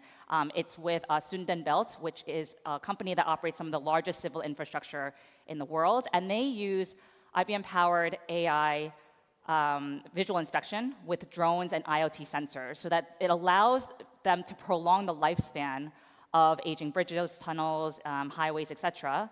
And this one in particular allowed them to prolong the life of this by 100 years and decreased their CO2 emissions by 750,000 tons over the lifespan of that project. So that's one example of how technology can be used in a practical way. The one on the right here is with the Nature Conservancy in India. They used AI to try to sort out deforested and polluted wetlands. So they were able to use geospatial data as well as our environmental intelligence suite, which uses weather data from the Weather Channel, and use that to be able to make sense of and try to action on some of the most polluted wetlands in India. So those are two examples there. One last example, and it's actually one that we worked on together with the UNEP, used AI to access data around marine litter removal. So the UNEP estimates that every year about 8 million tons of plastic makes its way into our oceans. That's the equivalent of one garbage truck dumped into the ocean every minute. It's a lot of plastic. So what we did working with UNEP was there was an elite kind of SWAT team, if you will, of data scientists and AI experts, and we worked to try to collect all the different data around those various sources and silos that I mentioned earlier, and pull them all together in one place to make sense of it. Not just that, we then were able to create a bot, right? And his name is Sam, and you'll hear Sam talk in a minute. But Sam was then able to make sense of all that data and, in human terms, explain what the data was without having to necessarily explain where it was all coming from in order to make it more human, right? And so let me show you a little bit about where... Let's learn about marine litter together. Show me a graphic on how plastics get into the ocean. Here is a graphic that explains how plastics get into the ocean. Click on the link to see a full screen view.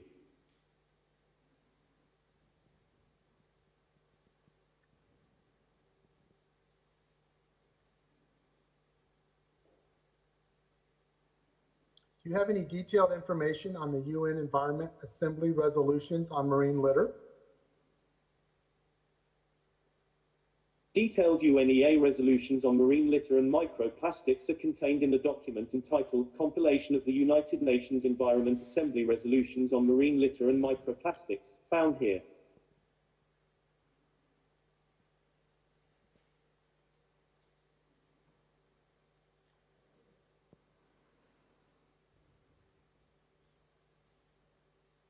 time, I want to help get the world emotionally involved and invested in working together in solving the issue of marine litter. Why do you care about marine litter? Why do I care about marine litter? That is a great question. I care because the people who created me, the men and women of UNEP, IBM, Soul Machines, and our member state partners, care about the oceans and our future. And solving the issue of marine litter is vital to the oceans and our planet. The real question is, do you care? Thank you. I've enjoyed our conversation. So the idea behind this really is, we have natural language processing. We have all the technology already at hand. How do we make sense of that and make sure that we're leveraging that towards future action?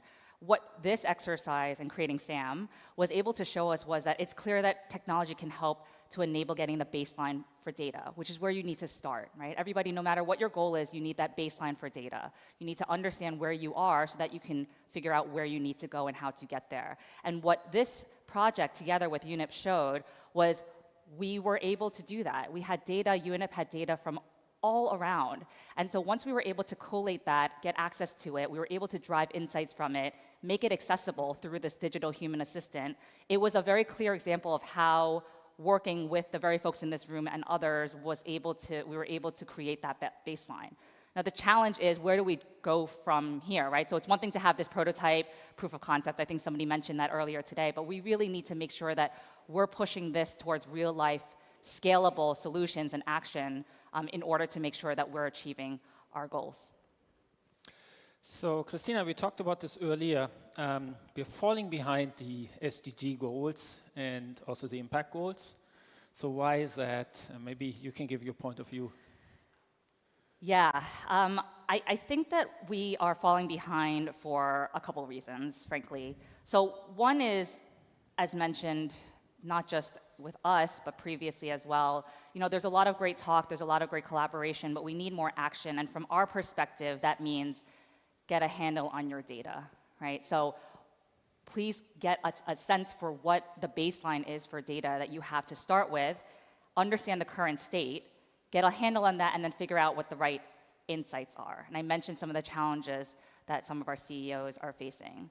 The second, and this is maybe not a popular sentiment in this room, but is I believe that we're being also too carbon tunnel visioned, right? So everything right now has been about carbon, not everything in this conversation, but I mean, there's a lot of conversation about net zero and carbon neutrality, and this is not to diminish the importance of that, but it is bigger than that, right? And the conversations this morning have shown that. We're talking about water pollution, we're talking about migrant workers, we're talking about so many things beyond just carbon neutrality and measuring carbon, and that I think the reason for that is because it is so much more easily quantifiable that people are gravitating towards it. But we have to get out of the carbon tunnel vision to really make a difference, and in order to really make sure that our technology accelerating goals that's beyond just carbon counting. I think those are two of the biggest challenges and why we're not moving as quickly as we need to be moving. So what will we need to do to accelerate change, right? We're all talking about change, so what do we do concretely? Yeah, so 3 things, right? One is get a handle on the data. I think I've said that multiple times now. 2 is, and this is a great forum for it, but it's really about collaborating. It's more than one company. What I showed in terms of the examples of the video these are how businesses are currently adopting technology for energy efficiency, for supply chain transparency, for all these different things that are very practical on a day-to-day basis. But it can't just be businesses that are applying this technology on a day-to-day basis for us to make the difference that's needed. We all need to make sure that we're coming together and applying technology, investing in technology, and collaborating together collectively across sectors and across industries through multilateral coordination and collaboration and investment to really make that difference. And then 3 is start now. I think there is some, I forgot who it was who mentioned it earlier, but there is a little bit of a doom and gloom.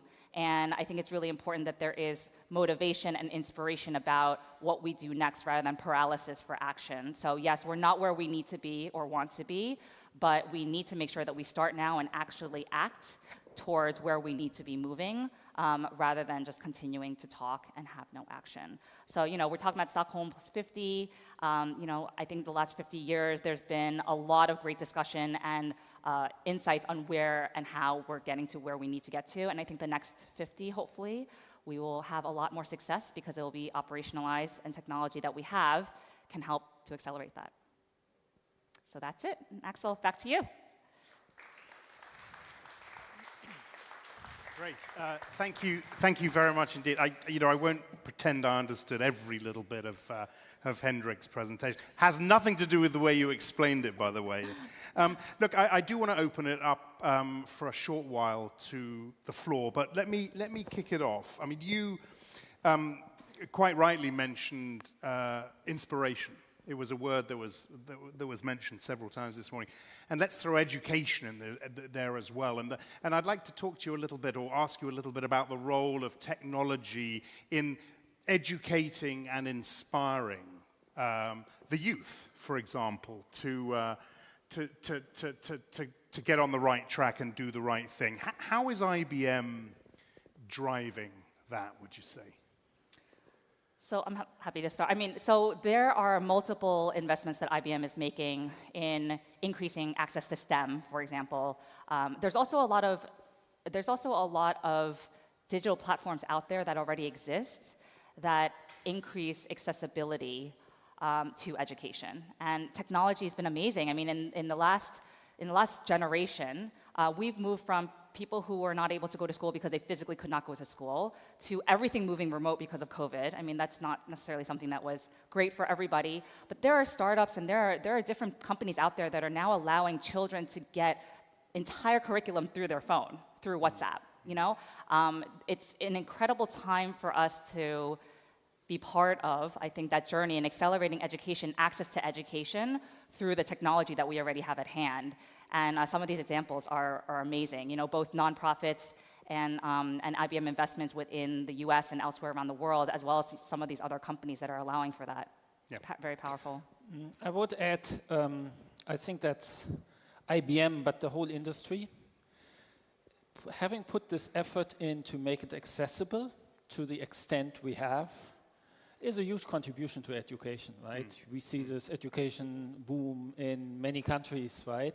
Because they have access to technology, they have now access to the same MIT courses and everyone else, they can take online classes. I think that is very, very powerful. And I think that's one of the reasons why I think we can be hopeful, because that education is going to pay dividend, right, that investment. Of course, the other part, and I promise I'll get to our audience in a second, is how the extent to which technology companies can influence behavior.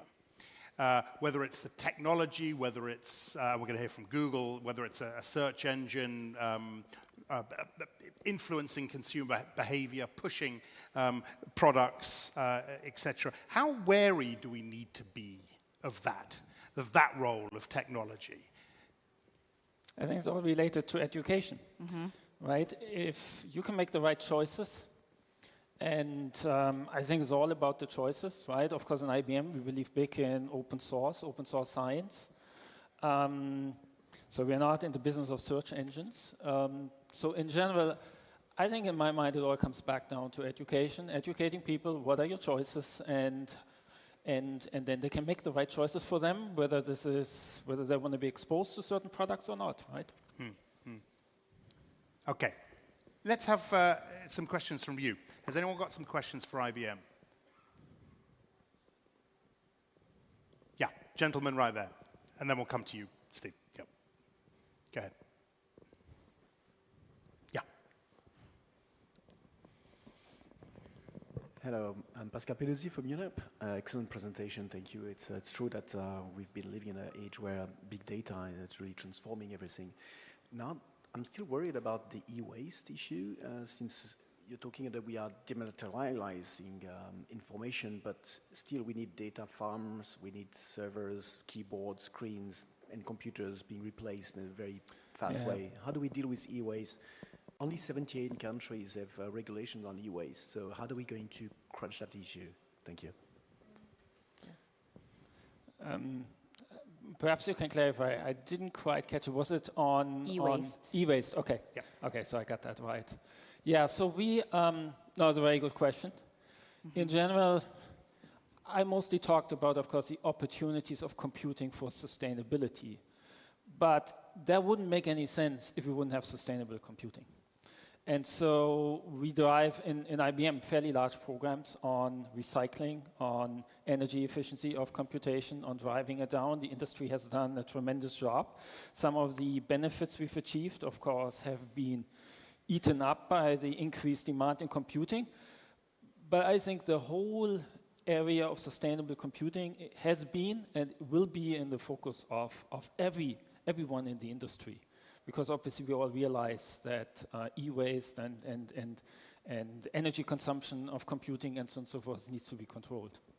If I could add to that, it is a great question. Thank you for raising that. I think part of it is as well ensuring that the longevity of our technology is also something that we focus on, right? So it's not something, if we can decrease the amount of garbage and e-waste that's created to begin with through new technology, through energy efficiency, through just increasing the lifespan of our existing products, that will help as well as the concept around circular economy and the fact that now there are sustainability design requirements going into the products that we are purchasing, not just in technology, but elsewhere as well. That's also, I think, fueling some serious improvement in that area. It's still a significant concern for sure, but I do have hope that, as we continue to evolve, that increasingly the engineering requirements will also support that down the line. Okay. Yeah, go ahead, Steve. Right here. Thank you. Hi, thanks very much. Steve Kokoda, the International Copper Association. On the subject of AI, what is IBM doing just in terms of the ethics of that? I mean, are there fears about AI running rampant and then, Skynet somewhere down the line? Yeah, it's a good question. It's a fair question. It's an important question. We have several programs on ethics in AI, right? And we're very careful about this. We are researching this very actively, right? How biases can be introduced in models, what's your sampling size, all aspects of the ethics of AI, of course, also how we use AI, right? How would this be applied? So it's an active area of research. We have actually fairly large program just focused on that, right? We are, in general, I believe,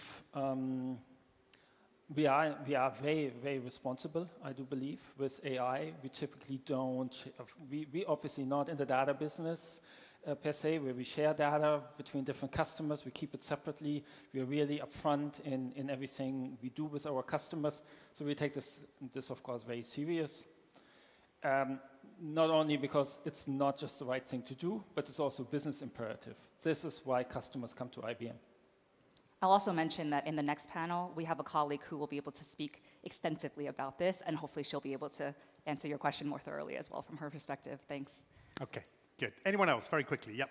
Quick question here. Brilliant, thank you. Tommy from Immersive. Quantum computing sounds incredibly exciting, and the question I have on that is access to this is, of course, important. And the partners you were showing there are, of course, big corporations, and the discussions we have today is about using data for good, probably on a non-for-profit basis. How are you working to share access to quantum computing for the non-for-profits? Yeah, so that, again, a very good question. In fact, access to a quantum computer, everyone can get. We have free access to quantum computers. It's cloud-based access.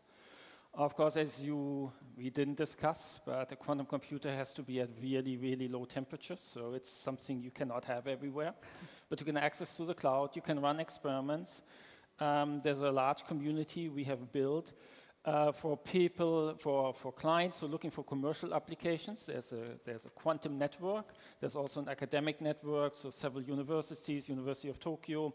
We started a very large discovery accelerator in Canada, in many other places.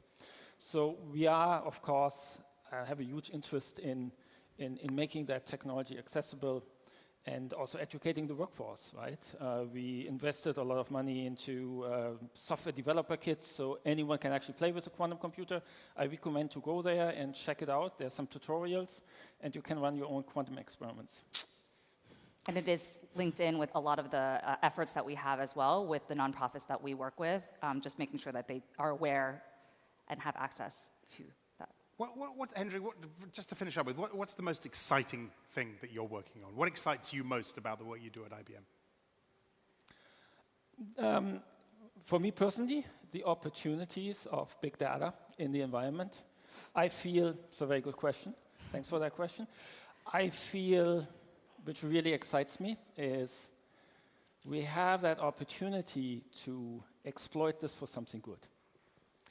I got interested in this whole area because I realized that this massive data Pascal was talking about has never been really looked at.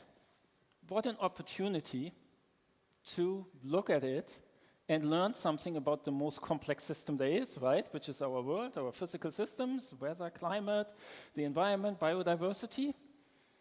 And that's really exciting for me. Good. You, Christina, you want to say something? Add something to that, maybe? No, I mean, I'm all about the application of it. So yeah. I could not agree more. I mean, I think for me, kind of practical and day-to-day, how this actually fits in with what people see and interact with on a day-to-day basis is incredibly exciting. And to make this more real life for everybody, rather than just kind of an ethereal goal, I think is very important for us to do something. So. Good. Yep. Very, very, very exciting. If not a little bit scary, I've got to say. True. Look, it's a super presentation. Thank you so much to Hendrik and Christina. Thanks very much indeed.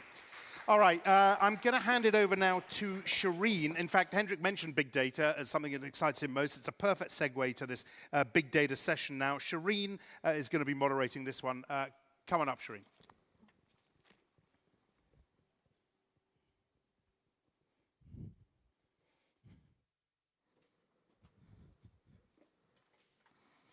Thank you, Axel. Thank you, everyone. Well, Hendrik and Christina mentioned big data, so this is about big data. And please allow me to welcome my panel. Professor Paul Ekins, Director of the Institute for Sustainable Resources, University College London. You met him before.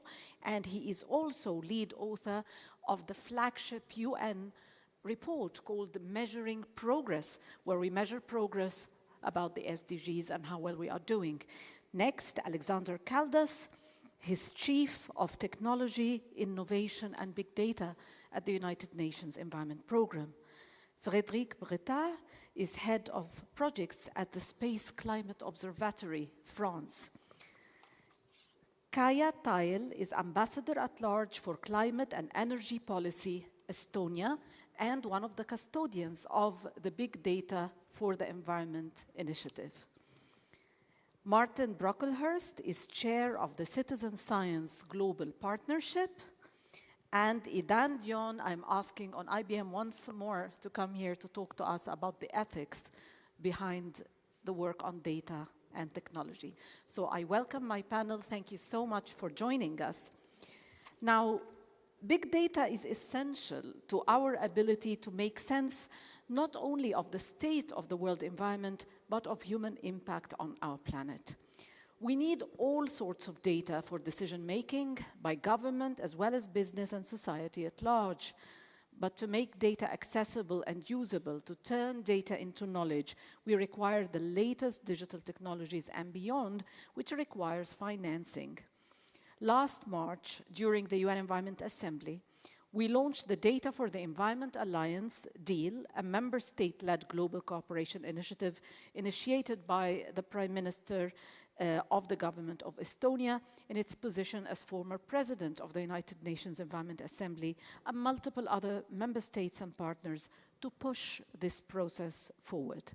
This session explores why big data is a big deal and how to expedite progress in this area. So let me start with Professor Ekins. How important is big data in attaining the SDGs? Professor. Well, thank you, Shireen. I'm not a big data expert. I'm a consumer of data, yes, and I love indicators. And as you kindly said, I was a co-author of UNEP's Measuring Progress, and this was an effort halfway now, almost, into the decade and a half of the SDGs. This was an effort to look at the 93 environmental-related indicators of the SDGs and ask the question, how are we doing? And, I mean, I'm a bit confused after the last session, where we heard of the fantastic capabilities that there are technologically, because the answer to that question was, for 68% of the indicators, we don't know. So that's halfway into the 15 years of the SDGs, and for 68% of the environmental-related SDG indicators, which the world community had raised up as being the way we were going to see whether we were making progress, for 68%, there's no data. That is astonishing. I was utterly astonished. So I wasn't so astonished in some work of my own that I was doing in Vietnam and Kenya, where we're trying to define what Johan Rockstrom calls the safe operating space, define the safe operating space environmentally within which world societies will need to keep if we are to have a sustainable future. And for over half of our indicators of the safe operating space, no data. So I watch in bemusement sessions like the previous one, which shows that we've got all the tools we could possibly need to both generate and then process this data. I watch with even more bemusement when I see governments and billionaires blasting rockets off into space to collect data about the farthest reaches of the universe. But we still don't know how to answer the question about our own SDG environmental data. Are we insane or what? I mean, what's going on here? Because the investment that would be required to make those indicators operational is a tiny fraction of the kind of money that is spent on these sorts of adventures. And the other aspect we tried to do in measuring progress, and it's on the web if you want to look at it, was to connect those environmental indicators which are about policy, what governments said they would do in order to improve the environment, and those indicators that are about the state of the environment. So we would look at the indicator that said, how many marine protected areas do we have? And then we would look at the indicators that say, what is the quality of the world's oceans? I would have hoped that after 7 or 8 years, we would be able to find some connection between those two sets of indicators. Fat chance. No connection at all, again, not because of lack of methodologies to look for connections, but the data was simply not adequate. So there's the challenge. And if we don't get that sorted out, well, by the time 2030 comes, we won't know whether we've met the SDGs or not, because we still won't be measuring the right things. So let me probe a little bit. When you say the data is not there, does that mean that quality data is not there, or the monitoring is not being done properly, or at the scale required, or is it a question of technology? It's almost entirely a question of finance and capacity at the national level. The SDG indicators, there is a big database that is curated by UNEP, as I'm sure everyone is aware, and there are various curators of those indicators, and the curators need to be financed in order to collect those indicators on behalf of nation states. And obviously the SDGs are formed relevant to national governments, because it is national governments by and large who take environmental policies to improve the environment. And if you look at that, the environmental part of that database, there are still lots and lots and lots of gaps and lots of things that are not being measured adequately so that we can really draw any conclusions. Now, the data that we collect, it comes from different sources, but how diverse is that? Like, for example, when we talk about performance, do we get sufficient information from governments? And does this information we get reflect performance by government, or does it also reflect performance, for example, by, say, industry, the private sector, and so on?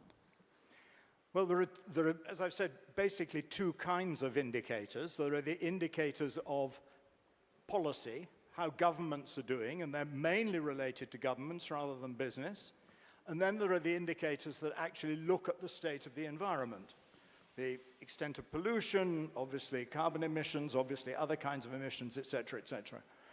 Ideally, you would want to be able to join up the indicators of policy with the ones on the state of the environment, because the whole purpose of the policy is to improve the environment. I mean, if it's not doing that job, then either they're not being implemented properly or they're the wrong policies. And we still are not in a position to be able to say very much about that. The nation states obviously have a hugely important role in collecting data, but data collection is not cheap. And many of the governments have other priorities, and therefore, unless there is external finance whereby they can generate the data at an adequate quality, well, we can see from the gaps in the data that it's not being generated. Thank you very much. You obviously advise the UN Environment Assembly, the UN Environment, many ministers, many governments, all governments, about these issues. So perhaps I'll move from this one and go to Alex Caldas to just follow up on this issue. In 2019, the United Nations Environment Assembly's ministerial declaration mandated a big data strategy for the environment by 2025. The Science Policy Business Forum played a role. The government of Estonia, as a leader of the assembly at that time, played a very big role. And here we've got it, we've got the decision, let's have a big data strategy. So let me ask you, Alex, what are the cornerstones of this big data strategy? And why do you believe it is a priority in terms of what it can deliver to support the implementation of environmental targets pretty much along the lines of what Professor Ekins has explained to us? Good afternoon to everyone. Let me just express that, not overlooking what Professor Paul Elkin just said, the data gaps are a fundamental problem to tackle. And the whole world, at all different levels, particularly at the disaggregated level of a local and subnational level, needs to address data gaps in a very stringent way.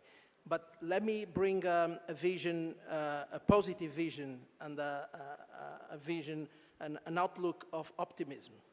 What Eric just explained and demonstrated, we have here, for the very first time, humanity has here a technology capability, possibility, an opportunity that was not here before. 50 years in the history of UNEP, there were not available big data, computation power, geospatial information. All these was not here to the level we have today, even 10 years ago. So first step first, we have to understand, realize our technology base has changed. These are times of change. But it is true, the answer, the solution is on people, on places and planet, is not on the technology. So we have to find a nice solution to harness the power of the technology to address people, place, and technology. Why I'm so happy? Because in 2019 ministerial declaration, while Estonia was president of there was a political leadership from under the 93 member states to put data at the center stage. We do have, for the very first time, again, because of the circumstances, a UN Secretary General that has put the data strategy at the center, left, and right of whole UN system. We do have in-house in UNEP, UNGA, who understands and leads with steers data, digital technology. So we have a fundamental ingredient, which is political leadership, to make this happen. What is needed there is the focus on people. The technology and data technology is nothing without capacity. So the focus on capacity at level of subnational, national, regional level, all continents, and then global level. Capacity, people. We have two good examples. We're just starting a project with Lanzarote in Spain, about technology leadership for youth, young girls, in Lanzarote, Spain. We just requested by Balekis here in Turkey to do the same thing on leadership, on technology, for young girls specifically. On the places, it's important to realize having information, indicators on extractives is relevant for Colombia, but it's not so relevant for Somalia, where the importance of data is on conflict, peace and security, is on water resources. So yes, we should not speak about data as it was a uniform catalyst for everyone the same way. It's different according to places. We have just conducted a common country analysis with the UN reform, contributing for the UN reform, in 60 pilot countries across 5 different regions. And we found out economic and social data need to be there together with environmental data to address the problems of the populations on the ground, the places. We just found out that all these different ways of arranging data are fundamentally different from Latin America and the Caribbean to Southeast Asia and Asia Pacific. What can be a solution? And the UN system has a lot to do there. We should use the nexus approach. Data useful for UNICEF and for UNHCR on the ground on humanitarian purpose is also relevant for UNEP on the environment, is also relevant for DESA on economic and social indicators. We need to use the integrative approach of the nexus on peace, security, humanitarian, and development together to arrange our data to be useful on the places. Let me tackle planet. We've just done incredible work today with available technology. We can monitor disaster risk and fires at the level of province level, from Queensland in Australia to Coimbra in Portugal to the northeast of Brazil, to an unprecedented level of 24 hours near real-time data. We can do that. We are doing that. It's important to understand the level of technology available today is significantly, exponentially different from the past. We're able to understand yearly temperatures or the depletion of the ice in the Arctic poles. We're able to monitor that at the resolutions of meters at a daily time or a weekly time. We're able to do all these things. What is missing actually is one word that is part of the 3 Ps, so people, places, planet, which is partnerships. We need to have incentive structures on the ground to partner. For the business sector, to partner directly with the UN system, and the UN system itself to partner together to these nexus. So these partnerships need to go into action, into concrete actions on the ground to make this data happen. I'm very happy to say that given we're giving back to member states the mandate they have provided us in 2019 so clearly. And we have the trajectory of the data strategy to deliver in 2025 a concrete global environmental data strategy, and then to move on in this direction of addressing the needs of people, places, planet. You talked about integration as integration at so many different levels as a very important part of that strategic thinking of this vision. Some organizations, including in the UN, obviously, we talk about technology and then we talk about science and data and policy making, almost as if they are 2 separate things. What is your vision as kind of the lead on this global strategy? Which direction should it take? And then, in the context of that, how do we ensure that developing countries are not left behind? Well, first and foremost, technology and capacity need to go hand in hand together. And even for decades now, since the very early origins of the UN, capacity building has been there, but this is actually something concrete that needs to be delivered for the whole world, for the global south in particular, but it needs to be there. But that's one fundamental ingredient that we need to change radically. We are using data looking into the past. We're using indicators to monitor progress of the past. We need to provide foresight. We need to provide early warning. We need to position ourselves. The next 50 years of UNEP and the whole will be completely different. They will be complex, uncertain, and they will be unstable. Those are three assured characteristics of the future. And we are not using data to establish these scenarios, to bring scenarios into the strategic planning. I don't know any organization that I've seen in the last decade that uses in its own strategy scenarios, scenario A, B, and C. We have not used scenarios to monitor the SDGs agenda. We have not used scenarios. Because if we're using scenarios, we're able to become more resilient, we're able to become more agile, and we're able to address. And then why didn't we use these scenarios? Well, the scenarios, why didn't we use? Why did we not use them? Well, the reality is the following. We didn't have the technological ability. We didn't have the capabilities to use those. We are very much now aware what happened with the pandemic make us realize that particularly WHO launched such a problem on foresight and scenarios to try to foresight in the coming short term, medium term, long term, how to use the data. This is what is called data for features. Features, because we're using scenarios to analyze different features. And I think there's a radical departure from the past. We have been using data to monitor and to progress and to analyze historically the past. We need to start to use it as emerging issues.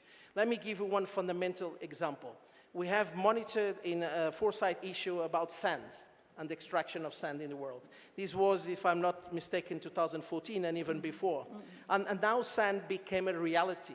So we need to position ourselves to analyze data for future with different scenarios. The moment we start to do that, we are going to do a huge progress because we are establishing short, medium, and long-term scenarios on the use of data. I think that's a radical departure from the way of using data.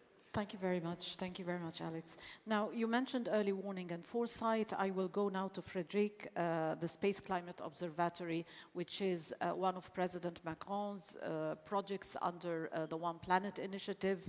When we talk about early warning and foresight, they are increasingly important to safeguard populations from global warming and you know, all the natural disasters that are a byproduct of climate change.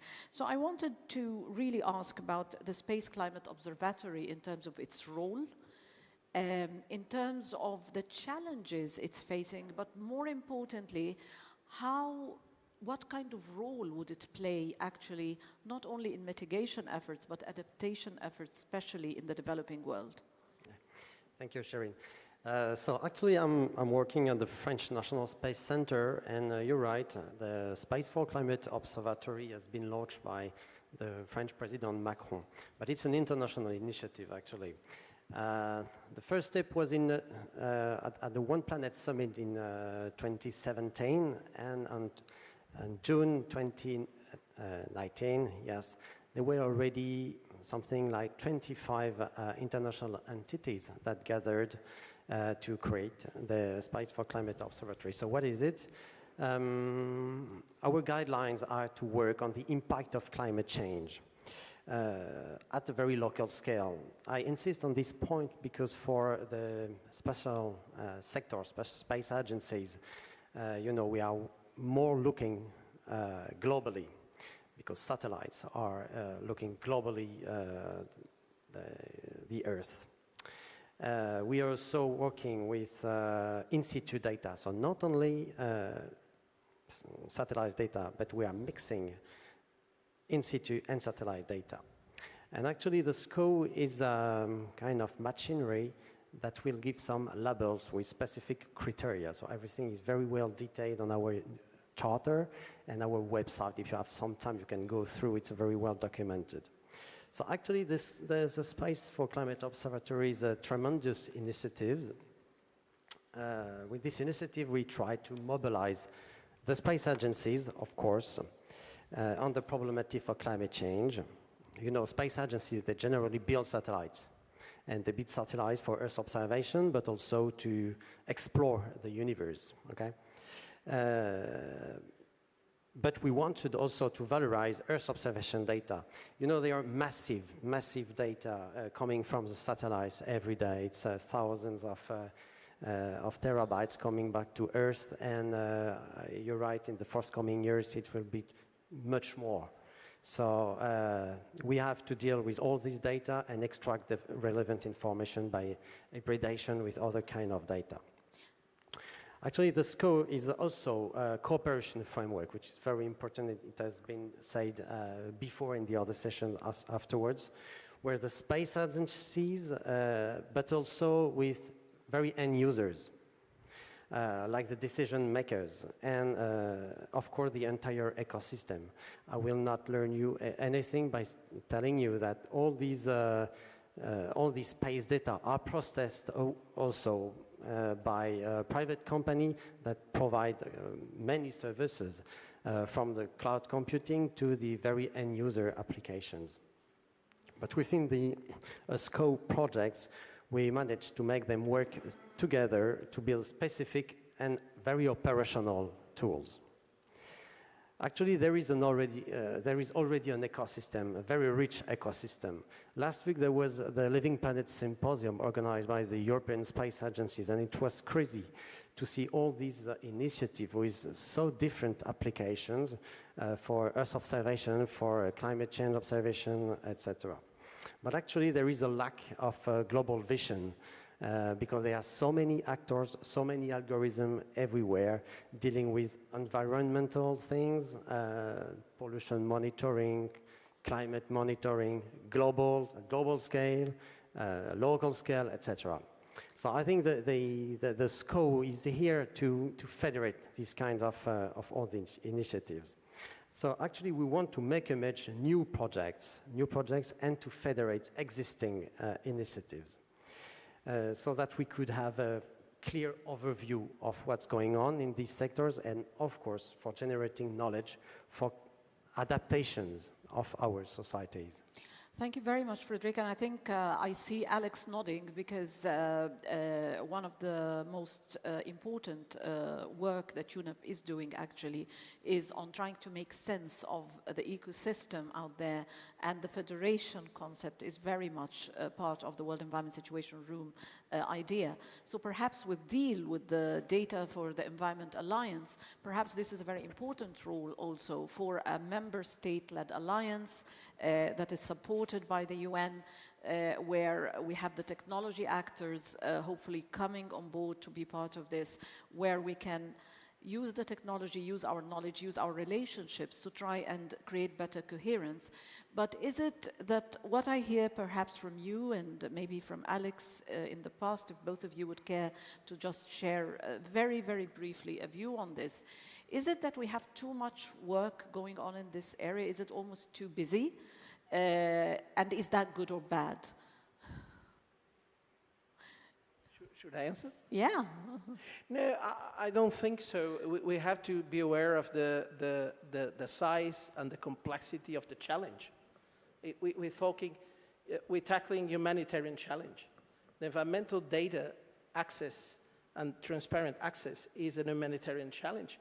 And the triple climate crisis and the way to tackle this is complex. So having alliances involved, just to give an example of the World Environment Situation Room, a data platform, we already collaborating, partnering with 33 different entities.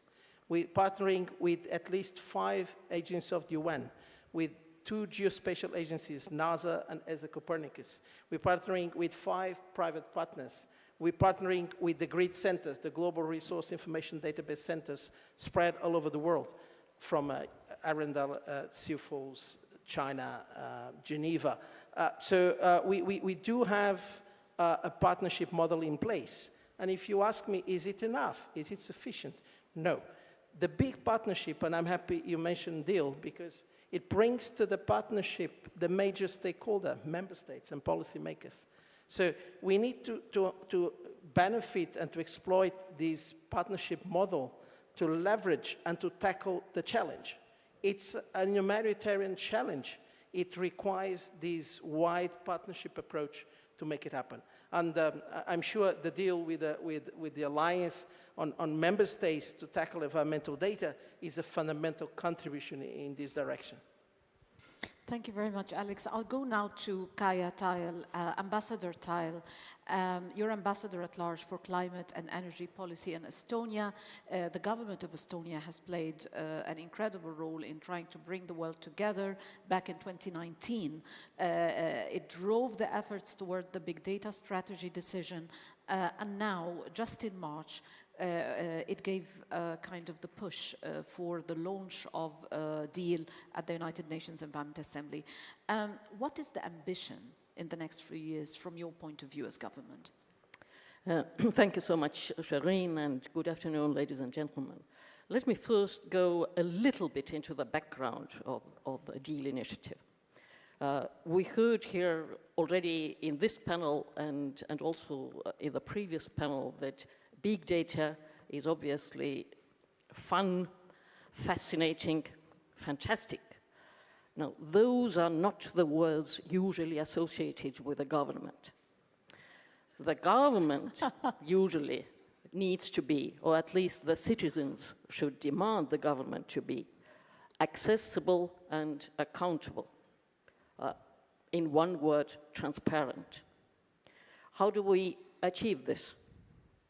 If policy making is data-based, and I mean, nobody in the world is completely there yet, but we are making the first steps.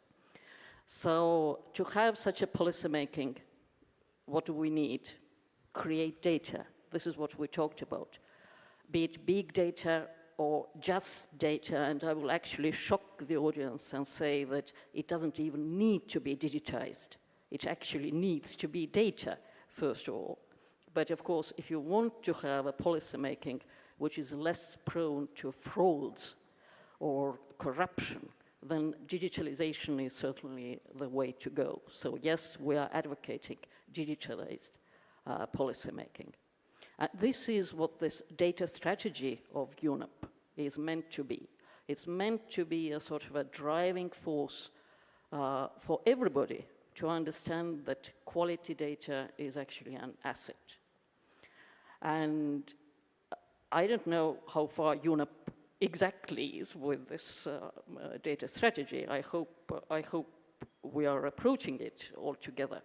But we thought that it could benefit from an instrument which we called DEAL, and this is Data for Environment Alliance, which is meant to be for us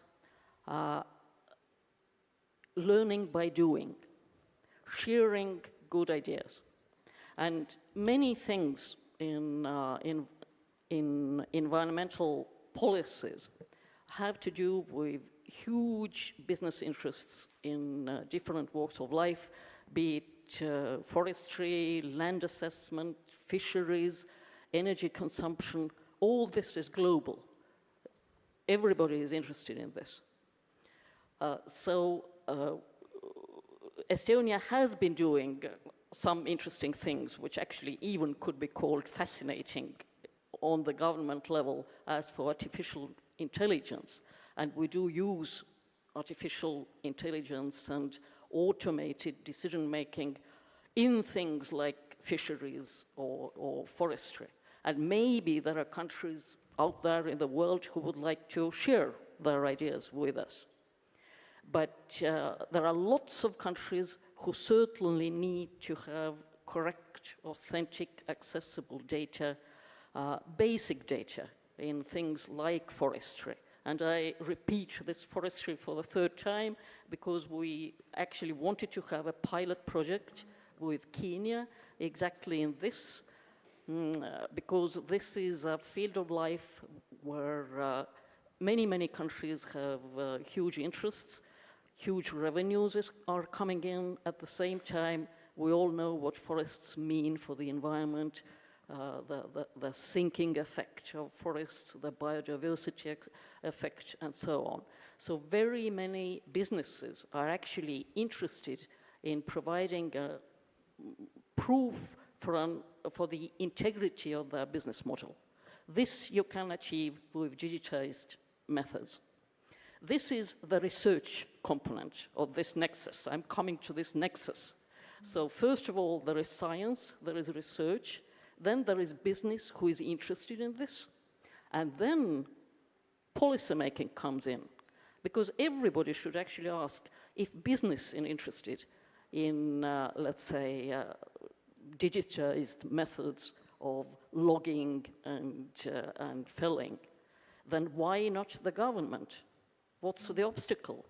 Are there political interests in play? Is this government actually accessible and accountable? Is it transparent? We should all demand this. So we are very eager to start our pilot project with Kenya. Thank you. Ambassador, just a final question on this. In terms of the other member states coming into this, what do you ask them to do? What is your vision in terms of their contribution to this initiative, both developing countries and the donor countries?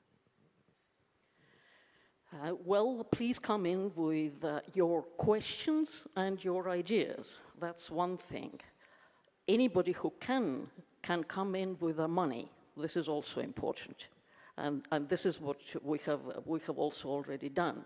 But I think the big idea is, yes, to provide a platform of exchange of ideas, but the platform actually doesn't need to be highly technological. It's more about human partnerships. Thank you. Martin, you are the chair of the interim board of the Citizen Science Global Partnership. Citizen science offers great opportunities to fill knowledge gaps, and there is a question mark: is citizen science science, and how to make citizen science more reliable? And what potential does citizen science have, not only to fill information gaps, but actually to aid decision making? Well, firstly, can I say that I'm deeply frustrated at how slow and resistant many governments, policymakers, businesses and commerce is to engage with the global citizen science community. With a few exceptions, and the UN Science Policy Business Forum is one of those, resistance to fully integrating citizen science into what I call the day job of policy making remains a major obstacle. And it's blindingly obvious today that governments are not delivering on commitments contained within the various multilateral agreements or delivering on the Sustainable Development Goals. So the aspirations are in place, but the delivery and commitment are not. And it's this will to change, I think, that I want to see with business, commerce, global policymakers, to see them engage with the citizen science community and build citizen science into the proper delivery mechanisms for the multilateral agreements. Stop asking the citizen science community to prove that citizen science works. It does. We have enough examples to prove that. And we have examples operating at considerable scale now. So if you look at the three areas of climate change, biodiversity loss, pollution, all have citizen science programs operating at scale, at national level.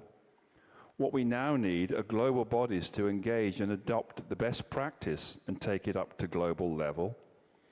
We have millions of citizen scientists participating at national level.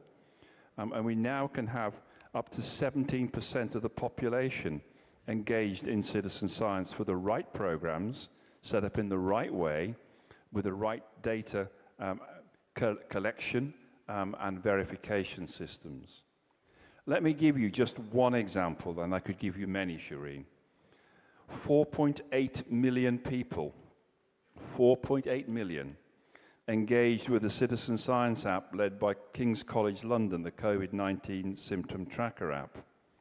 Up to 1 million people participated every day, rewriting the science around this disease, dispelling myths around the vaccines, and providing citizens with daily data at municipal level on where the disease was, the social breakdown, the age structure affected, and giving individuals valuable data to manage their own personal risk, including myself.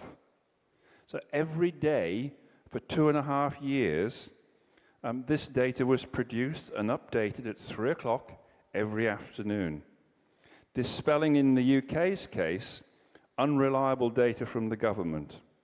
And it was benchmarked against the Office of National Statistics in the UK, proving that the data was reliable, but often providing an inconvenient truth. So this is just one example of best practice, in this case operated in the UK, but also shared with Sweden and the US and the USA. I want to just follow up on that for a second, Martin, please. And I want to come to Alex for that, because it is a big debate about the gaps, the huge opportunity that citizen science offer. But my question here is really about the safeguards, because it's such a major operation. A question for you, and I need a very brief answer, and a question for Alex, and maybe Dr. Eakins or anyone from the panel who would like to address it. Citizen science is important. It's a very important issue, and it's growing. And I don't know to what extent you can control that. It's happening, and especially with the new technologies that are out there. Now, how do you create the safeguards, and how do you make it more reliable? What are the three things from your point of view? It's about good design by scientists. It's about building in proper ethical systems into the way data is gathered. It's building in data verification systems. And it is a very wide field. So I've given you one example of a very big project, but you can obviously come down to very small projects as well. And the different scale of projects requires different systems to ensure that you validate the data effectively. So with very large systems, you can use AI systems, you can use algorithms to spot any data that is outside the norm. And one of the things that we've learned from some of the big data systems is that the data is always questioned when it is citizen science. But we have enough examples now on mosquito monitoring, on air quality monitoring, to be able to prove that the data that comes from citizen science is as good as conventional science, is cheaper than conventional science, can reach parts that conventional science cannot reach, and delivers at a speed that is not deliverable by any other method. Thank you. My time is a little bit in the red, so we really have to go a bit faster. So very quickly, Alex, what could empower the use of citizen science within the UN system? Well, it's definitely needed quality validation and verification. Quality, validation, verification. verification. Whatever we're talking about here, about tackling climate change, biodiversity pollution, is about quality data.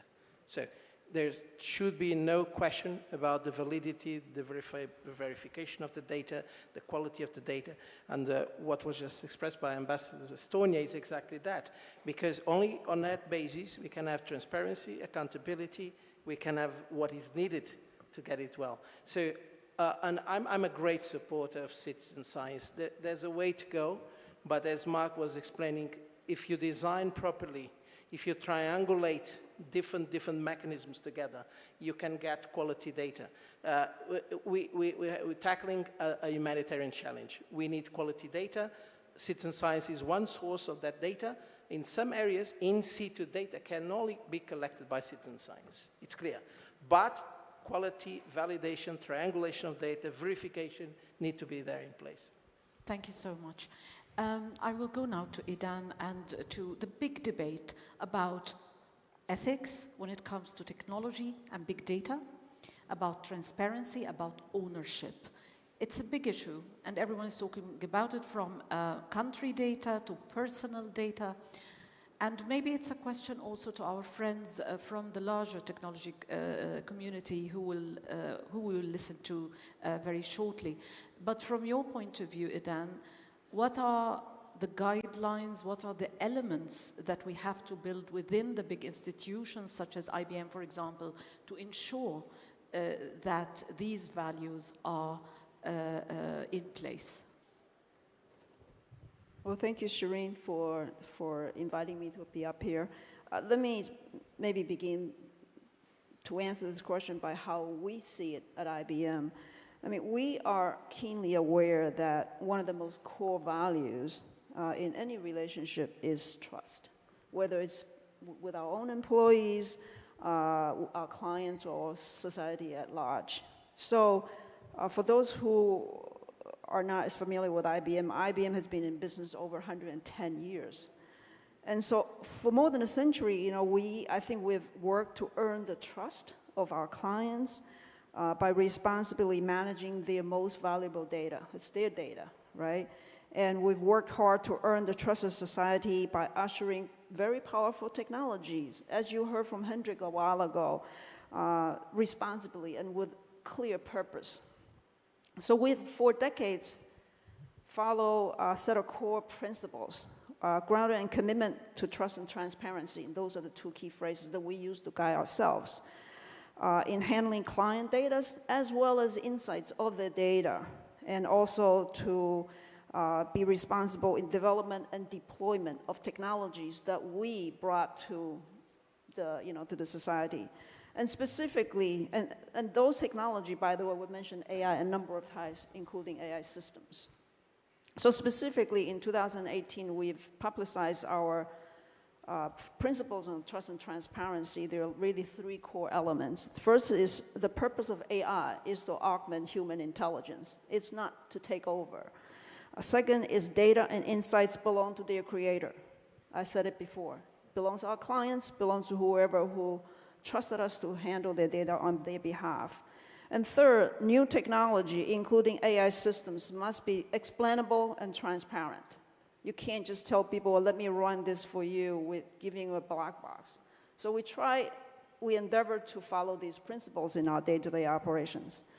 So take one example, IBM, we oppose and we will not condone use of any technology, including facial recognition, for mass surveillance, or for racial profiling, or anything that would violate basic human rights and freedom. But can you implement that? Is that implementable? Let me answer by how we do it. We just don't get into those businesses. We don't make money. So I think industry would have to work together. I can't speak on behalf of the industry, but as a company, that's where we draw the line. We don't do it. We just don't get those businesses.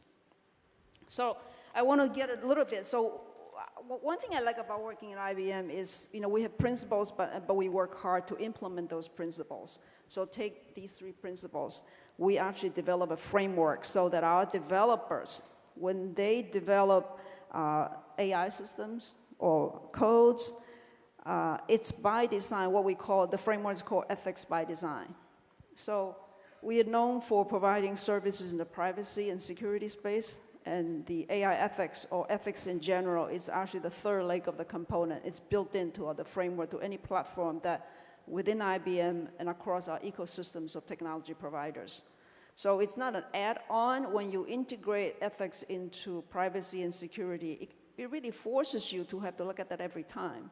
And no one is perfect, including ourselves. So that's why we develop frameworks to force ourselves to say, this is how you do it, okay?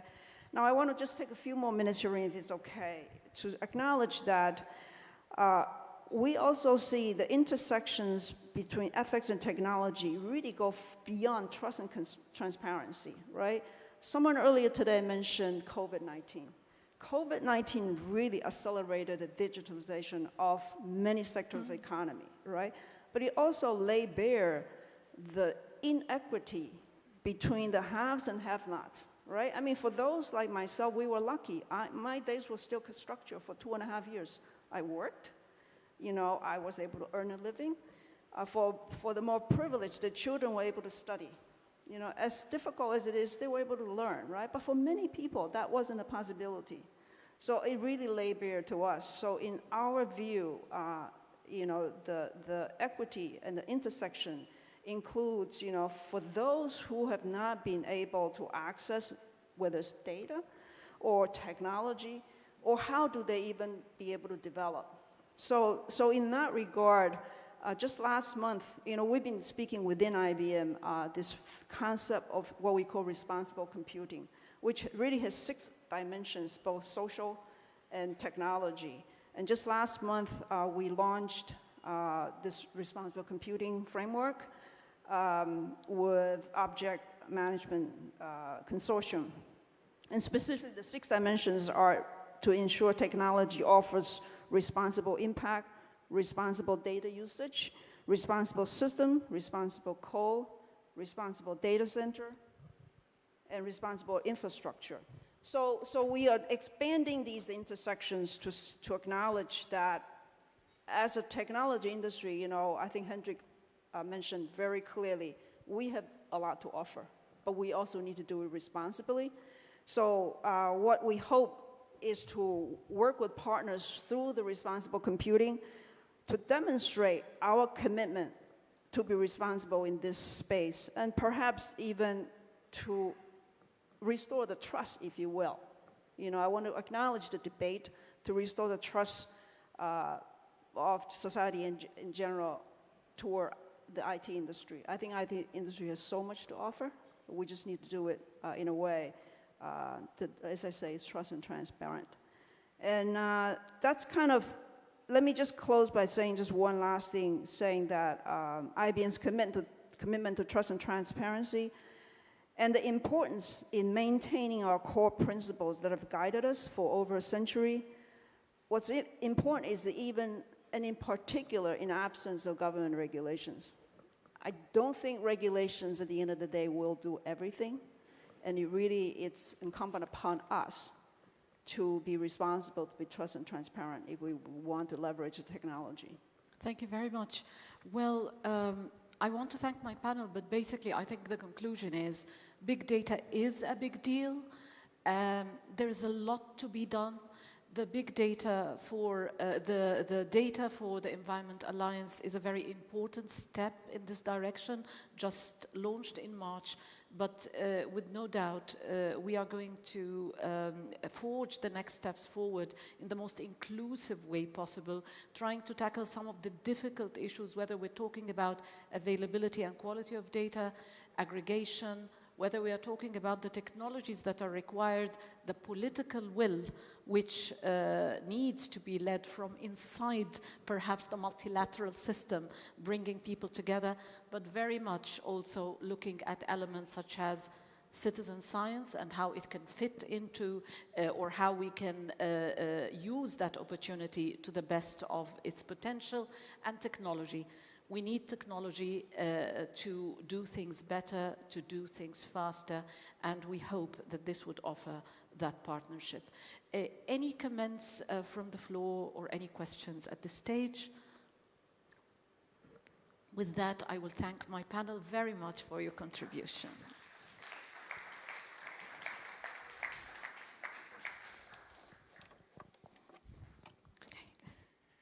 All right, thank you very much indeed, Shireen. Digital Art for the Planet is our next segment. Acclaimed artist John Munro will present with us now, together with Tommy Lexon, who is the MD of the digital art market leader, Immersive International, a major new digital art installation, 50/50, created in partnership with the UN Science Policy Business Forum and art patron Jonathan Lett. We're going to unveil this artwork tomorrow here in Stockholm, tomorrow afternoon, as part of the UN Science Policy Business Forum's Tech and Innovation Digital Expo Transformers. We do want to give you, though, a quick taster of what this is about. It's going to feature an audio composition by sound artist Giovanni Augusta. John Munro created 50/50 using digital living virtual landscape and sculptured abstract forms as a canvas for data sets. I'm not going to tell you too much more about this. They're going to tell you themselves. It's my pleasure to introduce Tommy Lexon, who is MD of Immersive International, and Tommy will then introduce the other two guests who are going to be working on this with him. Tommy, over to you. Thank you. And good afternoon, everyone. I think we will probably change the mood here a little bit. We are the arty folks. So just wanted to say I'm incredibly excited to be here. Having grown up just a couple of meters down the road, I feel so lucky to be able to introduce you all to this artwork. Earlier this year, we were tasked by the UN Science Policy and Business Forum to look at how we could do something for this significant moment in time and commemorate this event through immersive art, creativity, and technology. The result of that exploration is this new digital artwork we heard Axel talking about. It's titled 50/50, and it will be unveiled tomorrow at Kungsträdgården at 4 o'clock. This artwork has been created by our founder and acclaimed experiential artist, John Monroe. John founded Immersive 2004 and has since then created work for Olympic opening ceremonies, world expos, galleries, museums, as well as for private art commissions. It's a true pleasure for me to introduce John and his talk on the power of digital art for the planet.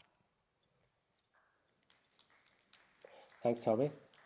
So today, within the climate crisis, we discover there is another phase to this unprecedented environmental emergency, and that is a crisis of imagination. Every morning, the newspapers, the news online, present us with a barrage of new terms and numbers. 1.5 degrees Celsius, NDCs, 36 billion metric tons of CO2 emissions, 216 million climate refugees. The end result, exhaustion, fatigue, and helplessness, a crisis of caring. For the creative industry, this is our challenge. How do we communicate the urgency of these times? Do we reimagine the world we wish for, or do we shut down our collective imaginations because of overwhelming fear and anxiety? We only have to turn towards a history of art itself for the answer. For the horrors of war photography in Vietnam, which inspired protests across the world, to books like Nelson Mandela's The Struggle is My Life, widely circulated despite being banned, or more recently, the groundbreaking creative actions from groups like Extinction Rebellion, Fridays for Future, and Artists for Future. In all these cases, it's art that fueled activism and sparked radical changes. Now, as we enter an era of artificial intelligence, virtual reality, and Web3, it's our duty to harness the potential of immersive technologies to shape the future of climate action. And this transition has already begun. A landmark project at Stanford has demonstrated that people reduce their paper consumption if they participate in a simulation of cutting a tree. At Immersive, we want to take a step further. Multisensory spatial environments are perfect for expanding the world around us, allowing us to forge emotional connections with topics that might otherwise be inaccessible. This is important because a key roadblock to climate action is that we don't know what we're up against, and more crucially, people just don't know what they're fighting for. And this is why our first major project back in the Museum of Ulster in 2006 focused on building a digital experience that brought natural history collection to life. And then in Dubai Expo in 2020, we told the story of the trajectory of human and digital mobility, presenting an alternative utopian vision of what future smart cities should look like if we move closer to nature. And our mission is being constant and consistent. Let's create spaces that allow people's imagination to soar. Connecting people through positive immersive experiences can challenge assumptions, foster debate, and motivate personal changes that affect the world. These spaces are not neutral. We're designing for the physical and the metaverse, which is intrinsically an innovative approach. It allows us to not only keep up with rapid changes in contemporary culture, but also shape the future. And this is why 50/50, which we're presenting today, is so important. 50/50 brings to life decades worth of data that illustrates the achievements and positive impact of the UN's environmental programme in key biodiversity areas. It lives on and in these living virtual landscapes and sculptural abstracted forms. We want art, creativity, and the technologies that drive their evolution to be a clarion call for change. These forces will inspire people to connect to one another, to our world, and to its biodiversity. By discovering the beauty of this planet and experiencing the wonders that we're all working so hard to save, we can affirm that yes, change is possible. But we must first resolve to strengthen our shared humanity and revitalize our commitment to life on Earth. There's simply no other way forward. And it's on that positive note I'd like to introduce Jonathan Lett. He's the man who asked me to create an artwork in order to raise awareness of key biodiversity areas for the UN. Both myself, Giovanni, the musical composer, and Tommy Lexon, the producer, and all my studio at Immersive International, want to thank him for his shared vision to create this positive message for all. So, over to you, Jonathan. Thanks.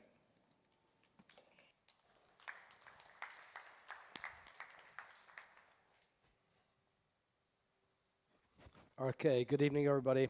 It's a real privilege and an honor to be here with all of you today. I'm going to just talk for about 2 minutes about why I'm here and why this is important for me. and what we're trying to achieve. So having spent 15 years in banking and become increasingly disillusioned with that, I spent the last 5 years working with different companies to try to make a difference. One of those is Kuda, Africa's largest online bank, which now has over 4 million customers, making banking affordable and accessible, which is a major problem over there. Another one is Educoya. This is trying to solve the chronic, education problem shortages that we have in access to education in Africa. Another one based in London is Digital Futures, which aims to solve for both the chronic tech shortages that we have and also the lack of diversity that we have when it comes to employing the youth of today. About 8 weeks ago, and I'll take the opportunity to thank Shireen, Zorba and team, my friends at Immersive came to me and said that they were looking for somebody to sponsor the unveiling of the piece of art which aims to motivate, inspire the youth of today and try to bring a more positive message as opposed to all the doom and gloom. And there is a lot of doom and gloom. We can't get away from it. But there is also an amazing amount of work that's been done over the last 50 years, in particular in the last 20 years. And I'm sure there's a lot of great work that's going to be done. And we've heard from a lot of companies today and people who are actively helping to bring that about. So, my story is I grew up in Seychelles. I grew up close to nature, hiking, surfing. And in fact, in Seychelles, there's the Aldabra Atoll, which some of you may have seen, the David Attenborough series, and the giant tortoises, which was going to be used as a nuclear testing site, but thanks to UNESCO is now a World Heritage Site. So there are these phenomenal, actions that have been taken to protect and preserve the key biodiversity areas, which are critical for sustaining life on Earth. So, I believe, I'm not an expert in sustainability, but I think it's of fundamental importance to all of us. And that's why I chose to support, this project and be the patron for this piece of art, which will be unveiled tomorrow by His Excellency. And I hope all of you will get a chance to see it. Look, as sponsored the creation and installation of the work, which we think is the world's first spatial NFT, which is an audiovisual 3D artwork that will be, as I said, unveiled tomorrow by His Excellency, the President of the General Assembly. And I've also agreed to donate the artwork so that it can be used. And how are we going to use it? Well, our objective is that the artwork will tour the world with the UN, potentially at future events and at other landmark venues. We're hoping that it will be used to inspire people and raise awareness about the positive and drive further positive progress. We've made a lot of progress. We want to inspire people to continue to make that progress, in particular the youth of today. And the language that they speak, is data art, is crypto art, is what you're going to see tomorrow, which is a phenomenal piece of artwork, both audio and visual. I think the other aim is to bring it to the forefront of both industry, policymakers, and the general public's attention. So we're hoping that this will continue to inspire in the years to come. What we're also doing is we're also going to create and auction 50 NFTs based off of the piece, which captures this unique moment of time around the Stockholm 50, and also, celebrating, as I said, what's been done before and also what will come ahead of us. And this is a living piece of art which will evolve over time. So that's what we're going to do. As I said, it landed on my desk 8 weeks ago. We've managed to kind of turn it into reality, as you will see tomorrow. And hopefully, if you attend the future events, you'll see it then. The proceeds of all of the auctions will, of course, go to the UNEP. So we're looking to raise as much money as possible with that regards. And obviously, we sincerely welcome your support if you have any ideas around specific places or events that this could be housed to help raise awareness, as well as the upcoming auctions. So with that, I encourage you all to visit the installation tomorrow. The weather's going to be a bit better than today, fingers crossed. So it should really shine. And, I hope that you enjoy this gift and the latest creation from Immersive International. Thank you. Thank you very much to John, to Tommy, and to Jonathan. And yeah, it looks like it's going to be a really beautiful afternoon tomorrow afternoon. So do get ready for that. It comes together, I should have mentioned this at the top, with the Concert for Peace and the Planet in the same park. That's going to feature the double Grammy composer Ricky Kedge, and it's going to be presented by Ellie Goulding to mark that occasion as it rings in the Stockholm Plus 50 commemoration and World Environment Day. So that should be a very exciting afternoon, and we'll see you there. Right, excuse me, we're going to resume our big tech journey now. We're going to power through 3 extremely well-known companies and brands. We start with Anna Williams, Solutions Lead at Google Environmental Insights Explorer, who's going to talk to us about how innovation is powering change for a more sustainable planet. Anna, I think I'm just going to hand it straight over to you. The floor's yours. Thank you.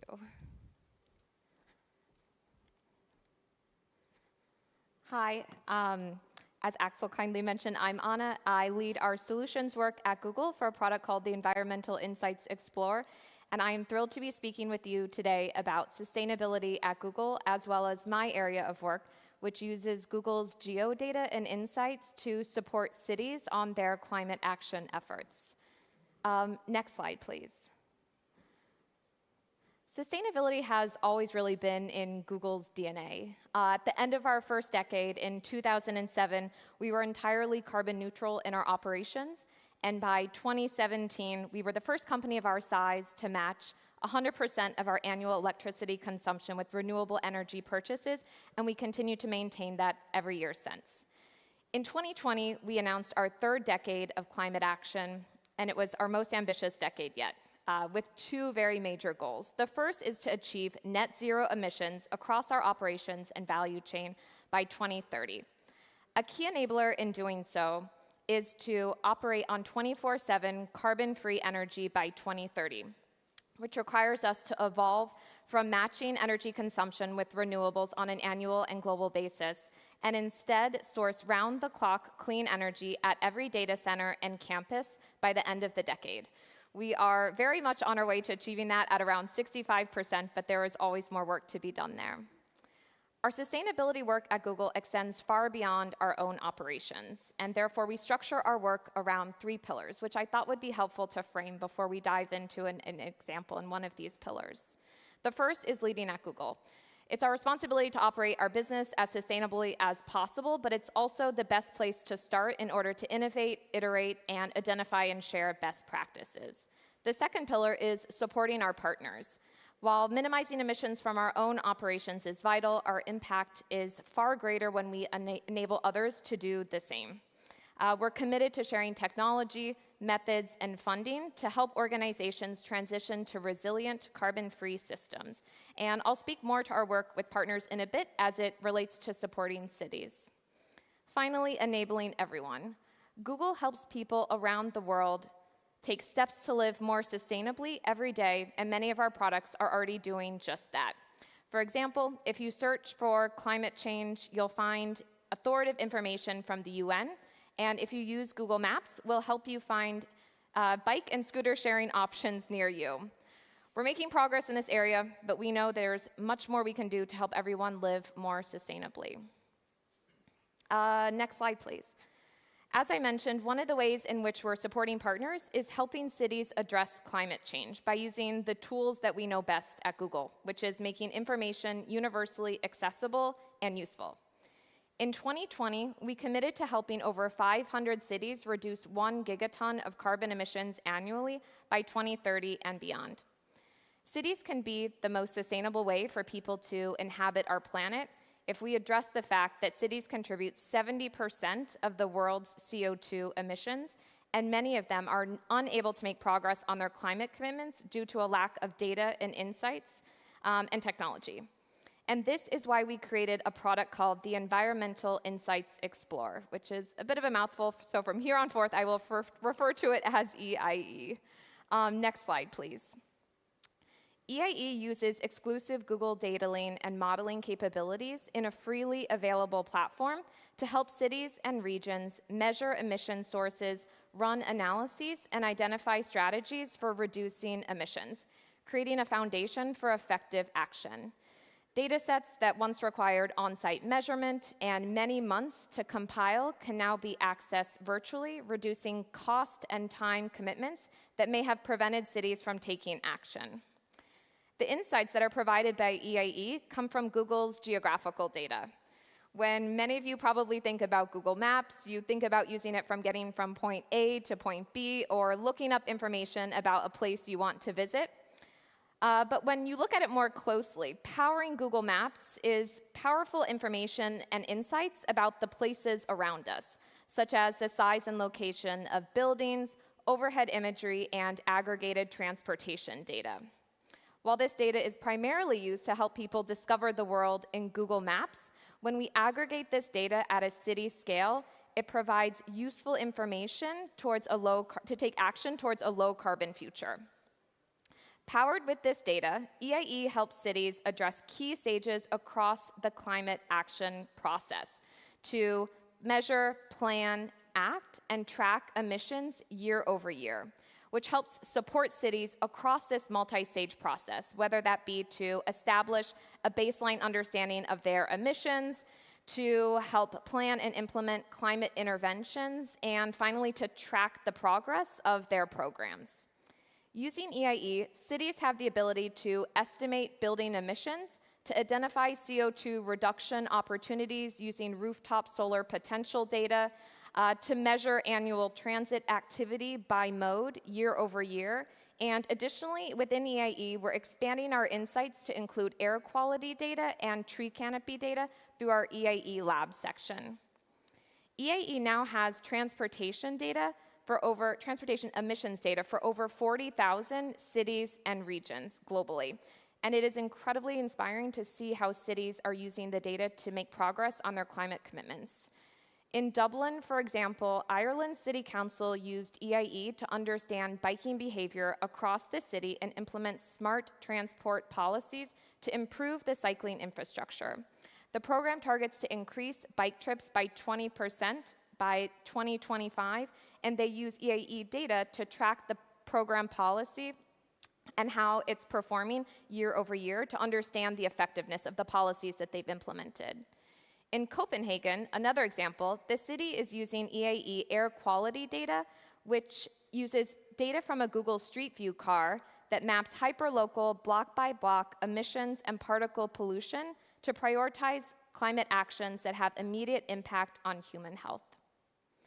As a global information company, our commitments to supporting cities also come with challenges that we are always seeking to improve upon. The first is scale. There's a general lack of globally consistent, locally relevant environmental data that can be used to track progress over time. This is the opportunity that Google and EIE can help fill by producing new underlying bottoms-up measurement of the world. But there are still many sectors and solutions that need to be built. The second challenge we face is trust.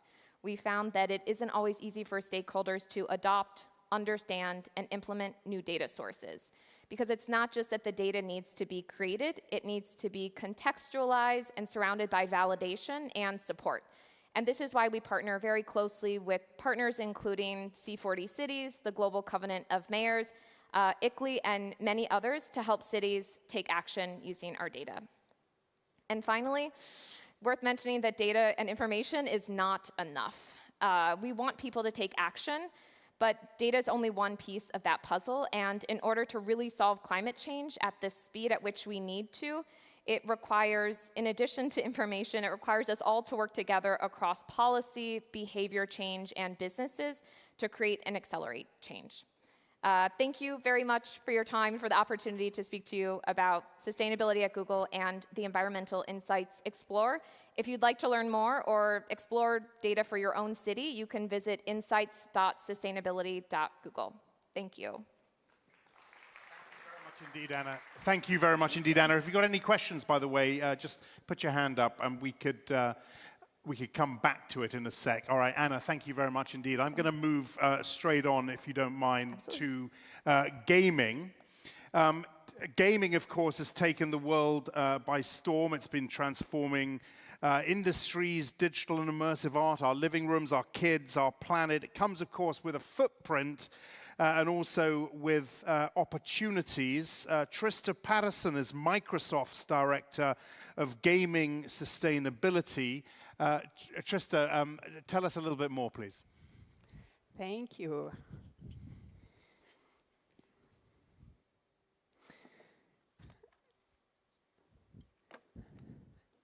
Are we having fun yet? Not yet. Yes. Well, I have a message and a mission for you. My message is, you're working too hard. This is tough, dirty, awful business. We are stepping backward toward every single global goal that we have. The next generation has all of their hopes and dreams riding on us, and we're slipping. That's the message. You need a change generator. You need a source of energy that will feed you and give you positivity and lift you up when you think that hope is gone. And right now, I'm pushing myself to talk through emotion, because I recognize in every single one of you, my peers, the ones that inspire me and challenge me, you are in the most powerful positions in the world, and you don't have what you need to make the biggest difference that the world needs to create change. So therefore, my mission for you is to bring the power of play to every single person on the planet. I'm going to walk through, this is Donnell Meadows. Many of you are familiar with her, a systems analyst who died in her prime, about the same age as I am. But she also was a very powerful systems thinker, and many of her concepts have driven the way in which I approach systems architecture and have been able to drive change at levels larger than are normally accessible at my own. The reason why I know that you need help, and you need play, and you need joy, and you need things that can feed you, is because this is a photo of my father.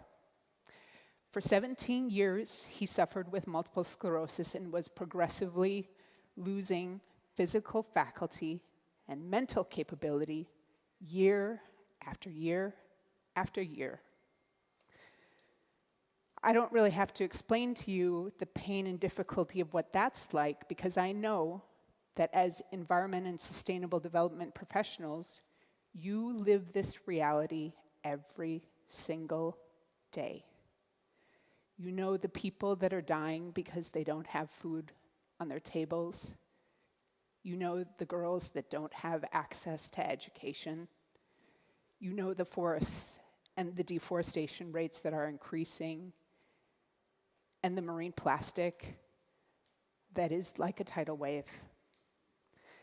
And this is one of the most difficult realities to bear. And how can you keep going when every single year all of the experts, all of the planet's doctors are telling you it's hopeless, it's over, there's nothing more you can do? Because deep down you know that there are things that can be done and that it is possible for humanity to make a change.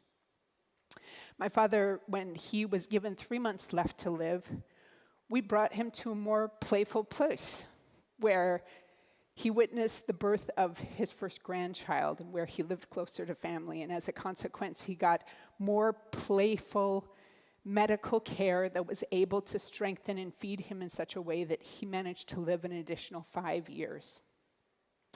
The device on the lower right-hand side is actually a gaming device that you can control by breath or even by tongue movement.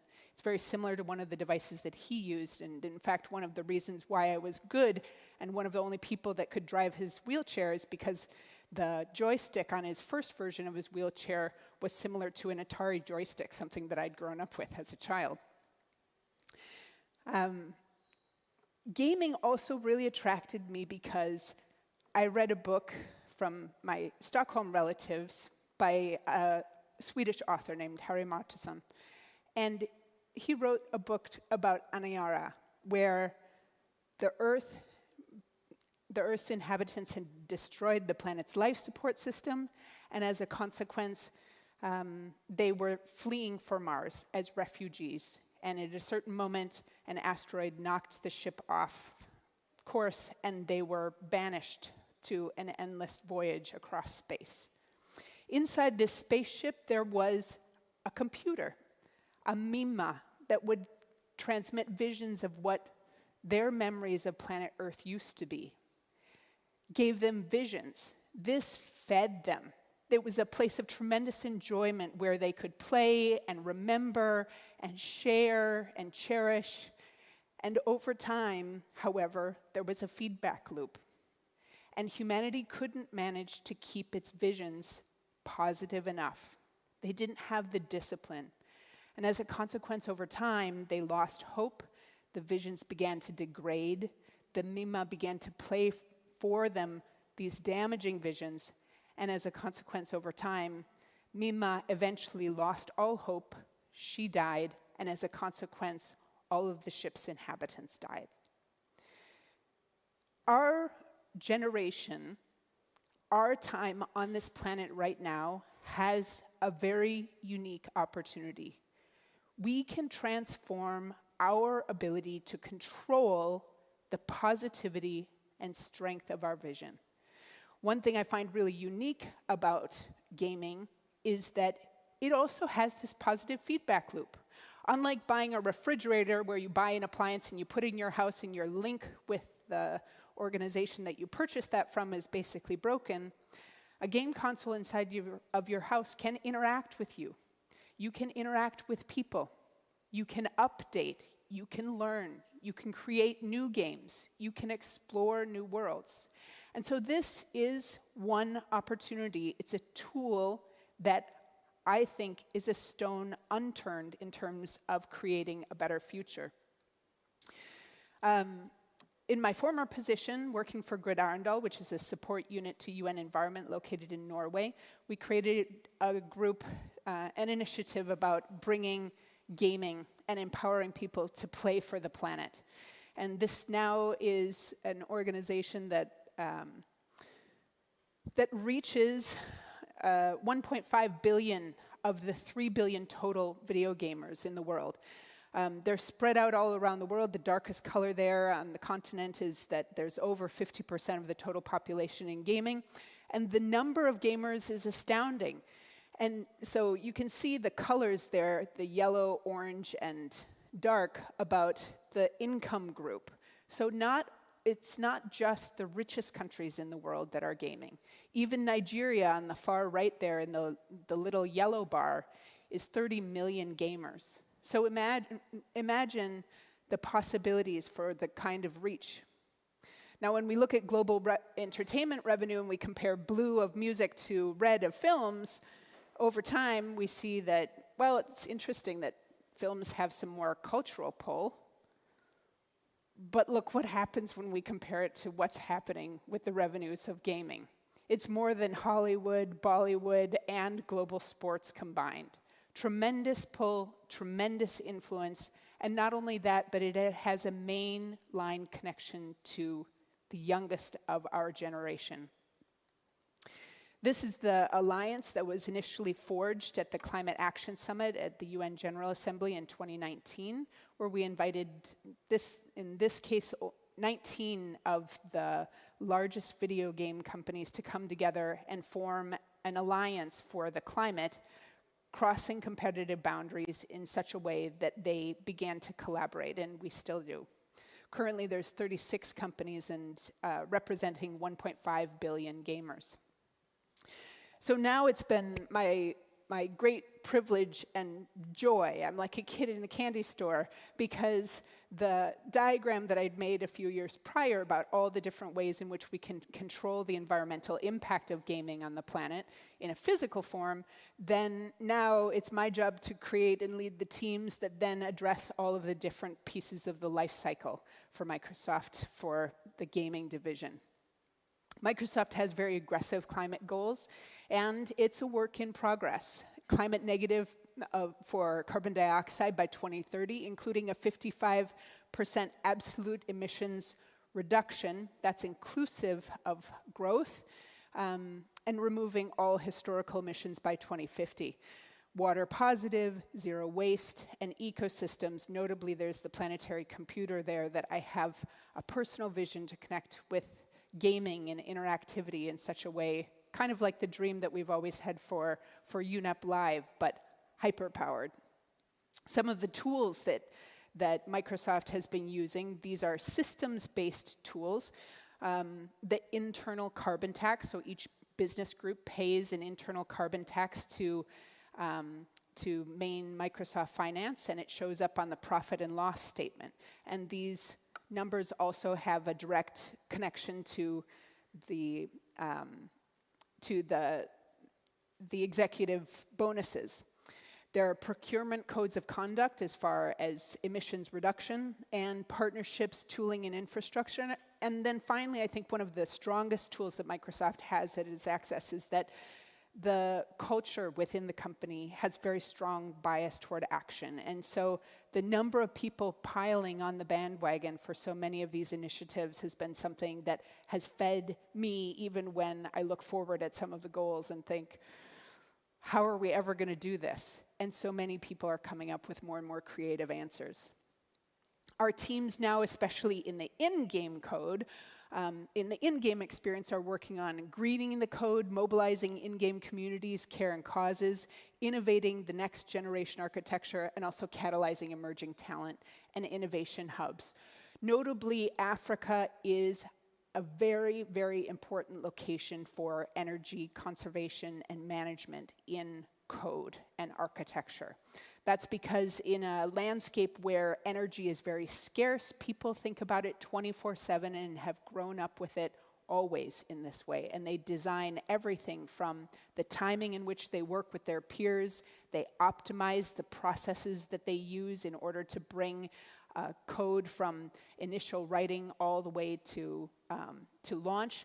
And it's not just about the energy, but also the bandwidth. And so as a consequence, many of these individuals are extremely high talent members. And so when we embed innovation sites, such as the newly launched Innovation Hub in Nairobi for Microsoft, we also have the opportunity to galvanize and create jobs, and not just jobs that do things like create entertainment games, but also games that enable people to understand where higher market price might be paid for, say, an organic food product, or when new vaccines will be released, or games that allow people to participate in citizen science, to be able to verify on the ground when marine plastic is there.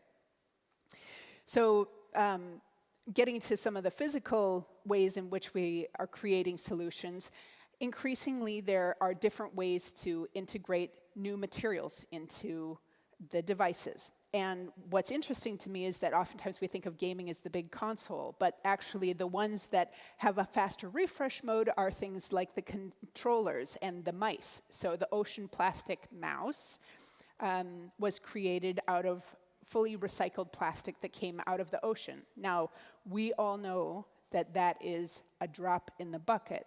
But what's really interesting is that by listening to the consumer base about how they felt about this new material, its texture, the look of it, the consumer response that we could register, as a consequence, all of this feedback becomes direct inputs to the next version of the product line for heavier investments that take longer time and that need more economic degrees of confidence in order to proceed. Xbox also has invested very heavily in something called gaming for everyone, meaning that it is sustainable, it is inclusive, it is accessible, and a safe experience. I mentioned earlier the quad stick, but the different controllers are something that is probably the #1 source of pride across the entire Xbox workforce, the fact that they feel that they are doing the world good. This is a video of the in-game insertions for the Green Game Jam. Today, around 1 in 3 people around the world play video games. It's now the biggest entertainment medium, bar none. From young to old, people are united in play. But what if video games could also help us tackle the biggest environmental challenges of our time? Launched in 2019, the Playing for the Planet Alliance aims to harness the reach and creativity of the video gaming industry to engage and empower their communities around the world. Supported by the United Nations Environment Programme, the initiative has secured commitments from some of the most influential names in the gaming industry to reduce their carbon footprint and take environmental action. For the first time, the gaming industry has come together to explore how they can encourage players to protect nature and biodiversity through actions in the games themselves. Mobile games that reach 250 million people are now informing players and encouraging them to contribute to reforestation, hosting in-game events to protect wildlife, educating gamers about ecosystems and biodiversity, and showing how communities can come together to tackle local environmental problems. Mobile and console companies that are used to competing are now collaborating, sharing experiences, and learning from each other. By harnessing the power of video games, we can preserve nature and biodiversity and empower communities to act. We have no time to lose. Together we must play for the planet. So yesterday I spent the day at Mojang Studios. They're the founders of Minecraft. For those of you who aren't familiar, Minecraft is kind of like Lego, but in a digital environment. And many people don't know that Minecraft for Earth Day released 16 different teaching modules specific for climate change. Some of them are adventures that I've listed here, but you can check it out on the website.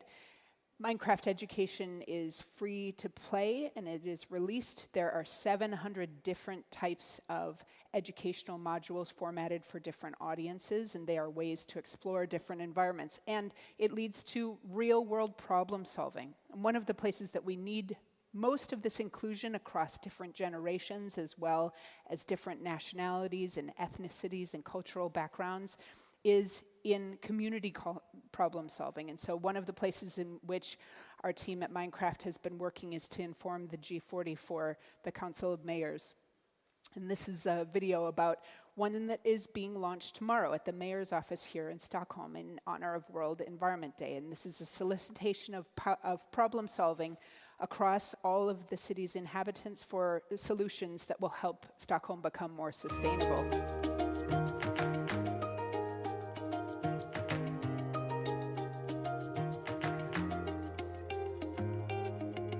Hello, students of Stockholm.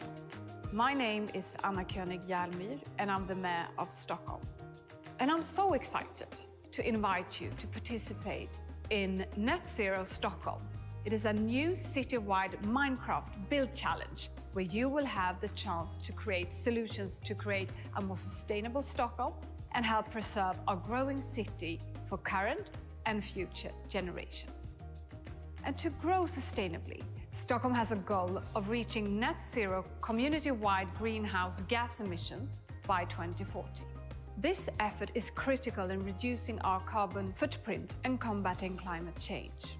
And you will have the opportunity to come together to build your ideas on how we might redesign a part of our city with innovative solutions that lower our carbon footprint to create a more sustainable future.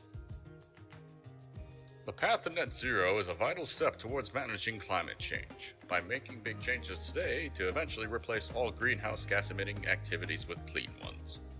Net zero and lowering our carbon footprint is our best chance for a sustainable future. How might we reimagine our city with innovative solutions that lower our carbon footprint and create a more sustainable future? Your challenge is to use Minecraft Education Edition to create new and innovative solutions that will lower the carbon footprint for a part of the city of Stockholm. Visit the Stockholm Minecraft. So there are so many resources for you if you're interested in this. We are putting in a lot of investment to be able to also empower studios around the world, regardless of their game content currently, to be able to insert more green nudges, more green content, and also empower new and more diverse audiences to create the kinds of games that the futures need. So again, The mission for all of us is to find the things that we need to empower us to do our best and most powerful work. For me, it's the power of play, and I hope you'll join me in bringing that to the world. Thank you very much. Thank you very much, Trista. Look, I've got a couple of questions for you, and right after that, I am actually going to bring Anna from Google back on the stage, because I have a couple of questions for her as well. Just first up, is there anyone in the audience who has a question for Trista on the gaming? Yeah. Lady right here. No, we got a mic that's coming right here. Hi, thank you for that. That was great, with two boys that love Minecraft. That's great. You mentioned at the start the Planetary computer. What is that? The Planetary computer is a design that Microsoft is managing planetary level information to consolidate it into a certain single place in order to make it accessible to the organizations that need it most. It's also linked to the Microsoft Cloud for Sustainability that then deliver specific solutions to organizations that want to engage analytical look at their own data of internal processes. So it addresses the issue at two scales. One is at the planetary level, so there's things like ecological data, physical data, understanding of climate data, species presence and absence, and so on. Okay, thank you very much. Anyone else? Yeah, gentleman right there. Hi, thank you very much. You had on one of your slides, green the code. Could you please explain what that is? As a programmer, I'm very interested in knowing. Sure. So greening code is an effort to reduce the energy consumption of devices according to how they are coded. So whether or not it is in our specific context, we address it within game code, and we can do things like reduce the visual resolution of a game so that it doesn't require so much power output when it is played. We can do things like optimize the timing of releases of information and updates for when renewable energy is more likely to be present, or based on our understanding of whether or not the presence or absence of renewable energy is there. We can help optimize the size and packets of information and the way in which they flow. It's as if, it's almost like if you've always had a messy room and you've always lived with kind of chaos all around you, then you don't really know that things could be more orderly and much more efficient. And so the Green Code Initiative, in partnership with the Green Code Foundation, is putting together a toolkit. And if within the game industry, there's also something called the Green Game Guide and a Green Game Summit that happens with Yuki and Playing for the Planet. That happens every fall. And so if you'd like to know more within the game context, happy to connect you with more resources after the talk. But more broadly, this is something that is certainly forming the cutting edge of the industry in terms of energy efficiency management. Very quick final question from me, Trista. Playing for the Planet, how do you measure progress with that whole project? So, well, there's a couple of different fronts. So there's different work groups that each have their own objectives. And so we can do things like measure in quantitative form activations and engagement. Gaming is a very advanced industry. You can imagine the engineering that's gone into monetizing a gaming consumer base, but now being able to understand from the feedbacks of the engagement of gamers whether they do things like take action, if they show up to a local event. So for example, Pokemon Go joined with local garbage cleanup initiatives for Earth Day. They do it every year. And they have the garbage cleanup events register with Pokemon Go, and then if they exceed their last year's participation by a certain percentage, then Niantic will release very rare Pokemon in the same geolocation where the garbage pickup happened. So it encourages people to get outdoors, run around, collect their Pokemon after the fact. But also you can do things like geoposition Some people have worked with Minecraft in the AR form, outdoors, walking around, and you can receive notices. Did you know that you have renewable energy available here? Did you know that there is an e-waste pickup in your area coming up in a month from now? Get ready.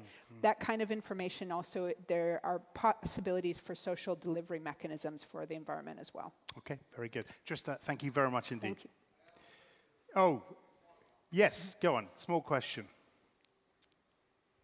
Yeah, what you showed for Stockholm, is it possible to replicate that in all cities? I come from India, Calcutta, actually. That's a great question. So right now, Thank you. Right now, Moyang is working with the Council of Mayors, with the G40, in order to be able to create more toolkits that will be released at the city level. So that is the level of resolution they're currently working to empower decision and social assistance. But the example that is coming from Stockholm and all of the Minecraft toolkits that are in Minecraft education that I showed the links to, all of those modules are directly applicable to different globalized formats. And so it's very likely that there are already in India many activations. I don't have long history with that particular work group, and so I can't name them specifically, but reach out. I'm sure you'll be surprised. Thank you. Thank you. All right. Trista, thank you very much indeed.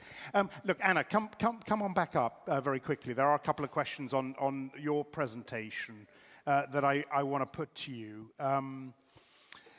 First one is, what are the challenges that your company, that Google, faces in creating access to technology for all, especially in developing nations? Yep. Wrote down some numbers here. We actually have a lot of data within Environmental Insights Explorer for developing countries. We actually just released our 2021 transportation data, and that includes data for over 4,000 cities and regions in South America, 6,000 in Africa, and 17,000 in Asia. We know there's more work to be done, especially for supporting and providing quality data, especially in developing countries, but we're always looking to do more.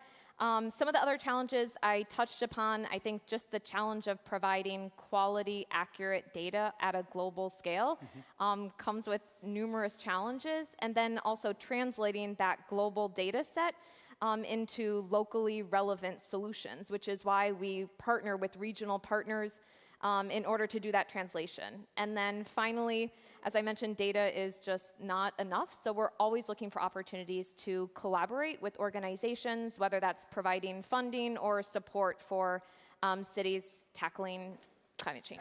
And on that, and you know, we just heard about Microsoft's collaboration with cities in particular. How does Environmental Insights Explorer, that you talked about, how does EIE work with climate organizations and cities in terms of engagement? Yep. It's a great question. Again, with data for 40,000 cities and regions, we have a number of different engagement models. I should emphasize, though, that EIE is a freely available self-serve platform. So any city or associated organization is able to sign up for EIE today to see their city's data. However, we do engage more closely with cities when it comes to pilot opportunities. I mentioned we're piloting tree canopy data. That is a great example. We just finished a 15-city pilot for tree canopy data where we worked incredibly closely with those cities. It gives us the opportunity to get immediate feedback on our product and then feed that back into the product for future users to improve the product. But we do work with numerous climate organizations. Again, they really help us with providing local context for cities. And we partner with them, whether it is incorporating our EIE data into their climate action tools and reporting platforms, whether that is partnering with them on climate action projects or informing their research efforts. One final note that I want to make in terms of partners is Google.org, which is Google's philanthropy, recently announced grant funding for ICLEI's Action Fund, $10 million, in fact, to support sustainable city development. That's $7 million in Europe and $3 million in the US, where cities can receive up to $1 million in funding in order to support projects within their cities around sustainable city development. So many ways in which we partner to scale EIE data. Okay, very good. Anna, thank you so much Thank indeed. you. Anna Williams from Google. Oh, yes, we got a question now from the audience. I'm sorry. Okay, I knew this was going to happen. Yeah, please, go ahead. Yes, because I also had one for the data panel, but I mean, it's being Google, I think you can take the data question. So a new study, which actually was published in February 2022, yes, identified that the world is spending about $1.8 trillion in governmental subsidies that are actually harming the environment. So I understand that you are partnering with cities, I assume with governments, with mayors. But if governments are subsidizing the studies, will we ever know the true status quo? So how do you get the data? Are the governments ready to look at the reality? Are you aware of this study? Which if not, I can You didn't hear that? No, I found it very difficult to hear that as well. But it was about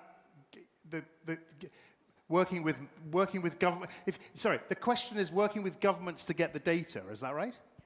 The question is about the $1.8 trillion a year, but public money that is financing our own extinction, because they are governmental subsidies, an equivalent of 2% of global GDP, which is a study done in February 2022. Could you understand? So the question is, if you are working and partnering with governments, are we getting the truth from your studies? Did you get that? I'm not able to comment on that, and I guess I'm not sure I'm following the question in regards to the studies that are being referred to, but probably won't be able to comment on it regardless. All right. Well, look, maybe the two of you can chat about this off the stage. I mean, it's happy to chat it's with a you sensitive offline. question, I think, for Anna. But look, I appreciate the question. Get together afterwards. I'm going to have to let you go because I've got to move the process on. Thank you. Apologies, we didn't actually get you an answer to that, but maybe we can. Thanks a lot, Anna. All right, look, I'm going to move straight on to our section with Amazon. Dr. Ana Pinheiro Privet is the global lead of Amazon's Sustainability Data Initiative. She joins us remotely. Sandra Carlson is head of public policy at Amazon Web Services, and Margaret O'Toole is worldwide sustainability tech leader, who will moderate this segment for us. So, Margaret, I'm going to hand the floor to you. I know that there is a youth representative who has a question for this session, and we will come to you, Sharif, as soon as we're done here. Come on up.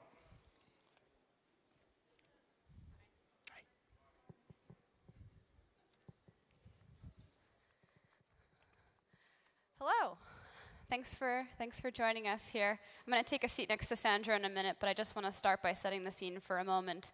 My name is Margaret, as was just said, and I work for Amazon Web Services. So for those of you who are not familiar with kind of what we do, we're the cloud computing arm of Amazon. So unfortunately, we cannot tell you where your package is. We do not know, but we're happy to answer questions around the role of technology and the types of partnerships that we can build together to use the tools that are available.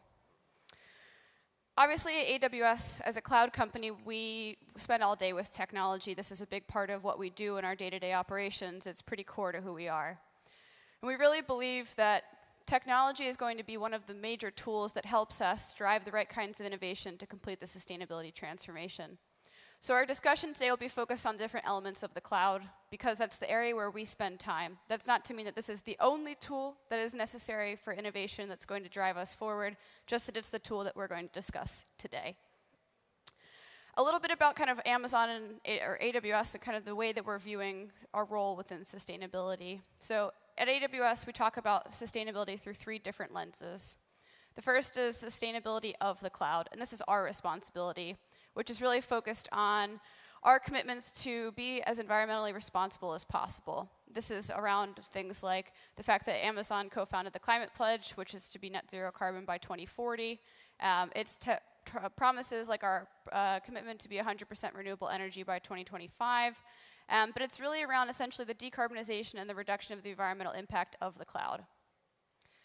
But we look at this a step further as well and take a look at what we call sustainability in the cloud. And actually, there was a question earlier around developers and their role within things. And that's exactly the lens we're looking at with sustainability in the cloud, which is really how do we build better? If we're going to build solutions, we need to build them with energy efficiency in mind, with scale in mind, with ethics in mind. And that's really sustainability in the cloud. And then lastly, which is where we'll spend a lot of time today, is talking about sustainability through the cloud, which is how do we use the cloud in order to drive the right kinds of innovation that are necessary in the sustainability transformation. So with that in mind, I'd like to introduce our colleagues a little bit more. So we have Anna and Sandra here today, and unfortunately my name doesn't rhyme, but hopefully the three of us can provide some interesting insights nonetheless. So Sandra, as we mentioned, is our head of public policy here in Sweden, and she'll be talking a lot more about the role of policymakers and kind of how that interacts with data in general. And then we also have Anna, who's joining us remotely. Thank you. And Anna is the head of a foundation called the Amazon Sustainability Data Initiative, and she's also part of our impact computing team as the head of environmental sustainability. So we'll hear from both of these two about their view on policy, data, and all of the different intersections therein. But I'd first like to come to you, Sandra, and I'll come and join you over there on the chairs. But could you explain a little bit about your role and what you think policymakers can do to accelerate progress in this area? Yeah, thank you, Margaret. So in my role, I follow policy and regulatory developments related to both sustainability and digitalization, amongst other topics. So my main focus is on Sweden, but I also kind of follow what happens at EU level, given the impact it has in all the member states of the European Union. But I want to start with considering corporate responsibility and how this can lead to impact. Margaret has already given you an overview of what we do at Amazon in this regard and the progress that we've made. So I won't repeat it, but I do want to focus a little bit around the climate pledge, which Amazon co-founded, and where companies sign on to the pledge to commit to reach net zero carbon by 2040. Because I think this is an excellent example of how you can create broader impact through corporate responsibility. So the climate pledge is also a good example of one of our, let's say, guiding principles, what we call leadership principles. We have 16 of them, which makes up the Amazon culture, but the one I'm focusing on here is think big, because rather than just setting a goal for ourselves, for us to be net zero carbon by 2040, we decided to take an opportunity to work with global optimism to create something that other people, other companies rather, could also sign on to have an even greater impact. Because the more companies that are working towards this, the bigger the impact will be. And since the launch of this in September 2019, we've had over 300 companies joining and sign the climate pledge. If I also then shift my focus to what policymakers are doing, and many in the room will know this much better than I do, of course, but there's a lot of things happening around sustainability. And if we consider the EU as an example, the EU has set a goal to become the first climate neutral continent and proposed a policy package to make this happen, the Green Deal, which we fully support at AWS. We're also seeing a growing list of countries in the Asia-Pacific region make public net zero emissions targets, like Australia, India, Japan, and Vietnam, to mention only a few. But given the diversity of our audience here today, I would like to take a step back and not focus on specific legislation and targets, but rather think about the trends that we're seeing and how policymakers can help amplify these. So, like I mentioned when I started, I think a lot about digital transformation and sustainability in my role. These two are also becoming more and more interrelated, and we're often talking about the twin transition, which is the transition both to a digital business, for example, but also a sustainable one. But these can also happen at the same time. And in a recent study from Accenture, they found that companies leveraging the twin transition, we can call them twin transformers, when they're both doing a digital transformation and a sustainable one at the same time, they're 2.5 times more likely to be able to be the strongest businesses of tomorrow and outperform their peers than if they don't do this kind of joint transition. So twin transformers, these companies, they really foster an ecosystem-based business model that's driven by sustainability and enabled by technology, like cloud computing. So if you consider sustainability as a business opportunity as well as a response to societal challenge, this is something that policymakers should be working to promote. So how can policy drive this? Well, sustainability solutions are powered by data, and sometimes this data comes from the company themselves, but more often than not, you need external data either because the solution requires it or because it would improve the solution. So I would urge all policymakers to consider how they can make data more accessible, how it can be shared more easily, how the data can be interoperable, so that you really can get as much as possible out of the data.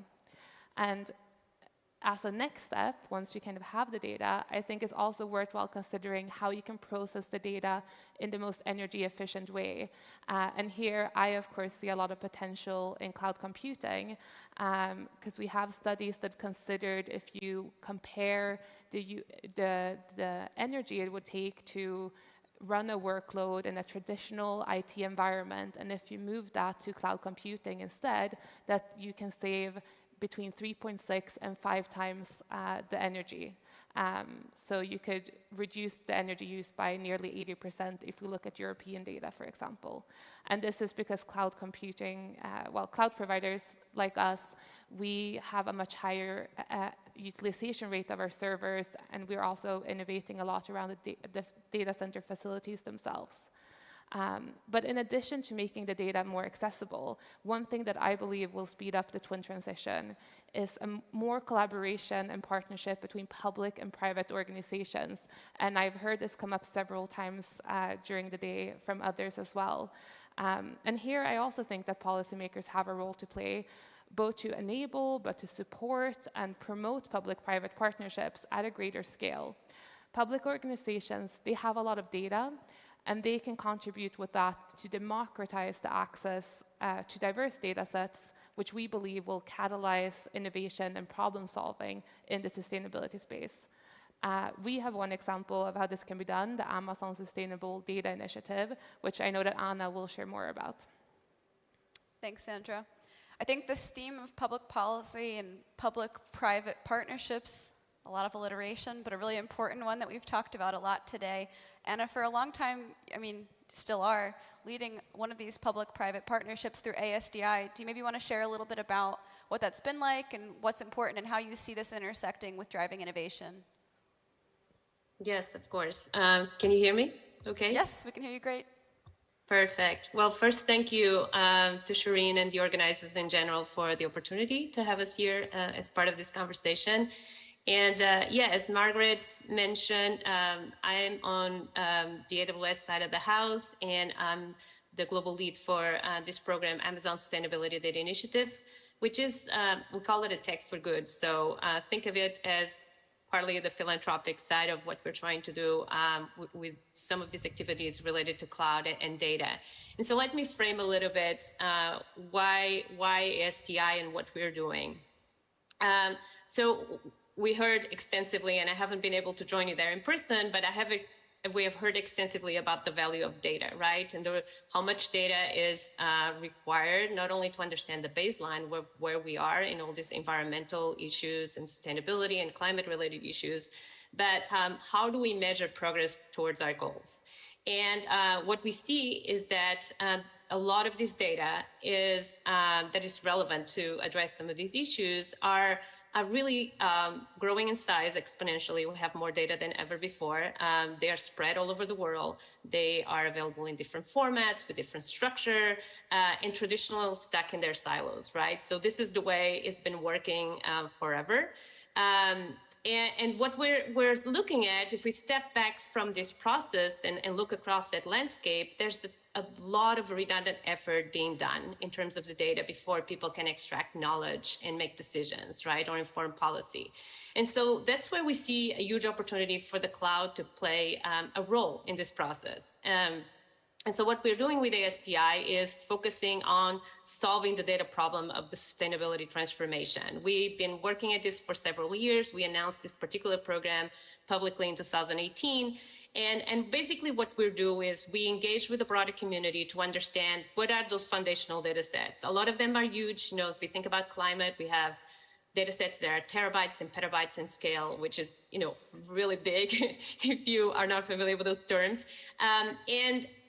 What we're doing is we actually create partnerships and collaborations with the data providers. So the groups around the world that are producing those data sets, traditionally we work with what we call authoritative data providers. So groups like NASA, NOAA, UK Met Office, and other groups that their mission is to actually generate data and make it available to the public, but that traditionally have not been able to disseminate their data in an effective way and make it available to everybody. So the cloud allows you to do that in a more effective way. So we partner and basically offer to host their data in the cloud. They maintain all the control and ownership of the data. So they own the data in the cloud, and we cover all the costs for storing and egressing the data if somebody wants to take it out, but they have to commit to make it publicly available to everybody. So what we've seen through these collaborations is that everybody basically wins, right, in this process. On one side, these agencies or these organizations get a better opportunity to disseminate their data, make it more available to the users, actually have it next to compute so that people can analyze it. So it's really beneficial for them. For the users, it really helps them more easily access and analyze data that otherwise they might not be able to either find it in those servers that are stored somewhere in some obscure place that you might not know, but also have to secure the storage and the compute next to the data to actually be able to use it. And for ASDI, this is a great opportunity for us to build a curated catalog of foundational data, but also, very importantly, to preserve the integrity of the data. Because Amazon and ASDI, we never touch the data along the value chain. The data is always in the hands of the data provider or a broker. That means that the integrity of the data and the trust is preserved. So hopefully that's something that we can bring to the community. We have many other types of collaborations we are engaging with, also on the compute and cloud grants. So we offer a set of cloud grants. We have an open call. Anybody can apply to actually basically use the data in the cloud and offset the cost of that experimentation.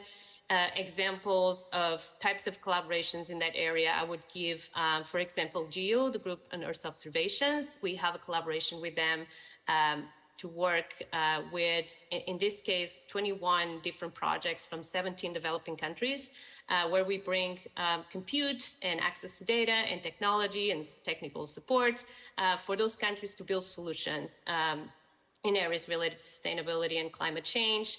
And another example I would give that we're very excited about it and continue to work very actively with is Digital Earth Africa. And for those that are not familiar with this program, this is basically an effort to bring Earth observations and information to the entire African continent.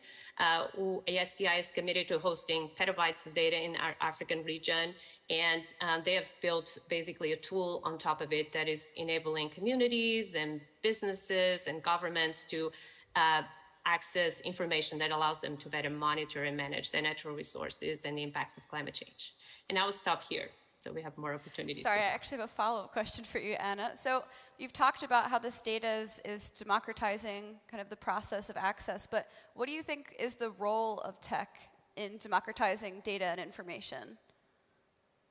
Yeah, so that's an interesting question and something that we actually focus on very strongly for ASDI. One of our primary roles as we build these catalogs of data is really focus on the democratization. And that's been a lesson for us to understand what that fully means, because initially we thought, oh, democratizing data is finding it, opening, and making it available. And as we engage more with community and different types of users that are in different parts of their experience of working in the cloud and working with tools like AI and ML, we realized that we actually have to go much further than just opening the data. We need to make the data as analysis ready as possible. We need to put tooling on top of it. So it's definitely a huge process there. But just if we step back and look at the entire landscape of data right now, the reality is that we are not all equally having access to this data, right? And I'll give you an example, for instance, in the space of climate change, where data sets are gigantic. They're extremely large, and the generation of those data sets is also limited to a certain amount of organizations around the world that have the high performance computers and the ability to store and analyze this data set. So this is not an equal level field, and this is not a space where we are all not only accessing information, but contributing to the solution in the same way, right? So the opportunity here is, let's open all the data sets, put them in the cloud, making them easily available and accessible to anybody, provide cloud grants to enable people to actually work in the cloud, and then build capacity, which is huge. It's a big part of this equation.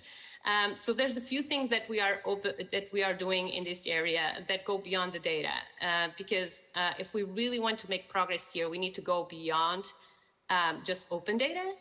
There's a lot of talk these days about open science, open policy, and that means building more transparency and more reproducibility and more availability for people to actually go and replicate results, build on top of it, customize them to their own needs.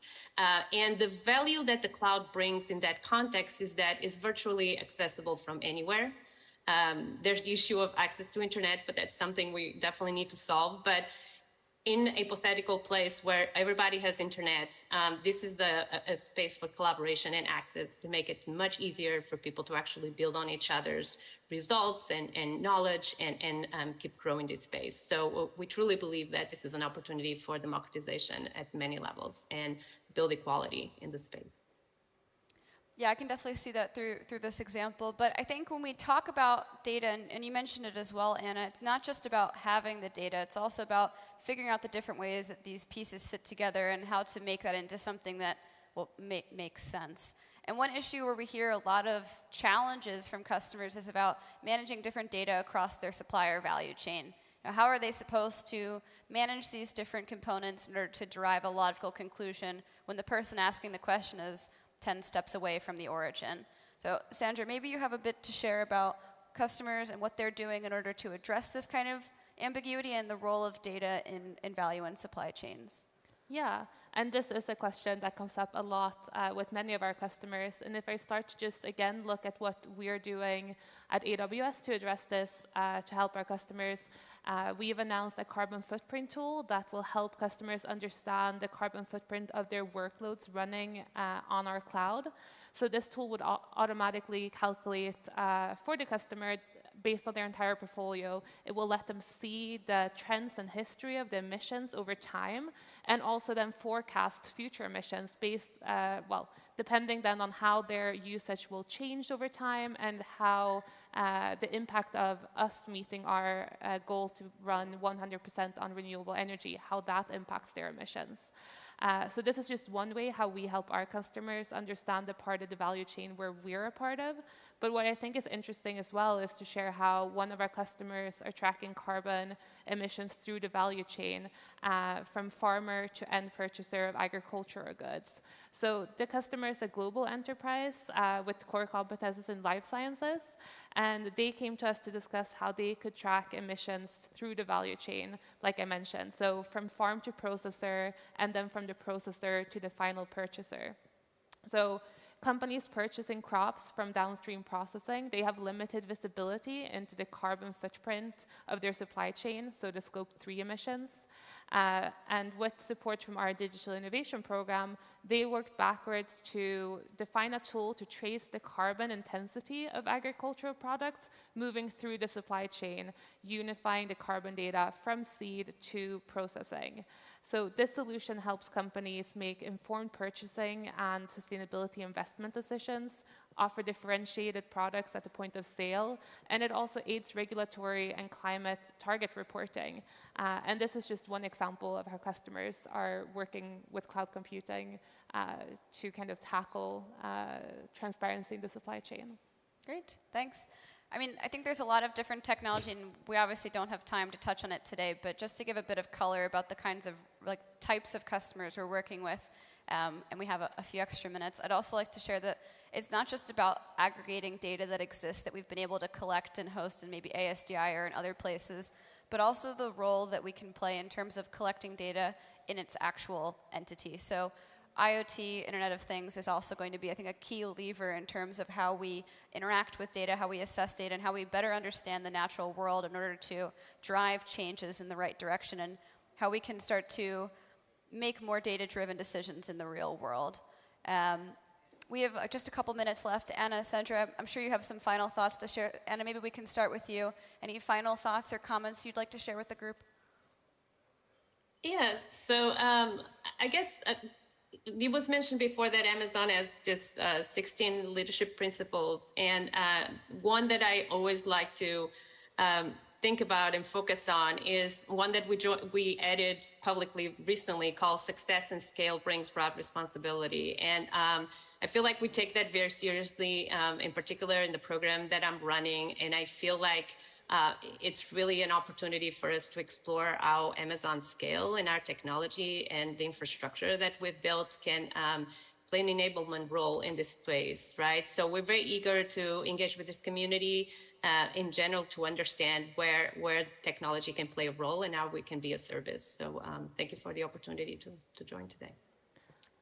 Sandra, any final thoughts or comments? Yeah, I would just reiterate the opportunity that lies in this twin transition, so the digital and sustainable transition, and just encourage policymakers to think about digitalization and sustainability as mutually supportive and find ways to support them and really, yeah, create greater impact through that. Great. Thank you both so much. Thank you. Thank you. Thank you very much indeed, everyone. Look, I know there is one of the youth representatives out here, Sharif El Rafai, who wanted to make an intervention. Are you there, Sharif? No? Okay. Is there anyone here who has a quick question for our Amazon panel? No? Sandra, very quick question from me. How easy, I mean, it's a very broad question, but you talked about working with policymakers on the public-private partnership. How easy do you find it working with policymakers? Well, I mean, I can give an example from something I'm working on here in Sweden, which is very local, which is a wetland project. So I think it just depends. I would say, to answer your question just shortly, it depends on how willing you are to have a dialogue. And to relate back to this project that we have here in Sweden, just 2 hours outside of Stockholm, the municipality that we're working with, they had an issue with a big risk of there being flooding in the city. We had the same, let's say, concern for where we build our data centers.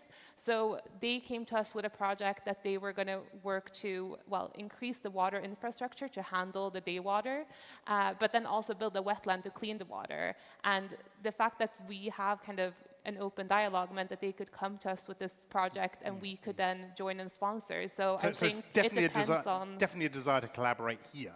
Yeah. Okay, good. Good.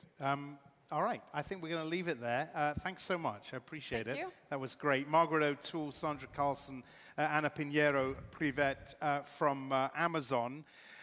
From big tech to energy transitions, new trends in that vital sector. This is also going to be a fascinating session. I'm pleased to invite Tim Nixon, former Chief Sustainability Editor at Thomson Reuters, now the CEO of Signal Climate Analytics, to lead this session. I was going to say, come on up, but you're already up. Tim. Thanks very much, Axel. Thanks very much. Excellencies, ladies and gentlemen, welcome to the session on future energy. Are you ready for some energy? I'm guessing. All right. This is a session on future energy as part of the Stockholm Plus 50 edition of the United Nations Science Policy Business Forum on the Environment.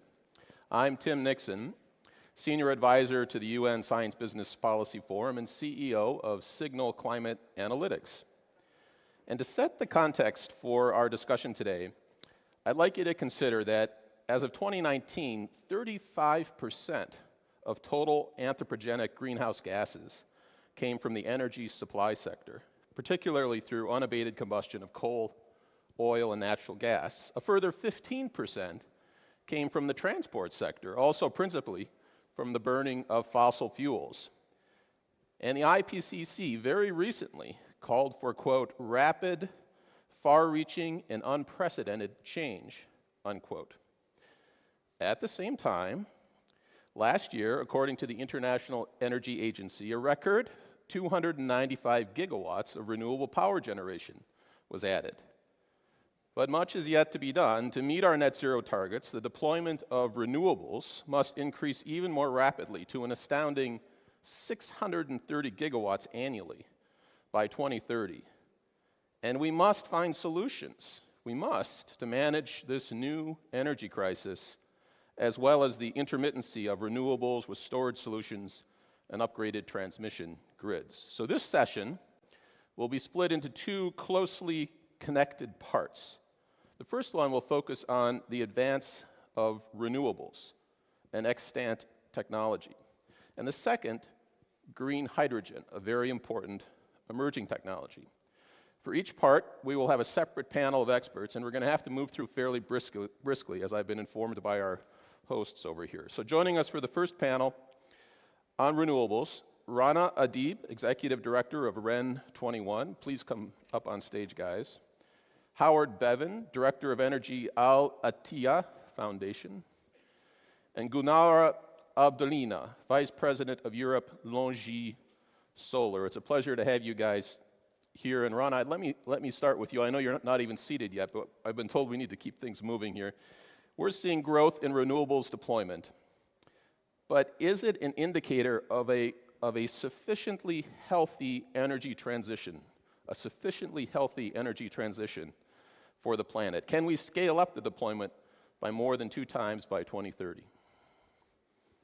Thank you very much. Thanks for the invitation.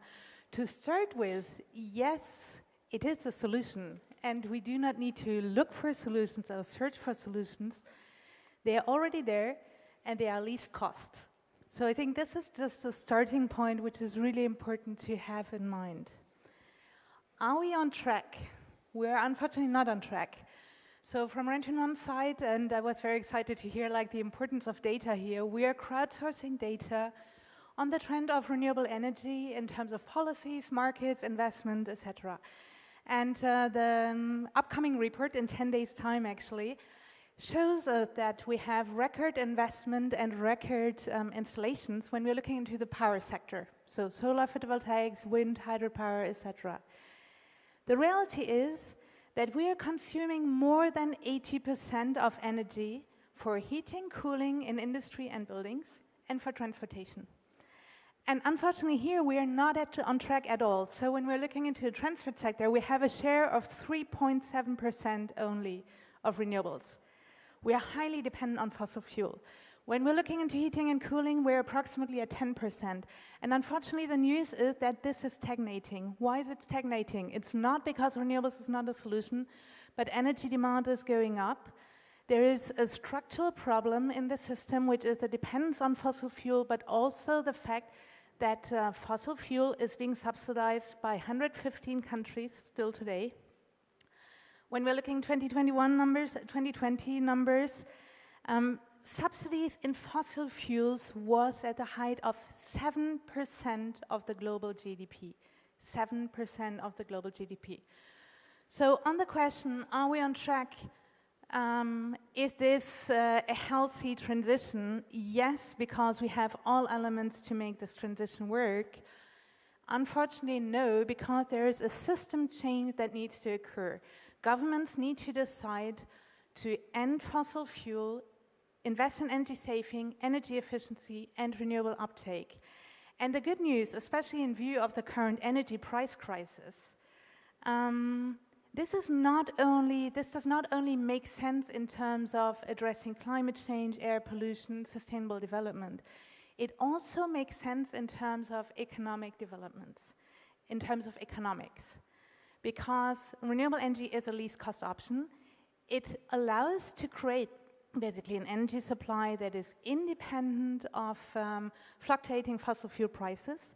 It allows to build on local resources.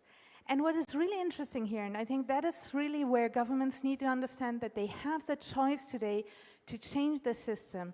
It also allows players, and since we're here, like businesses, cities, citizens, to be themselves also directly involved in their own generation. And I think the fact that when we're looking into corporate PPAs, power purchase agreements, for instance, in 2021 over 2020, we have seen an increase of 25% growth rate, which clearly shows that corporations are choosing this because it's an economic solution.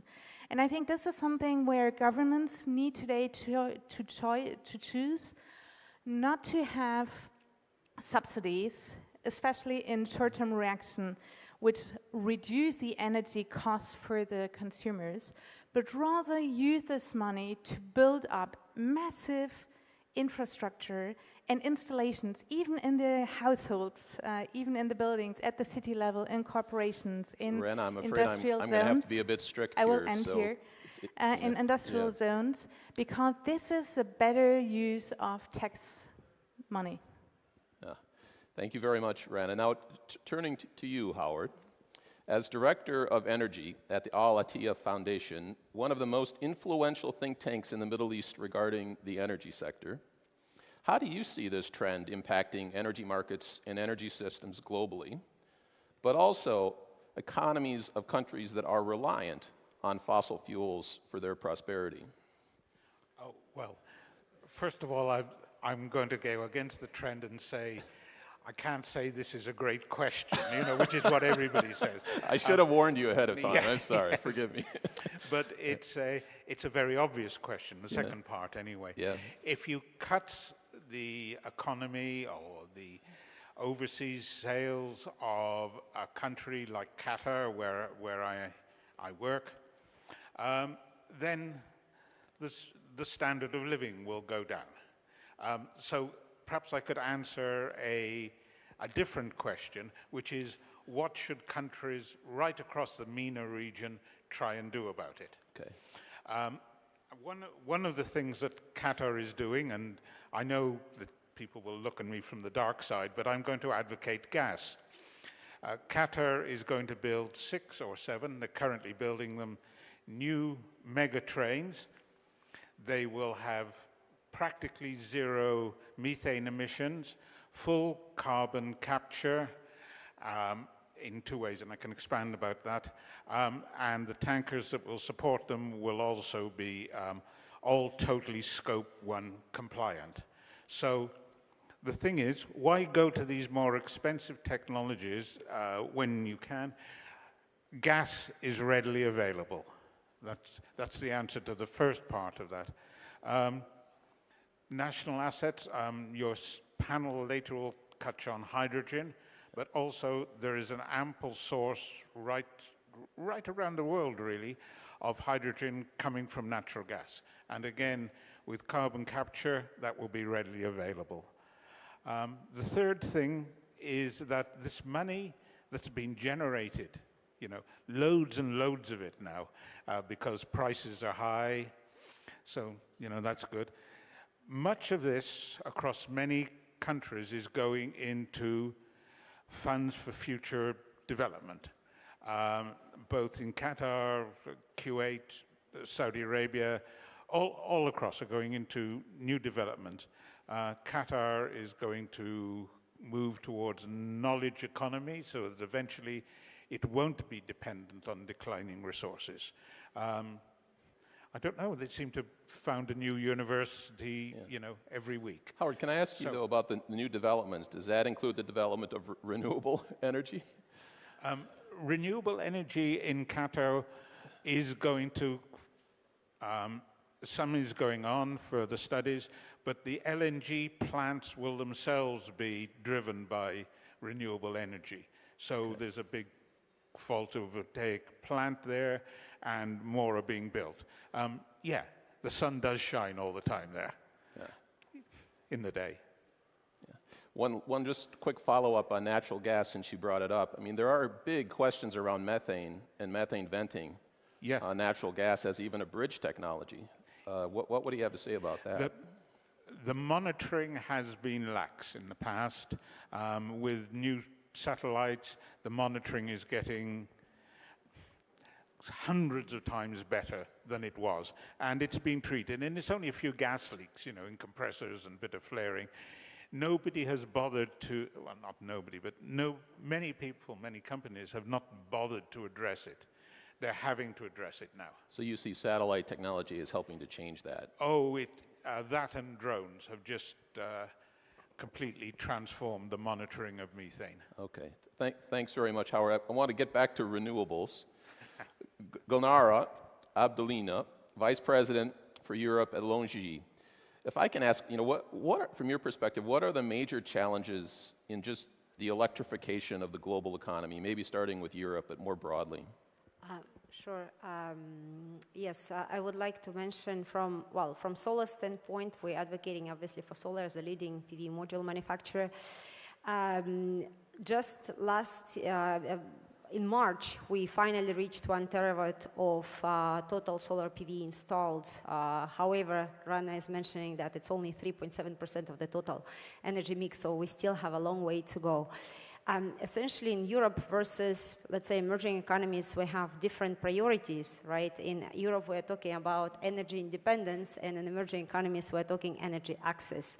So there are two different things. So I believe that in Europe, energy transition, unfortunately, due to the current war, is a must-have, and we most likely will achieve the very ambitious targets of having additional 600 gigawatt of solar installed in Europe by the end of this decade. However, as we know, there are certain things need to take place, such as streamlined permitting for the utility scale projects, also supporting and first initially subsidizing additional applications of solar. As we know, we have lack of land in Europe, so we really need to look into the using agricultural land, coexisting, actually having PV, producing electricity while still farmers growing the crops, and using the surfaces, the water surfaces for floating. When we come to the emerging economies, the things are a bit different there, because we still, when we look into certain economies, such as, for example, Africa, we see that still in Africa there is a lack of transparent procurement program for renewable energies, right? And those projects which have been a greenfield, which did not go through the streamline, well, I remember the projects that we talked about 4 years ago, they're still there at the development stage. So we need to make sure that the permitting is streamlined. We need to make sure that there is a transparent procurement program, as well as affordable soft costs in order to increase bankability of the project, and that in turn will actually attract more investors and, more importantly, financial institutions to lend to this project.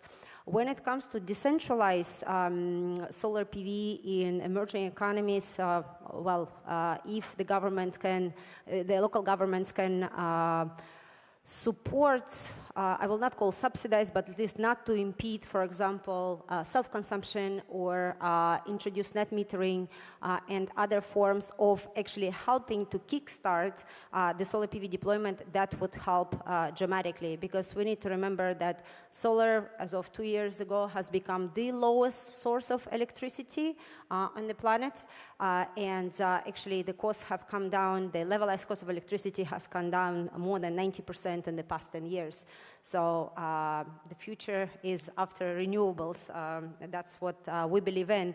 And one last thing I would like to mention, that also in the past, I would say 18 months, we have seen an emergence from the large utility and oil and gas companies stepping into renewables big time, not for the corporate image, but really through mergers and acquisitions. They're establishing tens of gigawatts targets for renewables and are working in these directions, actively participating in acquiring pipelines, participating in the procurement programs around the world, and really living the story.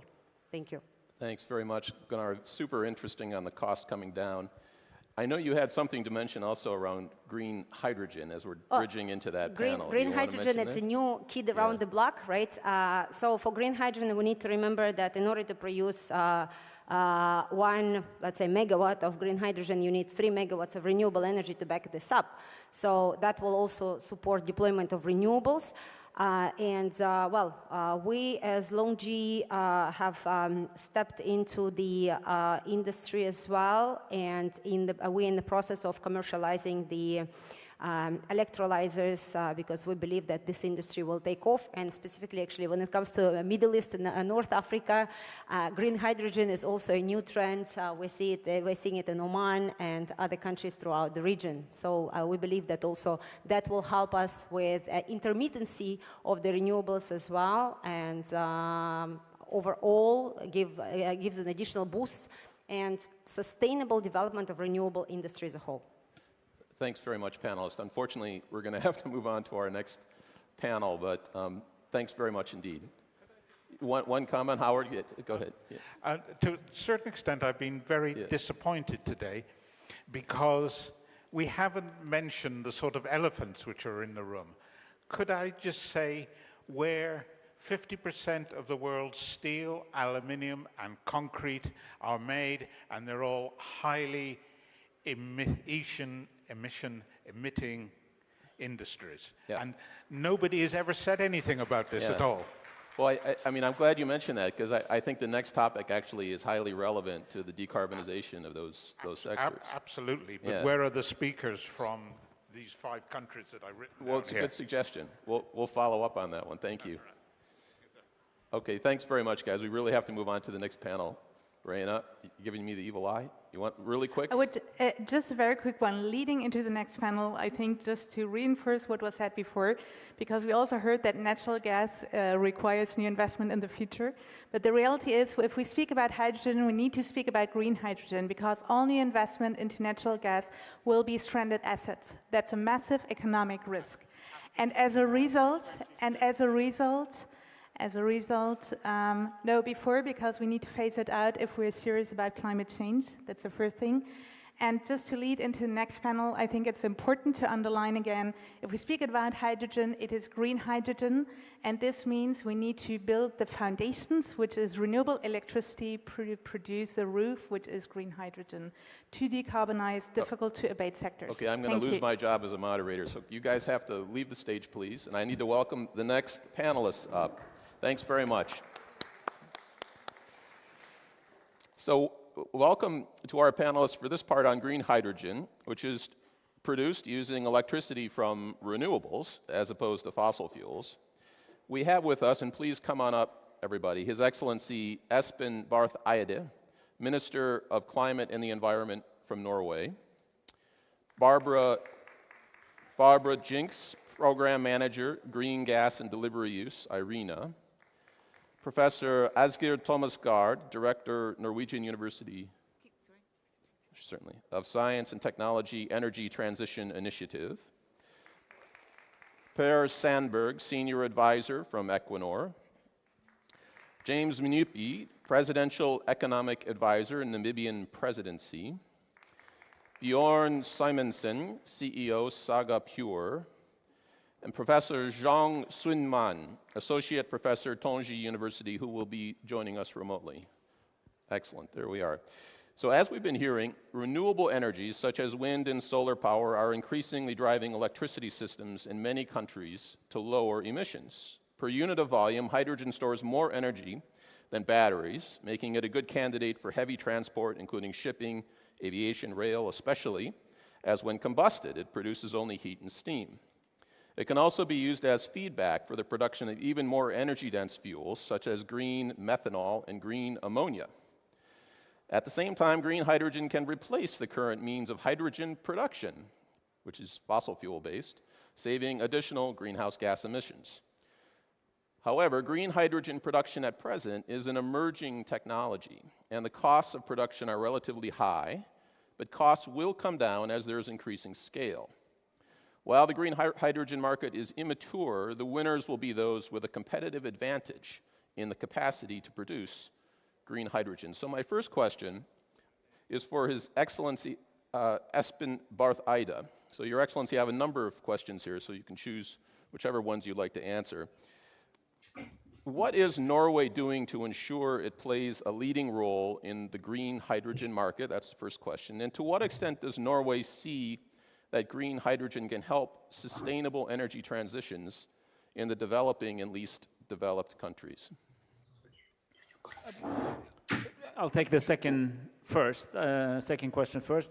It's absolutely certain that in the energy transition that we need to not only go through, but we need to accelerate away from fossils and into renewable. There will be a significant space for hydrogen. Just to link to the former panel, wherever you can use electricity directly, you should, because you lose electricity, you lose energy on converting it to hydrogen. But where you cannot use electricity directly, hydrogen is one of the answers.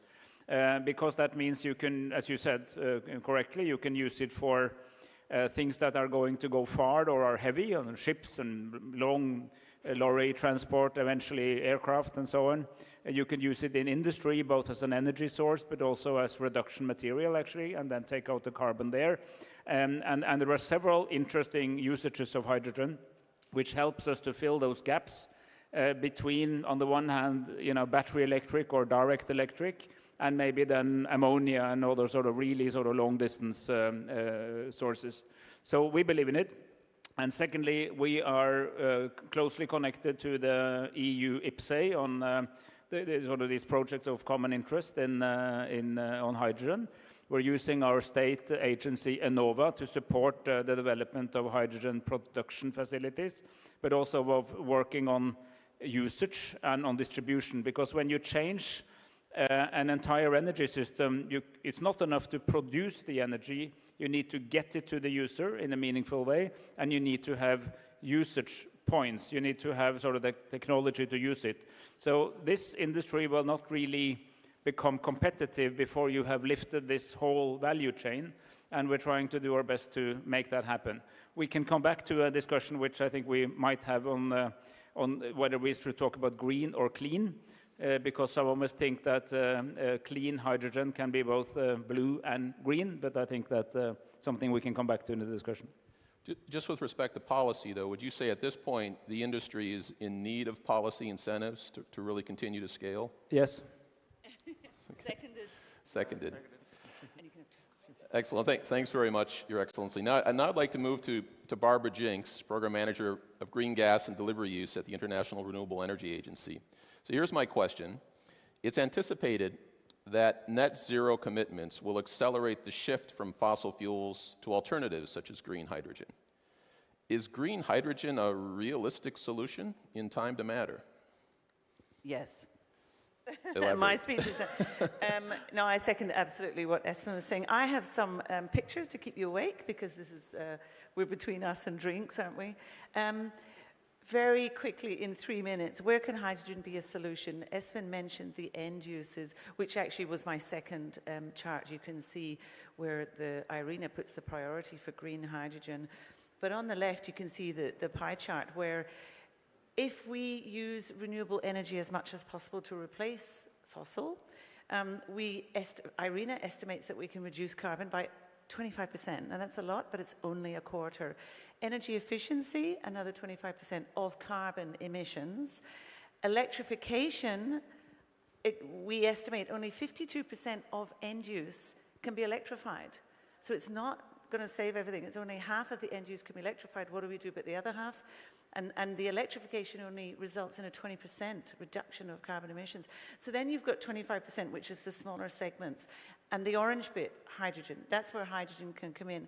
It is only, we estimate, it's only 10% of the solution, but 99% of what I do at the moment is talking about hydrogen. So there's a wave of enthusiasm because it is one of the solutions, and 90% of decarbon can come through all these measures here. Very quickly, the second question, is it? I'm answering 3 questions. The second one was, where are the opportunities? Yeah, well, there's that, and then just what's the implementation time frame that you see happening, and is that in time to really matter, given that time is short? Not fast enough. I mean, if you look at this map, you can see that the biggest potential of green hydrogen or renewable hydrogen under $1.5 US per kilo is sub-Saharan Africa. There's no infrastructure for hydrogen at the moment. There isn't sufficient policy. There isn't investment in hydrogen yet. So 10 years plus. But in other parts of the world, the pilot projects are happening right now. We expect by 2050, so there's an even longer time frame, that only a quarter of hydrogen will be traded internationally. And that kind of goes against the wave that we see that so many countries want to be the world's leading exporter of hydrogen. Actually, only a quarter, we did a geopolitics report at the end of last year with our 183 members that we have and lots of companies. Only a quarter say that they need to import, but the majority said that they're ready to export. So one of our jobs is to facilitate dialogue with our members to match supply and demand. And we see a 50-50 split between ships and pipelines. And ships is mostly ammonia. And look at where the existing ammonia facilities are around the world, in most of the places where we need the energy. So huge opportunities, but yeah, the time frame is not now. And I noticed that many of the larger opportunities are in developing world contexts. Absolutely, and that's what we focus on a lot in IRENA as well. IRENA's job is to do deep dives into renewable energy technologies and cost, but then also to bring people to the table, and we very much bring developed and developing. But there are many academic institutes and think tanks that are in developing countries, but they're very advanced with aims and targets and commitment. Thanks very much, Barbara. I'd like to now turn to Professor Eskir Thomasgaard, Director of the Norwegian University of Science and Technology Energy Transition Initiative. Professor Thomasgaard, the implementation of the Paris Agreement requires rapid and deep decarbonization, implying significant carbon reductions and cross-sectoral thinking. How does hydrogen fit as a possible solution in this context, this cross-sectoral significant reductions thinking, and how important is a value chain approach? So thank you, and I think these are essential questions. If you look at the energy system, the power system in particular, we know how to decarbonize that before 2040, 2050, but the objective is not to decarbonize the power system or the energy system, it's to decarbonize the society. And that brings us into the transport sector, it brings us into industry, it brings us into the built environment. And of course, the energy sector, through its electrification, will play a major role in this deep decarbonization that we are seeing. And that's where hydrogen becomes very interesting. Hydrogen is a solution to many problems. It might not be the best solution to any problems, but its attractiveness comes from being a solution to many problems. If you burn hydrogen in a combustion engine, it produces water as a byproduct, not CO2. You can use it in fuel cells without emissions. You can produce high-temperature heat for industry without emissions. You can use it as a feedstock in industry without emissions. And I think it's important to remember that in electrification of society, it's renewables that is going to do that job. And there's a lot of variability in wind and in solar PV. And while you can store electricity in batteries, it's not really that useful for cycles that will last for a couple of weeks or between seasons. Hydrogen has this attractiveness that it can be stored and transported relatively easily. So its main attractiveness comes from what you could say is the flexibility and the ability to be used over time and in many, many different applications.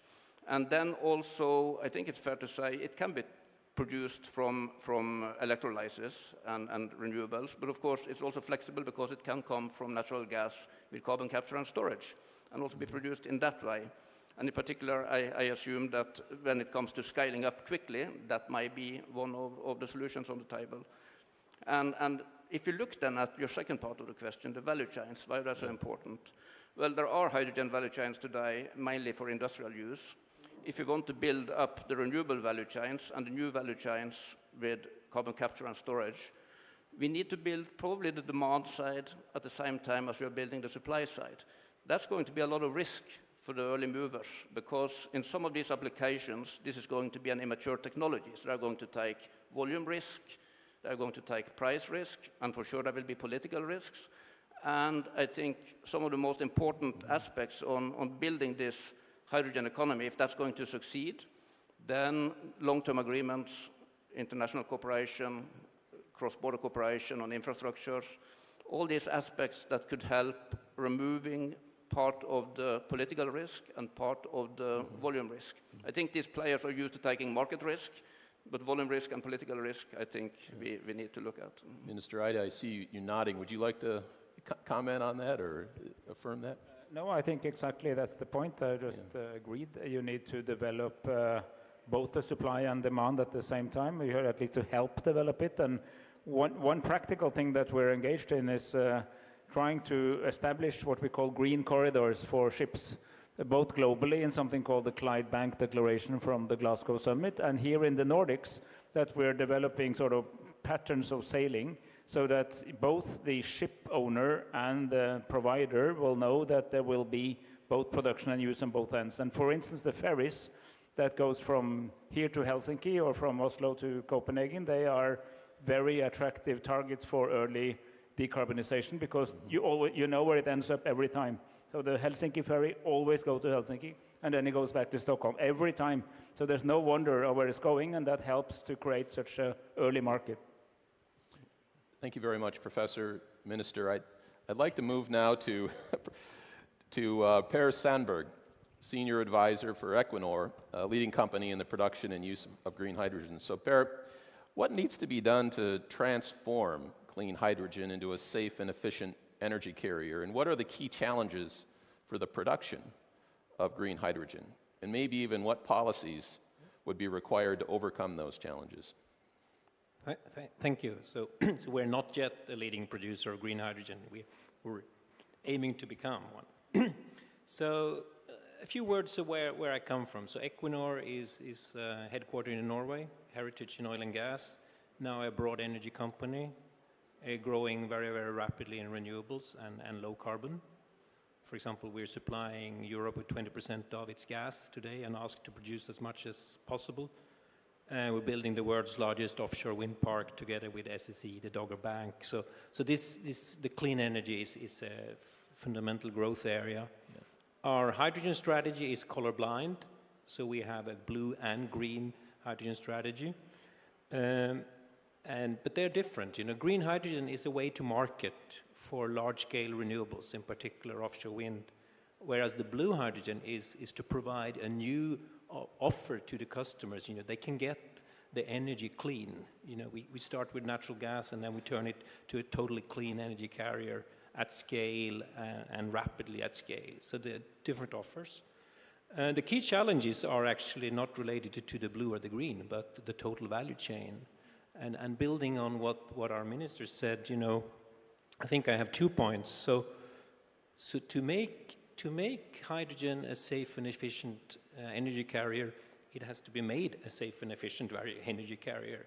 And we're far from there. You know, today it's a supply side fanatism almost in the world of hydrogen. You know, there's so much focus on the production of hydrogen and much less on the other parts of the value chain.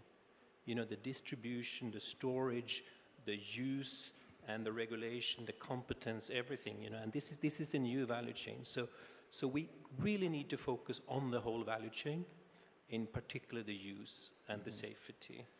And then connected to this is we should have a lot of respect that this is a new value chain. You know, if we look at hydrogen today, it is used in 4 areas: fertilizers, methanol, refineries, and a rocket fuel. And that's it.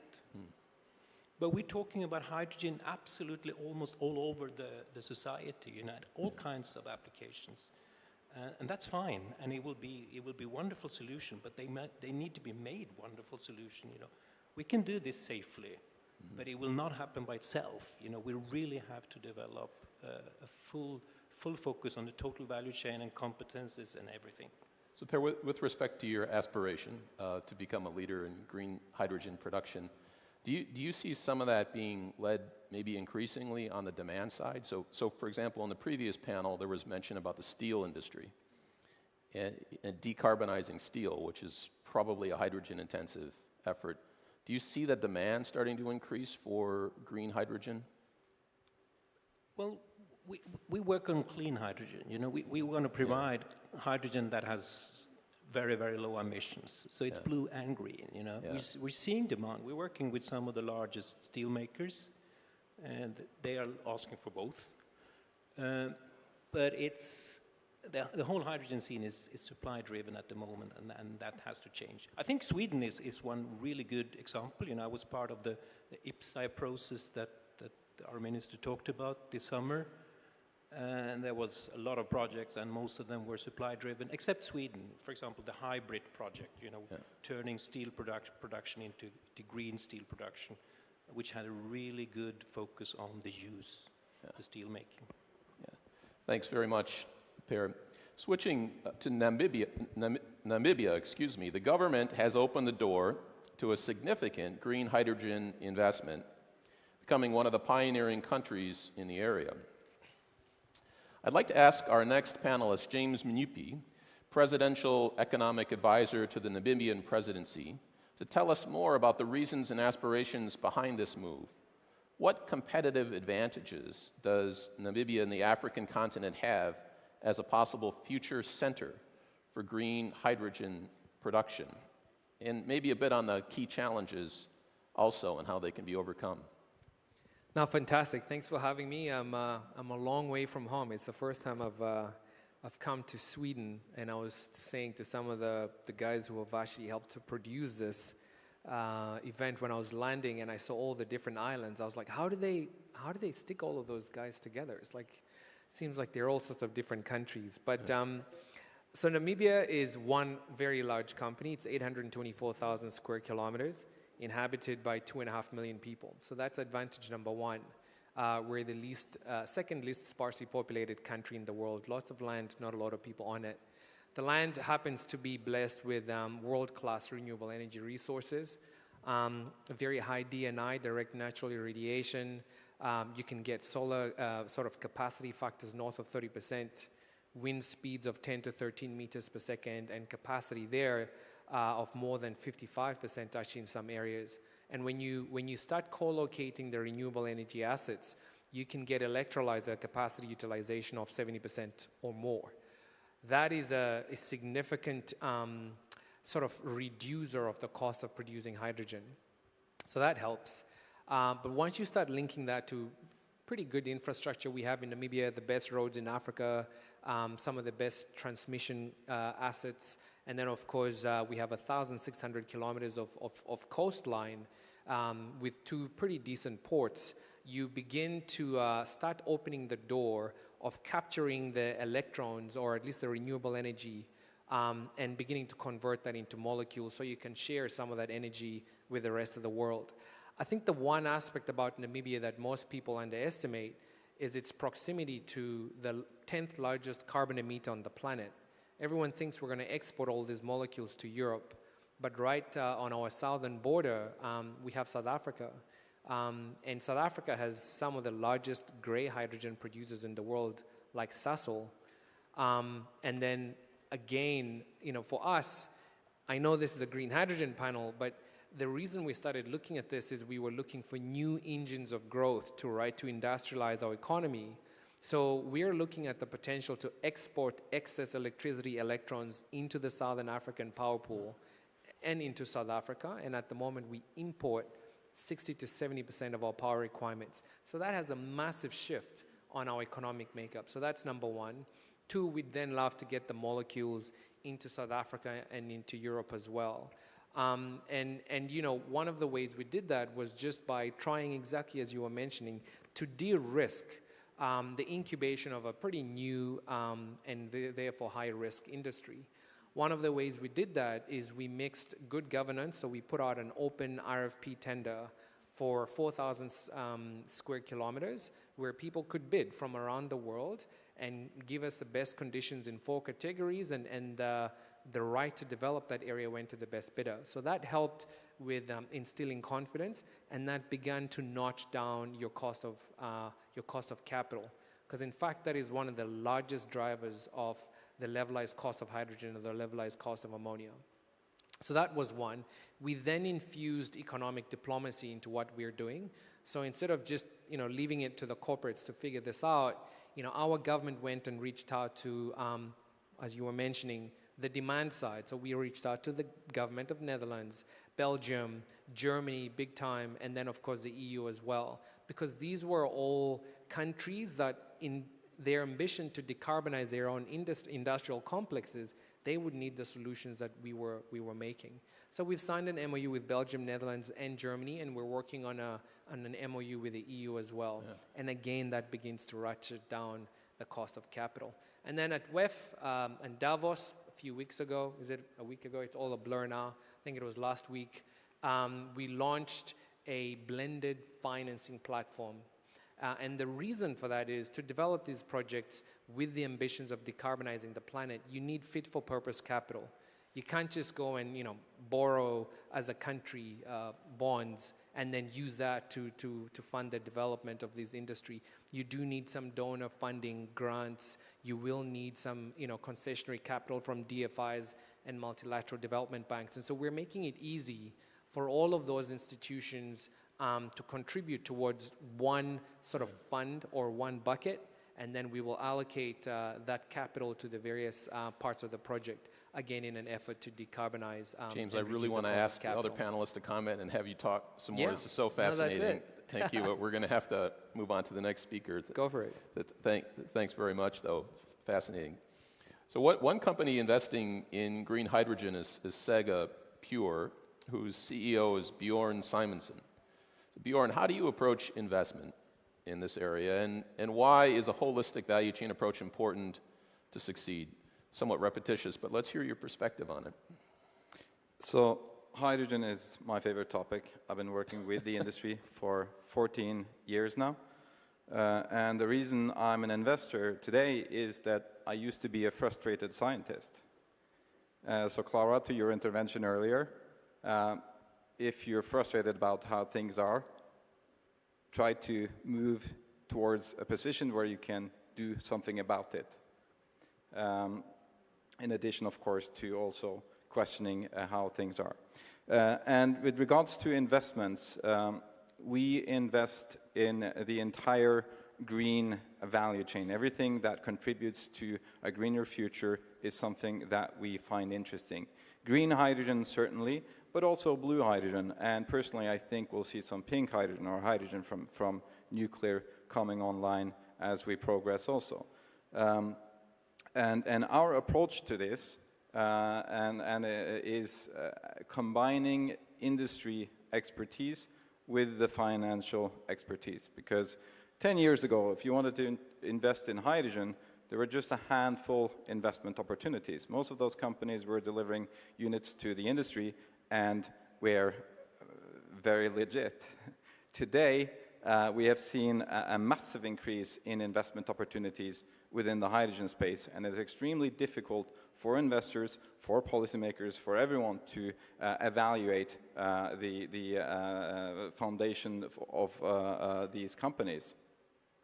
So our approach to investments within green, blue, or any other sustainability area is to combine knowledge and industry experience with the finance. Only that way we can succeed as an investor, and only that way we can also accelerate the transition to a cleaner future, creating, as we like to say in Saga Pure, pure growth. Because the growth needs to be of benefit both to society and climate alike. That's the only way we can get the right transition. Now, on the value chain and the holistic approach, we hear ambitions being thrown out right and left by eager politicians and others saying, well, instead of just going for 50 gigawatts of electrolysis, let's go for 100 by 2030. Now, what's 100 gigawatt of electrolysis? I mean, what is that? What does it take? Well, actually, it's numbers which then is completely unrealistic in some instances.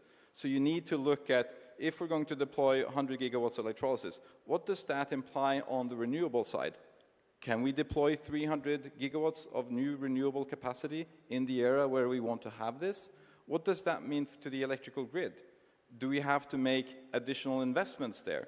I mean, Bloomberg have estimated that investments in renewables going forward are on the order of $55 trillion, where almost half of that is connected to the electrical grid. Do we have the right plan in place to do that? And do we have the time to get all that in place? So it's extremely important when we talk hydrogen, both green and blue, to take the entire value chain into consideration when we want to make the change. And also just to give a fun fact, all the hydrogen that is being produced today accounts for about 2% of the global CO2 emissions, 1 gigaton of CO2.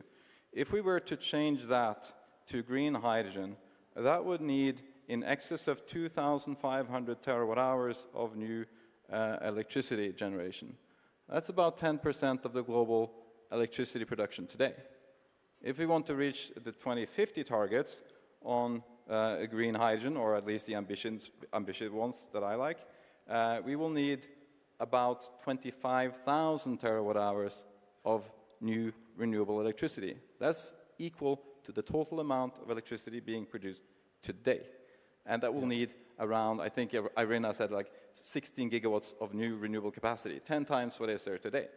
Now, those numbers don't frighten me, they excite me. But what frightens me a little bit is the near-term targets. How can we reach those quickly enough? And then we need the holistic approach.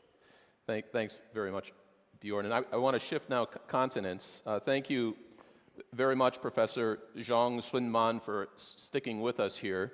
Can you hear me okay? Can you hear my question? I think so. Good. So let me try the question here. So Professor Swinman, how is China approaching green hydrogen as one of the paths towards green energy transitions? Can you give us an update on some of the latest data on green hydrogen production there? Okay, thank you. Yeah. This question is not easy to answer, okay? Firstly, I want to explain why it's very important to develop green hydrogen based on renewable energy in China.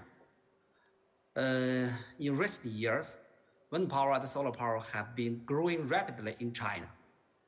To achieve carbon neutrality as soon as possible, the stored capacity of wind power and solar power will exceed 6 billion kilowatts before 2060, accounting for nearly 80% of the total installed capacity. Long-term and large capacity energy storage technology will be the key to support the great plan.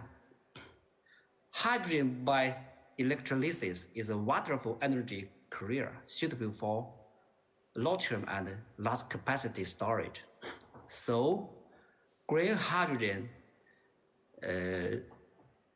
has become an important energy strategy in China. However, there are many challenges. What is the key factors restricting the deployment of green hydrogen? There are several common factors such as low electricity efficiency, high electrolyzer cost, high electricity price, high cost for storage and transportation. However, I think good supporting policies and business application models are the key to develop green hydrogen at this stage in China. In many regions of China, the cost of green hydrogen from renewable energy has been less than 2.7 euros per kilogram, and which includes electricity cost and electrolyzer investment cost. With rapid decline of electricity price and the rapid improvement of the electricity efficiency, we believe that the cost of green hydrogen production in China will be reduced to less than 1.7 euros per kilogram in the next 5 years. The cost will be very commercially competitive. How is to develop green hydrogen as soon as possible in China? In order to reduce the storage and the transportation costs, the good business model of a local utilization of green hydrogen is the most key factor in regions rich in the hydrogen resources. Firstly, the local governments are encouraged to develop fuel cell vehicles, especially hydrogen-heavy truck. Secondly, encouraged to develop fuel cell peak-saving power stations. And thirdly, encouraged to develop green hydrogen substitution in coal-chemical industry, petrochemical industry, and ammonia industry. I think this is the most important model today. Okay. In addition, in order to promote the rapid development of hydrogen, green hydrogen, the Chinese government has issued a new policy which requires new wind power and PV power stations to be equipped with a scale of energy storage capacity. And you know, hydrogen production by electrolysis has been listed as an important energy storage method. So China welcomes companies from all over the world to develop. Okay, this is my answer. Thank you. Yeah, thank you very much, Professor Svinman. Do any of the panelists want to? Yeah, Minister Aydin. So, as you can, I think there's a lot of hydrogen enthusiasm here, and it's really worrying. I love the Namibia example. It really shows how power relations, I mean, economic and political power relations, that is, can change with this advent of very accessible energy, which, of course, eventually becomes almost free after you invested in it. And that's quite incredible. So the good news is all this is possible, but we need to be aware that we are going to use a colossal amount of electricity, because it's not like all new electricity will go to hydrogen. It's going to go to all kinds of electrification of everything. And what you will not escape is the need for area. You need space for, you know, windmills and solar panels needs a lot of space. So the limitation is, you know, how much will you actually allow of using land for electricity production, because you need it for everything else, and you need it for hydrogen or ammonia production or whatever it is. So that's one of the challenges in which is why, so energy efficiency and ability to prioritize what is most important is a very important part of the whole story, because what we've been doing now is that we've been burning stuff that took hundreds of millions of years to produce naturally in a couple of generations. And of course, then you get a lot of energy, but you also destroy the planet. So to stop doing that, and we have to use the energy that we can produce now in real time, and that's quite a challenge. So let's not forget that, but I'm all for it. And if I may, just one quick thing. You mentioned the Davos launch. There was another very interesting event there, which is a leaders meeting of what's called the First Movers Coalition. And the First Movers Coalition is both companies and some countries, open for bidders, that agree to not only decarbonize their own business, but also make sure that all their purchases are from other companies that are doing the same thing. And just to take a Swedish example, it means that SSAB, who is going to produce clean steel, can sell it to Volvo, both members, who are, of course, using steel to build cars. And then, in a sense, you know, even without public interference, you see companies meeting each other because they understand that somebody has to move ahead and be a little bit in front. I think that's also quite promising. Yes. We have just a few seconds, so if I was just going to say, one of the, in the answer to what the policymakers need to do, we advise our members that really they have to be part of the creating demand, and that is tax incentives or underwriting offtake agreements or providing infrastructure or even skills and training, and then also setting up international trade collaboration, and that's actually where ARENA comes in big time. We have a collaborative framework, green hydrogen, where public and private meet, and a key part of that is agreeing some ground rules like certification that different countries will recognize, so that you can actually buy and sell a product and you know what's in it. So that whole certification and standards, creating demand, and setting targets, being bold, and actually, instead of continuing to talk about targets, actually set them, make them law, and give that confidence to investors. Thanks very much. It's a great way to end. I have actually a youth perspective I'd like to go to now in the audience. Anahi Kanton, are you still with us here, Anahi?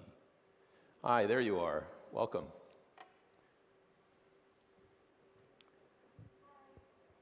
Hi. Hi, everyone. My name is Anaí. I'm 19 years old. I'm from Argentina.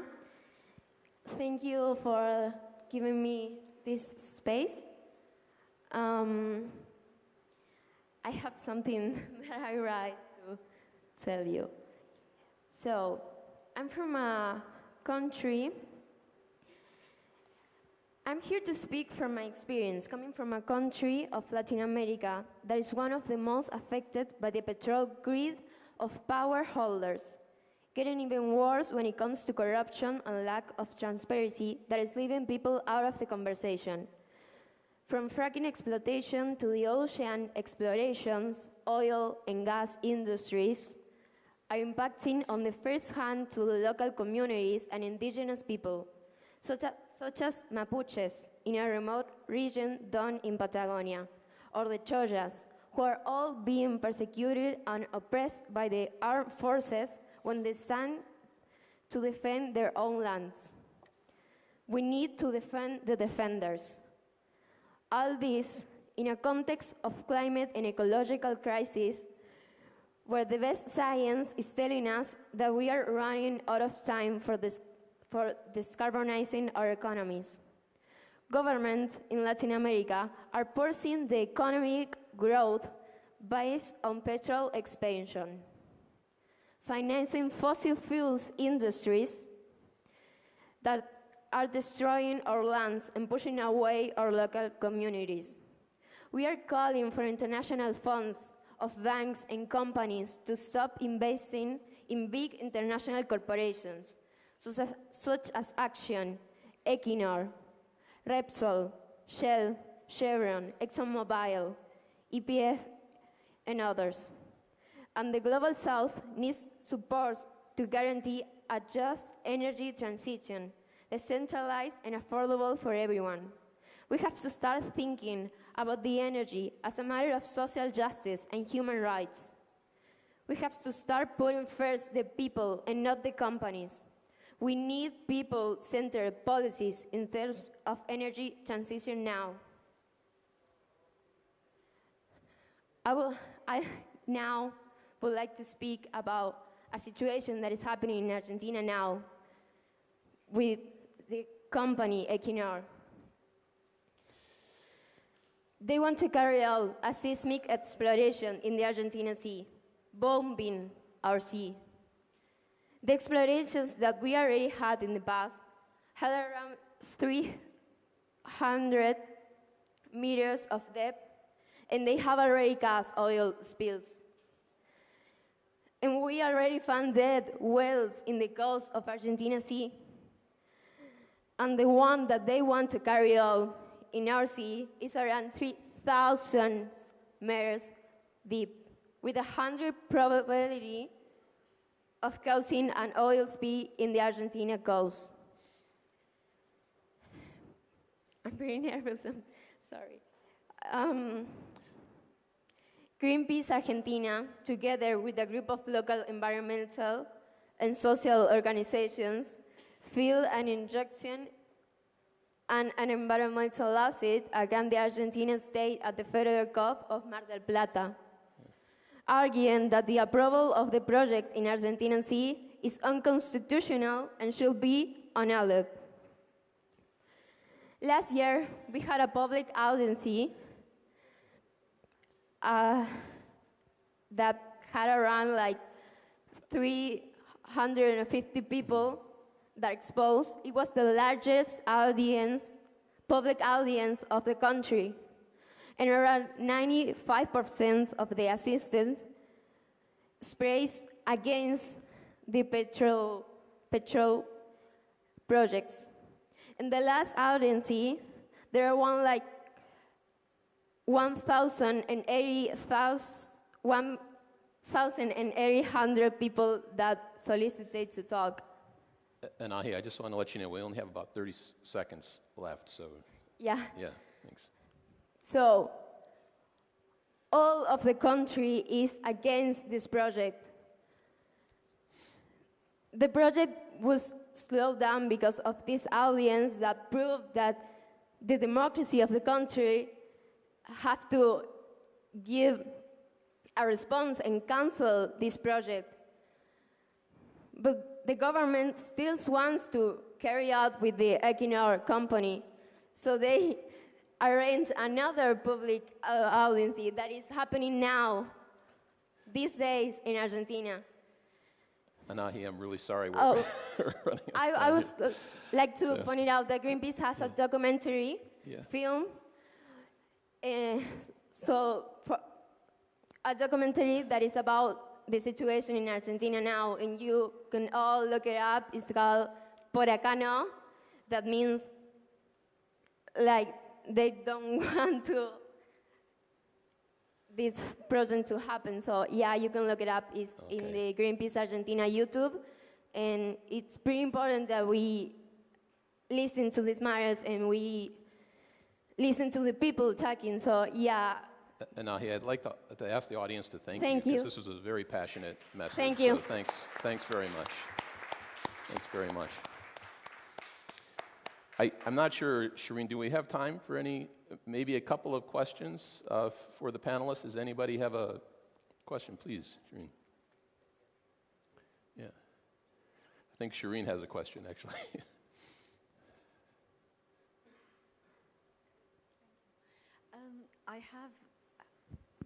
I have a question to His Excellency, the Minister from Norway, and Namibia. I was really, really impressed with your presentation.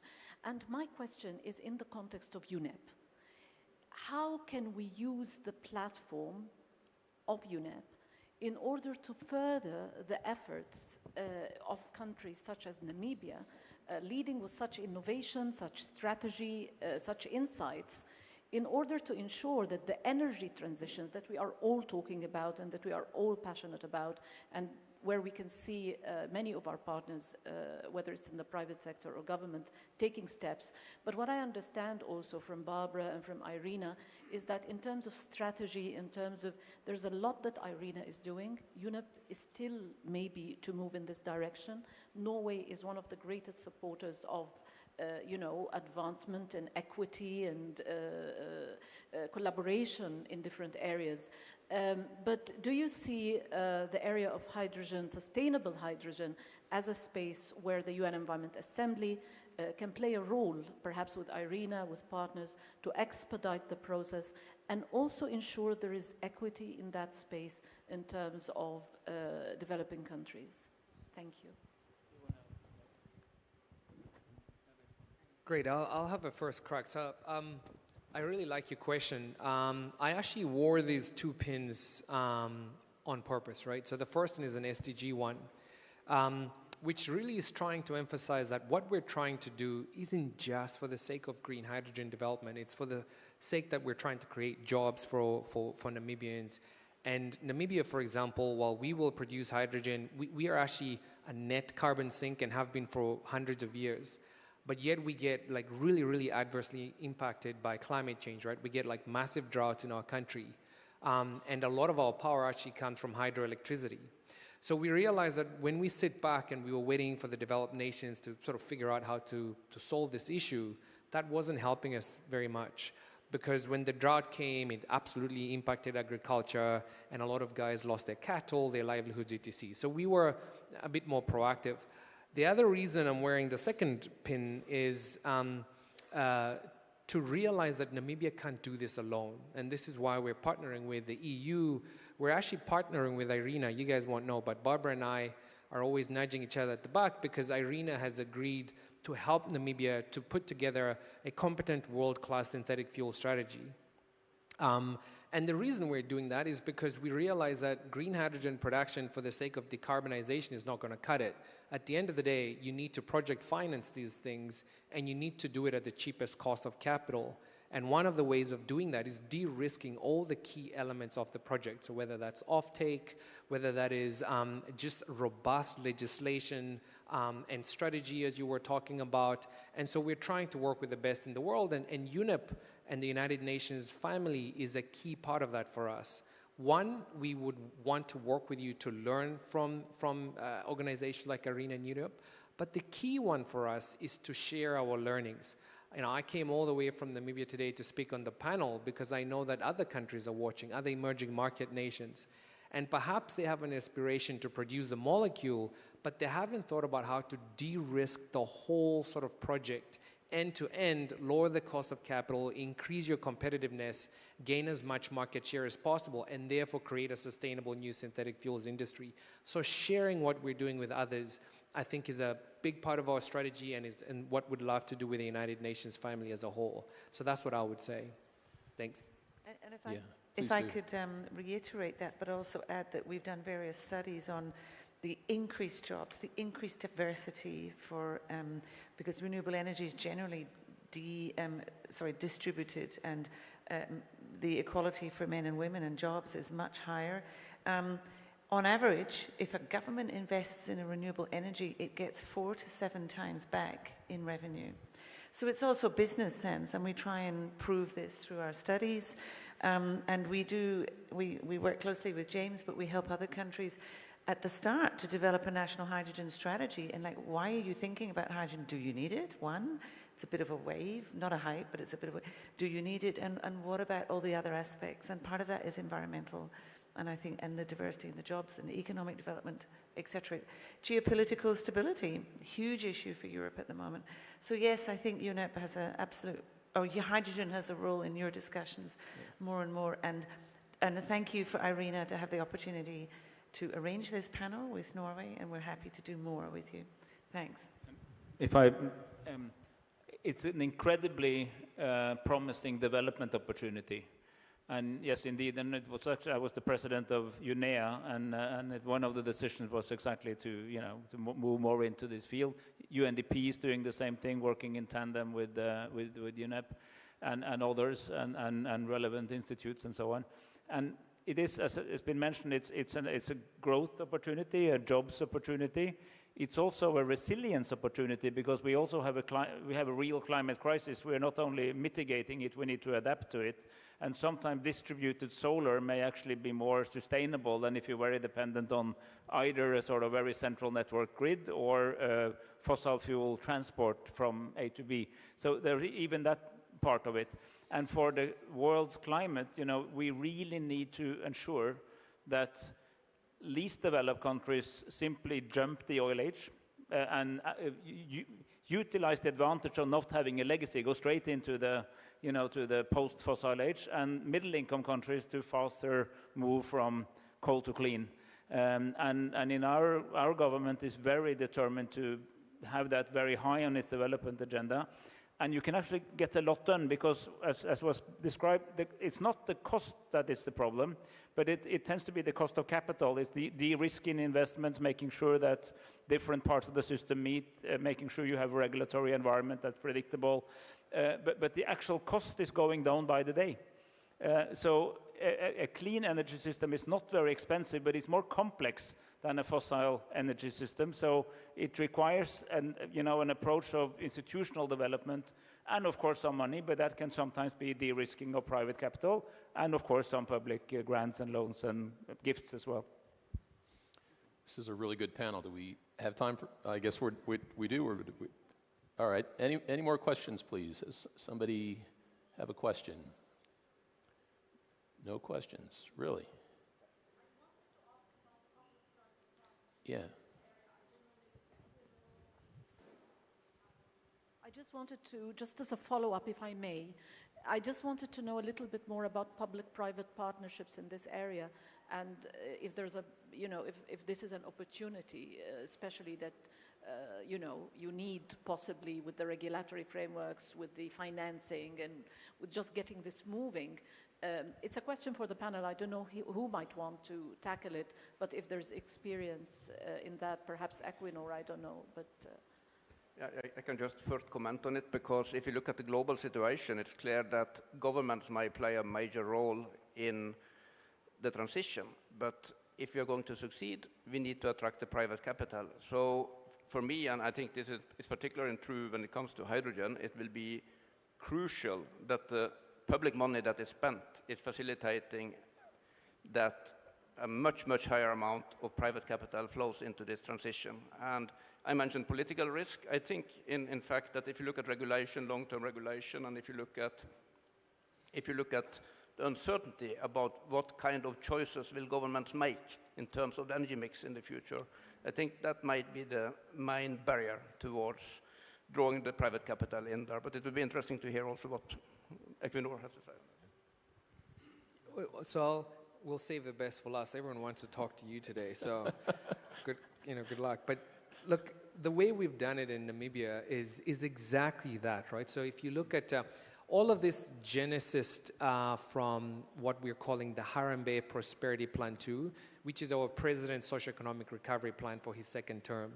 And right throughout that plan, the emphasis is on public-private partnership. I actually sit on the PPP committee in Namibia as well. And the idea is this, to develop this project that we're doing, the large one in the southern part of Namibia. It's a $10 billion project.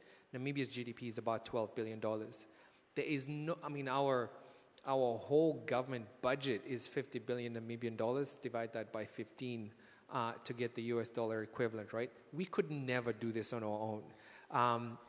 The government didn't know a lot about where to source electrolyzers from, who the offtake would be for the ammonia, by the way, which is the first product, not green hydrogen.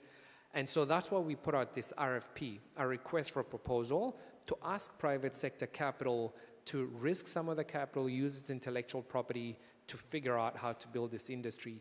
But we also say to them, and because this was a new industry for us, we didn't go and say there would be a minimum equity participation for government. We didn't set a ceiling either. So we left it open. We said, how much free curry would you give the government and how much paid up equity would you allow us to buy? And we let the market figure that out for us. And I think that was a certain amount of regulatory maturity from our country, because instead of trying to impose these standards on a very nascent, very sort of unknown industry, we let the industry tell us what they were comfortable about, and where we ended up was 24% equity call option essentially for the government, where we could buy up to 24% equity in this project.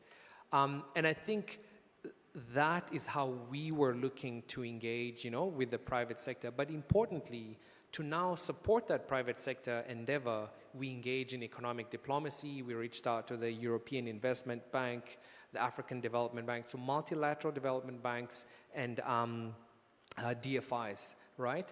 To begin to bring in concessionary capital that a typical private player might not be able to bring in on its own.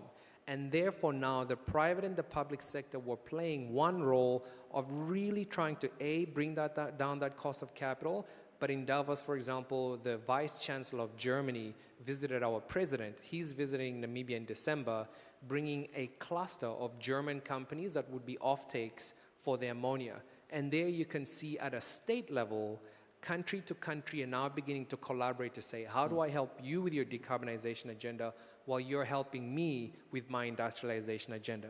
And that creates a very conducive environment for the private sector to play their role. So it's a symbiotic dance. No one size fits all, and you have to work to your strengths and then do it together. For the sake of the 19-year-old lady who spoke very passionately, because I think she has a really valid point, and it's not an easy solution, because even in Namibia, by the way, Shell, Total, and Qatar Energy have discovered possible signs of hydrocarbons, and we have to answer to our young people saying, but do we need to go down that route if we have the synthetic fuels route? And it's a real dynamic conversation that also has to be dealt with in public and private sector collaboration as well. Well said, James. Thank you for that. Per, last word. Yeah, I just wish that Equinor comes to Namibia as quickly as possible.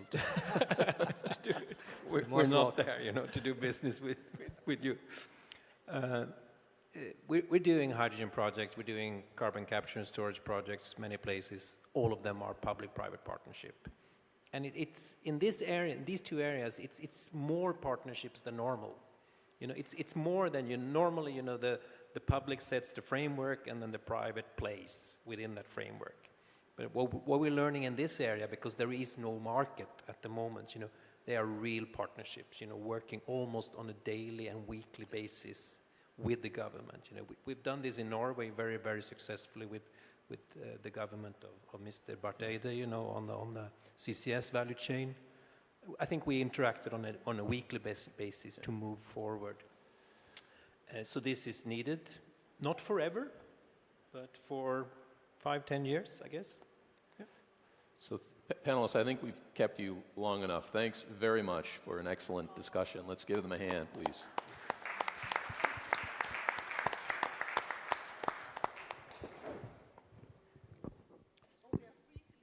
Free to leave. Free to go. So you, Tim. Thank you very much indeed, everyone. Look, I'm going to, 20 seconds is all I've got left in me, actually.